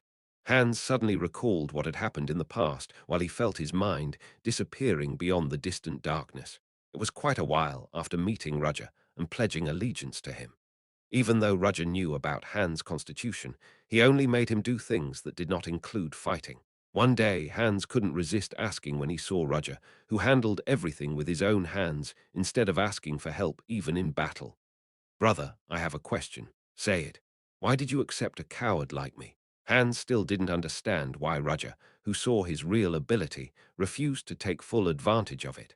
Rather, he thoroughly ruled out the fighting, as if to be considerate of him. I used to run away like a coward, even though I have this ability. Is it because it's weird that I accepted you like that? To be honest, that's right. He said this because he couldn't believe him since he had been chased everywhere his entire life and didn't receive anyone's favor until now. Yeah, I'm sure it was. What did my brother say? It's because you're a coward. I know it's because I don't like fights, but it breaks my heart when I hear it from others. No, it's similar but different. If it's similar, it's similar. What else? Hans, you know very well about your powers. You know how dangerous that power is and how much responsibility there is. Aren't you afraid? I'm afraid you'll hurt someone on your own. For the first time in his life, Hans realized that no words could come out. That's not it. I just don't like fighting, and I'm a coward who ran away because I'm afraid of getting hurt. I should say that, but the words that came out of my mouth were completely different. I was an orphan. He complained with a pitiful voice. When I was a kid, I spent time in an orphanage, but I couldn't get along with people there then either. I had a little sister who took good care of me. She was so bright and cute that she couldn't be compared with a guy like me. If she had grown up, she would have married into a good family. At that time, he recalled himself as a loner even in the orphanage. I killed her. Hans. It was an accident. She brought a dog from who knows where and wanted to show it to me. If the dog hadn't bit Hans' hand then, if he knew his constitution then, if I hadn't accepted her kindness then, that wouldn't have happened. It was a candid remark, but for Hans, what happened that day was a nightmare and trauma that could not be washed away even after a lifetime.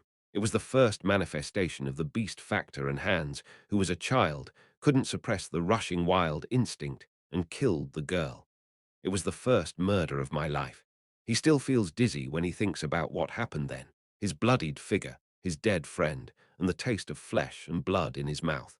That miserable memory was also a sin he had to carry for his entire life. So even with this ability, Hans kept running away without fighting anyone. He couldn't stand the power of this filthy beast that had trampled on a girl's miserable life. Hans, in life, there will surely be a day in your life that doesn't go your way. Are you cursing me? It's not a curse, but advice. You may one day run into a reality you don't want to face, and if you had that power, you might be able to. What if I run away then? Throw everything away. Hans replied with a forced smile, as if deliberately joking. Perhaps he wanted Roger to rebuke him, but he didn't. That's your choice. As has been the case so far, even if such a moment comes, it's enough to run away. Hans, if that moment comes one day and you run away, I won't blame you. What? Roger didn't say such a thing as I trust you, or you can do it if it's you. It only slightly relieved him of his anxiety that he would not hold him responsible for running away. Hans grumbled about what it was, but he couldn't answer with confidence that he wouldn't. I guess it's time for me to die. I don't want to remember the past anymore.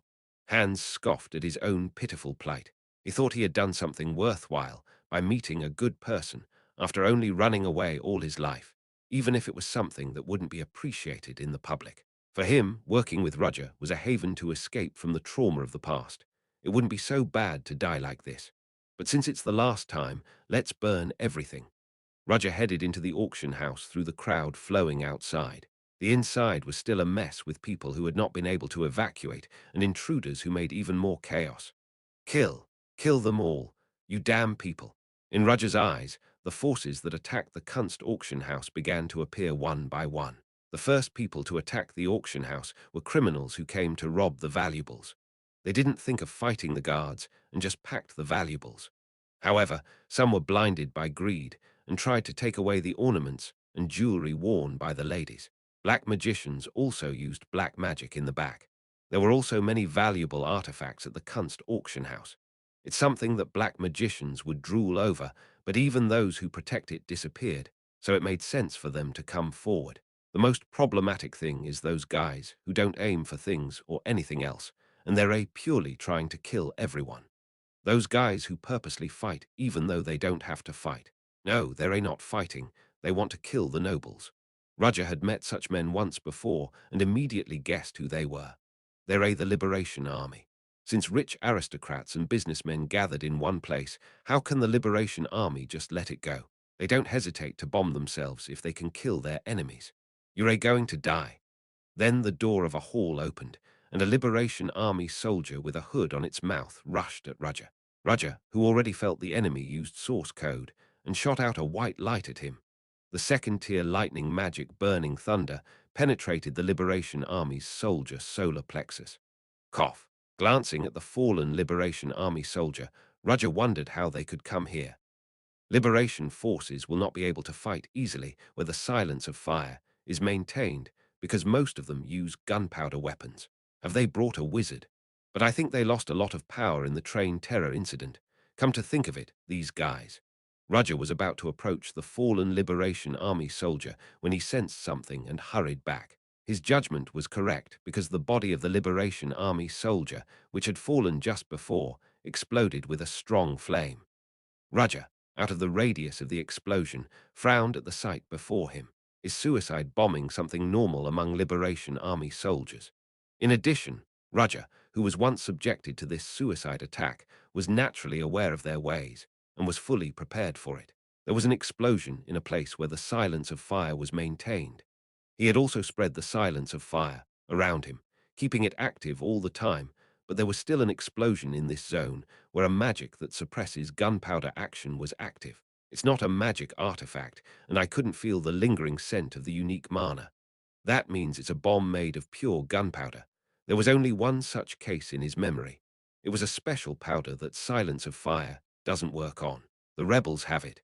It was impossible because the special gunpowder, along with the status of James Moriarty in the Kingdom of Delica, was burned, and the entire factory was destroyed without even a trace remaining. I thought we had them all removed, but were there any remnants left? And they even joined the Liberation Army. The special gunpowder that the silence of fire does not work on has fallen into the hands of the Liberation Army. Roger had a hunch that it wasn't an ordinary problem, but thought he had to find Hans and get out of here quickly. Then the outer wall of the building collapsed with a rumbling sound, and all the lights inside the building went out. Ah! Someone's desperate scream resounded from beyond the hallway like the endless throat of a beast. Before Rudger could prepare for it, a black shadow flew in, rolled on the floor, and stopped at Rudger's feet. Person. It was a man in a black suit covered with blood. However, the eerie magic that emanated from him hinted that he was no ordinary man. Is this the ominous magic power of a black wizard? They're the ones who raided the auction house. But this is. The wounds engraved on the black wizard body were neither from swords nor from magic. It was more like a trail of countless beast bites. A normal person cannot make such a mark. Did Hans make that? This was the identity of anxiety that he had felt a little while ago. Oh my God, my Kunst auction house. Ivan Luke, who completed the evacuation outside, looked devastated as he watched the disturbance inside the building. Black guards were trapped underground, and suddenly black wizards, criminals, and Liberation Army forces appeared and made a fuss. Perhaps because Ivan Luke had barely managed to escape, his hair scattered and several parts were torn and filled with dust. Director, it's all right. The building is still intact and the evacuation of the guests is somewhat over. Guests? Now, wait a minute. Where is she? Where is she? I haven't checked it yet. What are we going to do if the princess is harmed? Hurry up and check it out. Yes. The moment when the deputy was about to leave in a hurry. Oh. From the inside of the building, there was a howl of something. It was like the sound of something huge shouting, or a myriad of beasts shouting at once. The emotions in it were endless hatred, anger, and sadness. People who were watching from the outside shut their mouths and felt tension run over their skin for an instant. The sudden spread of fear brought silence around. What was that? One wall of the Kunst building collapsed. Considering the 8-story exterior wall and the exceptionally high floor height, it was almost 1.5 times the height of other buildings, so the rubble fell down in an instant. People screamed and fled. What's that? Those who escaped spotted a silhouette beyond the hazy fumes of debris. Wolf. Is that a wolf? It was the head of a black wolf that popped out of the rubble of a broken wall on the 8th floor. They couldn't understand why there was a wolf in the Kunst auction house, but their astonishment did not end there. The wolf's head, which had only been seen at first, began to protrude outward one by one. 1, 2. Eventually, when it grew to more than a dozen, people felt something strange because the body of the wolf was taking the shape of something else. Hand. It was a huge hand, not a wolf. A huge hand with a beast's head on each finger broke the outer wall again. The debris fell, and a cloud of dust engulfed the surrounding area, but the people were frozen in place and didn't think of running away. He broke down the building of the Kunst auction house and appeared outside. It was a huge black-haired beast with a body height of over tens of meters, and had the heads of countless beasts on its body. The head of the body was a terrible shape that looked like the skull of a skinny wolf. Those 3 heads, one on each shoulder, emanated a red glow from the black pupils. Along with the twisted horns hanging over his head and the black mane fluttering in the wind, it was a horrible heterozygous creature that resembled a hellhound entangled with countless creatures. It's him, someone who recognized the monster said in a trembling voice. He has witnessed with his own eyes what happened in that city 5 years ago. He couldn't forget that monster that still appears in his nightmares. He once appeared in the kingdom of Dermont, summoning countless cryptids and eating even the elite knights of the kingdom. He was the main character of Blood Knight 5 years ago, and the nightmare of the city where the incident took place. The beast of Javorden. The king of all violent beasts was resurrected in Leathervelk. Chapter 120, The king of all vicious beasts, 2. Erendia, who had not been able to evacuate the Kunst auction house, had no choice but to grind her teeth as she saw raiders openly targeting her. I shouldn't have come here. I should have just taken a rest in Theon. There she is. There she is. Upon hearing the disturbance, the Liberation Army rushed at her with a ferocious force. For the Liberation Army, Erendia, who passed on the blood of the royal family beyond the nobility, was the enemy and goal that must be overthrown. Above all, killing her will alert those hateful royals to the danger and strength of the Liberation Army. The Liberation Army prepared bomb vests and rushed together to die because the silence of fire was of no use now since they had the bombs made with special gunpowder and were no longer helpless against magic. You're too loud. At that moment, it was Casey Selmore who spoke. What? The Liberation Army was perplexed by Casey's sudden appearance in the air. Well, she suddenly emerged from the empty air like a curtain. Erendia looked at her too. That's the power of a wizard who received the title color. That was Casey Selmore's unique magic of wrapping a thin film of water in the air to distort the light and disappear, the mermaid's raincoat. Releasing it, Casey Selmore immediately pointed her cane at the Liberation Army, which was rushing toward Erendia. Stay quiet. At the same time, moisture from the atmosphere gathered around the Liberation forces turned into bubbles and trapped them all. The Liberation Army, which quickly floated in the air, clenched their teeth and tried to detonate bomb vests on their bodies. It doesn't work. The bomb, which had been intact in the magic of silence of fire, which inhibits the action of gunpowder, failed when it was trapped in the bubble. Casey scoffed at the bewildered Liberation Army. Even if it's special gunpowder, it's useless if it's wet. Casey used the moisture in the atmosphere to make their gunpowder wet. The biggest misfortune for the Liberation Army was that Casey Selmore was present in the place they attacked. Of all things, who would have expected that a powerful wizard who uses the water element would be in the Kunst auction house? Don't be so proud of us for overpowering us. There are still more of our compatriots here. By now. Oh, you mean those people. Casey raised her hand and pointed to one side, looking at the Liberation Army still in high spirits. Their compatriots of the Liberation Army, who had just arrived at the scene, were brutally trampled on by two women and collapsed on the floor. Damn, what the hell is this? As a liberator, he remembered, those two women had little presence, and he didn't even know their names. However, the two women knocked down all of their compatriots without a single wound. In a way, it was natural not to know. One of the two who knocked out dozens of liberators was from the Nightcrawler Knights of the Security Agency, and the other was Casey Selmore, assistant. Casey, I am done organizing this side. Betty answered while waving cheerfully, and Enya Joiners, who was by Betty's side, hurriedly approached Erendia. Princess, are you feeling well? What? You were with Captain Trina before. Kai, it's an honor for me to be remembered by you. I am Enya, a member of the Nightcrawler Knights. Enya finished introducing herself loudly. If her senior Lloyd was here, he would have scolded her to not advertise the Nightcrawler Knights openly. Erendia smiled awkwardly at the foolish and helpless appearance of the woman in front of her since just a moment ago. Enya brutally beat the attackers without changing her expression, which was fitting for the name Nightcrawler Knights that criminals fear the most. And that woman, too. The girl named Betty who came here with Casey Selmore. She was small and cute like a doll, but surprisingly, she had the power to wield even a giant 3 times bigger than herself in one hand. If Enya was a technical fighter who dealt with the enemy with a long-trained technique, Betty was rough and foolish and destroyed her opponents with overwhelming force. Where in the world is that tiny, thin body coming from? That's not what's important right now.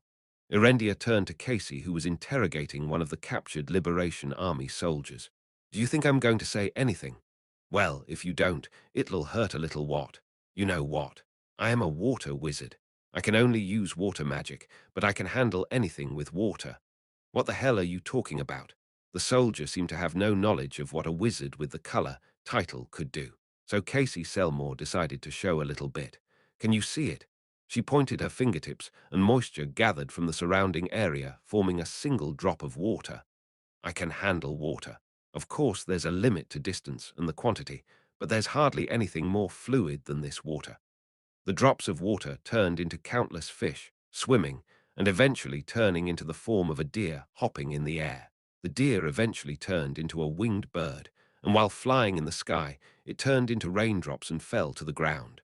The water that fell on the floor evaporated and disappeared. It's like this. As she moved her fingers, the bubbles that trapped the Liberation Army soldiers came closer to Casey. How much moisture do you think there is in the human body? What? The answer is more than 70%. All that blood running through your body is water. Then if the water boils or freezes, how would it feel? Ah! Overwhelmed by Casey staring at him with a creepy look, the Liberation Army soldier screamed. Shouldn't we do something? Erendia, who was watching the scene, became anxious and asked Betty. Betty shook her head, saying it's okay. It's okay. No matter how selfish she is, she doesn't do such a terrible thing. Betty, who was boastful, suddenly remembered the past when she was with her. She was always in pain, swayed by a selfish Casey. Maybe. Then you have to stop her. Just in time, Casey, who finished the interrogation, approached. I've figured out what they're doing. Why do you look at me like that? Oh, no, nothing. Because I trusted Casey. Oh, I was wondering what it was. Like a genius detective, she immediately caught on. Oh my, who do you think I am? What I said was just a threat. I don't actually do that, and I don't intend to. Right. You don't have to worry because I'm not going to do it unless it is someone evil. Doesn't that mean you're going to do it against evil? Unfortunately, in my life, I have yet to meet a man who I would call evil by my standards. Oh, of course, there's only one. Did she think of someone at that time? Casey shut her lips and seemed to be lost deep in thought. As soon as she tried to ask something, Casey, who regained her senses, took the lead. Anyway, I think the situation is very bad right now. It seems that all kinds of people got tangled up here while the security was weakened. So it's time to escape. Oh yes, princess, I will serve you. Yes, please. Casey patted her chin, checking the faces gathered. That's not a bad combination. Two forward and two backward. Even their individual power is excellent. Rendia third princess, who is born with magical powers, inheriting the blood of the imperial family.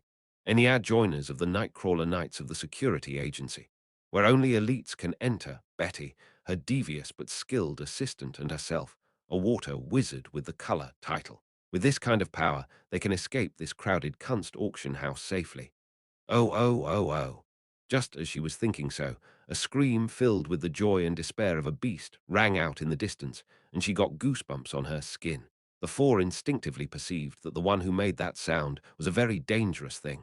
What was that? Casey replied in an uncharacteristically serious tone to Arendia, who spoke in a trembling voice.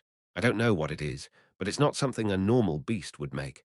We need to get out of here as soon as possible. I agree. Let's go. The beast of G. Vorden, who appeared while tearing down one part of the building of the Kunst auction house, could not support his huge body and fell on his 4 feet. For him who was considered a wild beast, his arms were closer to those of a human than those of a wild beast.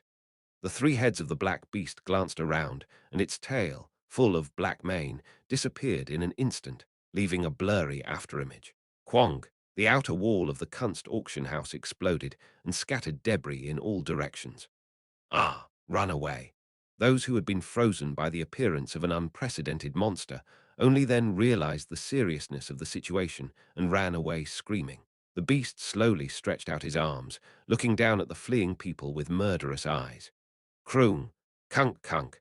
The heads of innumerable beasts that make up the hands revealed their teeth or howled as they watched those fleeing. People looked back and saw the giant hand approaching them, avoided everyone. At that moment, a white flash flew in and cut off a finger. The head of the beast on his finger cried painfully and died with his tongue pulled out. The faces of the people who recognized the newcomers were bright. It's the Clockwork Knights. They were elite knights from Leathervelk. CRRRRRRR. The beast glared at the Clockwork Knights. It was impossible to have good feelings for humans that suddenly appeared to interfere with him. The Clockwork Knights looked up at the beast of G. Vorden and swallowed their saliva. We suddenly got a report that the auction house had been attacked, but what the hell is that monster? Everyone, be quiet. Whatever it is, we must take down that monster for the safety of the citizens. Only then did his subordinates shut up at the leader's firm order. Each of them raised the output of the horse-shaped magic golem they rode to the maximum. The magic golems twitched as white steam came out.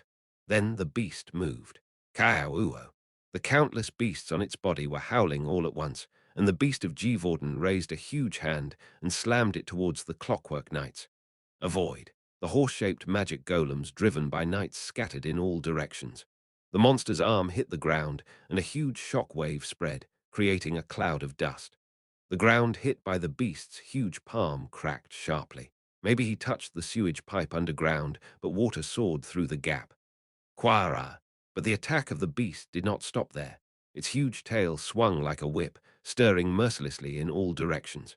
With the sound of the air exploding, the windows and exterior walls of the surrounding buildings shattered, and the ground exploded. The Clockwork Knights focused on avoiding the attacks. The Knight Commander, who was desperately moving, secretly shed a cold sweat on his back. What a ridiculous speed that doesn't suit his size. Where the hell did that monster come from? A half-destroyed exterior wall from where the night sky of Leathervelk can be seen. In the bleak wind, the half-exposed reinforcing bars sway precariously with a squeaking sound, and Roger stood there, looking down at the scene unfolding under the raging wind. A giant beast with 3 heads and twisted horns, with the mouths of a myriad of beasts on his body. It was clearly a cryptid in his memory. But it was not like the guy in the memory, because Roger got rid of that guy back then. Hands. The crude dagger made of teeth he gave to Hans as an assurance. It was Roger who gave it, but it was purely Hans' will to use it, and Roger thought Hans wouldn't use it when he handed it to him. Hans had a good reason, but he eventually used it, and the howling monster in front of him proved it. It wasn't meant to be used lightly. He didn't even have to think about how much trouble he would have to go through to remove that tooth from his body. Hans, the figure of the monster running wildly, seemed to be in agony. The beast of G. Vorden, no hands, was in pain, destroying everything around him, but also being hit by the swords of the knights. I can't leave my longtime companion alone like this. I don't like fighting, but I have no intention of avoiding it if I have to. Aeta Nocturnus. A black shadow covered Roger's body along with a black cape that fluttered out behind his back, and a black crow beak mask covered his face. Chapter 121, The King of All Vicious Beasts 3, Hurry Up and Run. Casey ran without hesitation, looking at the shaking auction house. Her assistant Betty, the third Princess Erendia, and the knight Enia followed her. The walls are cracked, and crumbs are falling from the ceiling. It was only a matter of time before the ceiling collapsed at this rate, and that was all because of the aftermath of the battle going on outside. We're close to the exit. The 4 women were energized as they saw the light outside from the dark end of the hallway. The 2 knights and the 2 wizards who can strengthen their bodies were able to escape safely outside without holding each other back. As soon as the 4 escaped unharmed, the aisle they ran out of collapsed. If they had been a little late, they might have been buried under that wreckage, but they could not easily embrace the feeling of being alive, because they were overwhelmed by the view in front of them as soon as they came out. What is that? Erendia murmured in a trembling voice as she saw a giant monster fighting against the Knights of Leathervelk. It had 3 wolf-like heads and countless beast mouths on his body. The beast of G. Vorden. Casey, who recognized the monster at once, opened her eyes wide as if she could not believe it. Enia was surprised to hear the murmur and asked back, "What? Wait a minute. Isn't the beast of G. Vorden the one active in the kingdom of Dermont 5 years ago?" "Yes, that's right. But how? The beast of G. Vorden was said to have died 5 years ago. He's actually dead. Parts of his body are still kept in the Royal Museum of the Kingdom of Dermont." However, Casey continued, "Unlike the body I saw then, this one is a little different, especially the front legs. The body of the monster she had seen was a little more beastly than the one before her eyes. Of course, the monster in front of her has the shape of a beast, but his overall shape is more like a human figure. It was because the paws that it wielded mercilessly were in the shape of a human hand, not that of a quadrupedal beast. Of course, seeing all kinds of animal heads on his hands made her think so. It's definitely not like the body I saw. In the case of the body in the Kingdom of Dermont, nearly 70% of its body was lost, but there's no way I wouldn't recognize it. A monster that ate several knights from the kingdom, the beast of G. Vorden, died at the hands of the great hunter Abraham Van Helsing. Casey was speculating that Van Helsing might be one of the identities of James Moriarty, whom she was chasing. Then is it a coincidence that the beast of G. Vorden appeared here? Casey thought of the worst situation possible. Professor Moriarty, what the hell are you going to do in this city? Casey clenched her fist. Her lifelong enemy that she must capture, and the only wall that she has never overcome, was somewhere in this city now. He's here. In the last 3 years, Casey has been trying to find his traces, thus she gained the title color as a wizard. She promised she wouldn't miss him if she ran into him next time. But first of all, her gaze turned to the beast of G. Vorden. Every time he wags his tail, his surroundings are swept away. That's not a monster, it's more of a living and breathing natural disaster. We need to subdue that wild monster so that the damage doesn't get any bigger. Her purpose has not changed a bit since before.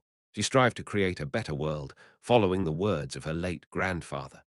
Casey moved just as the beast's huge arm was falling over the heads of those trying to escape. Her magic was activated, and at that moment water reacted. Woo! The sewage gushing out of the cracked ground followed Casey's will and turned into a whip, tying the beast. The movement of the beast, which did not even budge despite the efforts of the clockwork knights, stopped as the flowing water tightened the monster's body like a giant snake. Hey, did that monster stop moving? That's amazing. The members of the Clockwork Knights, who were fighting against the beast, shouted in surprise. Casey, who actually created the ridiculous scene, frowned. What kind of power? Her hands trembled when she handled the water.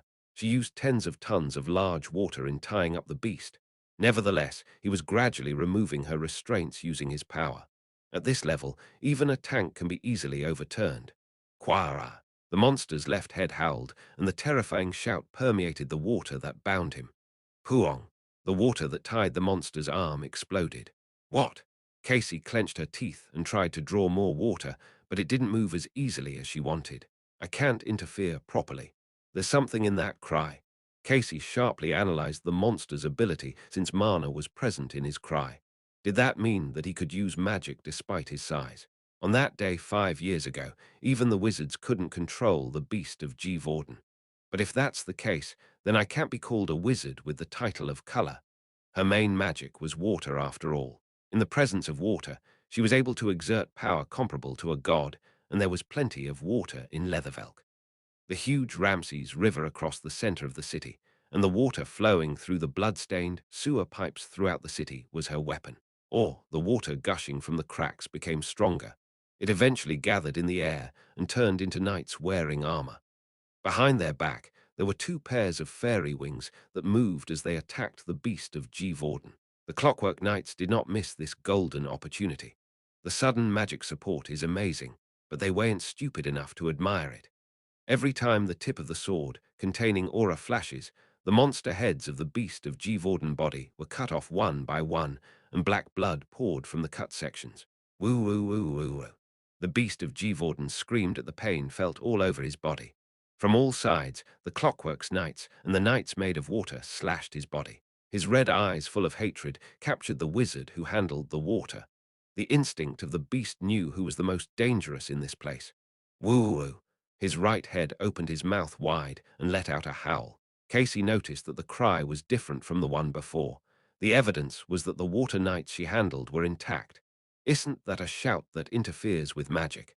Then what are you going to do? The answer to the question came out quickly as black shadows rose one by one from all over the city. Casey felt goosebumps running down her spine. Hey, what is that? Others who recognized it were also surprised. Arg, what is this? They're rats. Where the hell are there so many rats? What emerged from the fissure were giant rats. The procession of over hundreds of thousands of rats was like a black wave. It wasn't just rats, there were also stray cats and wild dogs among the mice. They appeared from all sides as if they were one body and rushed at the people. Nonsense. He can control other beasts. Casey couldn't hide her astonishment and used her magical powers to create a large wall of water around her. The swarm of rats rushing toward her was swept away by the water, but the vacancy was quickly filled with another swarm of mice. This is one of the abilities of the beast of G. Vorden that led to that nightmare 5 years ago. The cry of the left head interferes with the operation of mana, and the cry of the right head exerts control over all the beasts. As the king of beasts, he rules over all beasts, and cryptids in the form of beasts are no exception. It is said that the Night of Blood was caused by the abnormal proliferation of countless cryptids, but if you dig deep, only one existence was the source of everything, the beast of G. Vorden. He was the king of all vicious beasts and a monster that created a nightmare 5 years ago. Gasp! When Casey saw the mouse approaching her ankle, she let out a whistling sound. She kept it a secret, but she didn't like mice very much. She is known to have a strong heart, but she actually has rat phobia. Hey, go away. Casey relaxed, but didn't stop using water to tie down the beast, even as she shouted with a tearful face.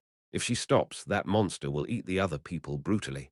Casey bit her lip, but before she knew it, the mouse climbed up her calf and reached her thighs. Casey. Then Betty stepped up.